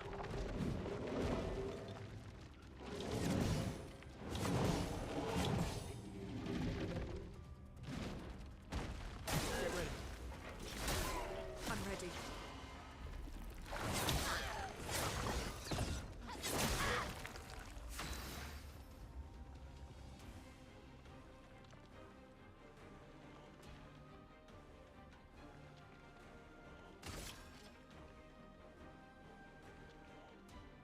The shields, the multiple shields. Like, at first it seemed like this is a stupid gimmick. Like, these shields are worthless. I can just break them with the shots. But when they keep accumulating lots of them, it's like it just takes so much of your turn to get rid of it. You're left with not a lot of opportunity to do good things. Like, this just gets rid of one shield, which feels like a waste. So I'm trying to save her to be able to her AP so that she can heal people when needed. By the time I get this guy's shield down, Danger!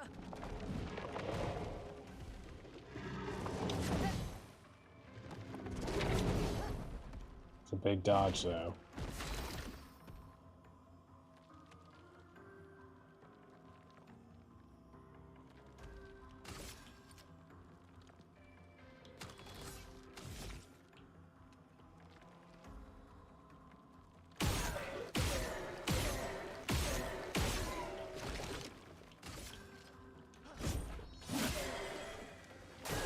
Get ready.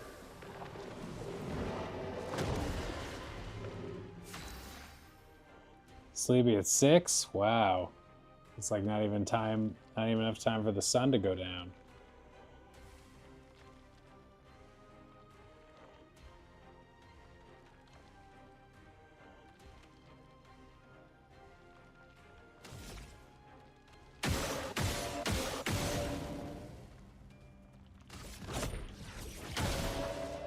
I'm ready.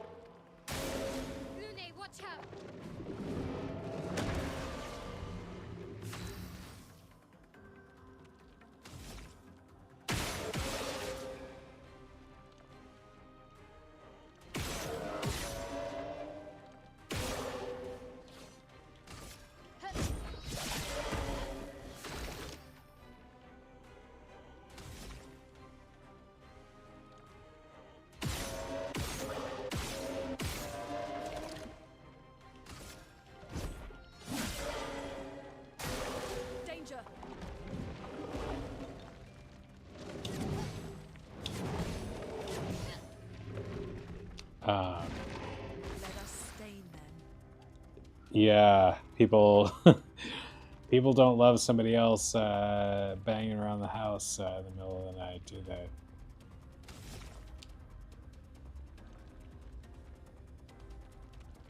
Waking up in the middle of the night can really disrupt your sleep, but I guess for me it depends on how long I stay up. Like if I'm just, getting up for a second, going to the bathroom, not a big deal. But if you chop the night up into two smaller nights, then, into two smaller halves, then one, it's better to, you get more rest if you sleep all the way through the night. Maybe that's, not rocket science, but can make a big difference. Even if you get roughly the same hour count.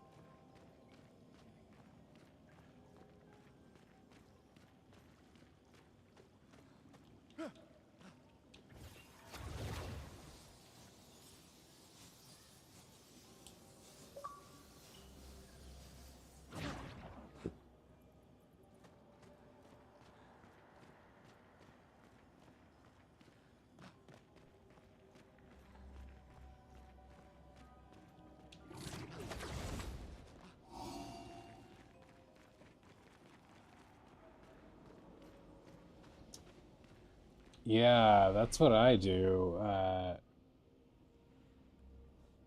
And that works well for me.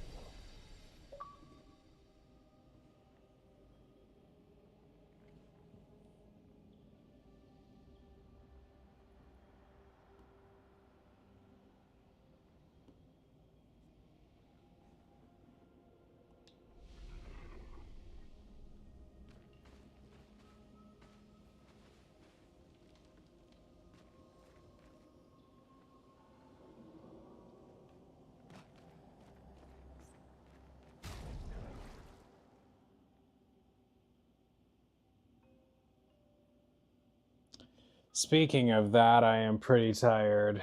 It's about my bedtime, so I better call it a night, as much as I am tempted to push onward, because I am fully addicted to this game at this point. But thanks for hanging out, Oak. Everybody else who stopped by, good to see you. Hope to see you again soon, and I promise we'll mix it up at some point soon here with the game selection. I just obviously I'm addicted, but thanks for being here.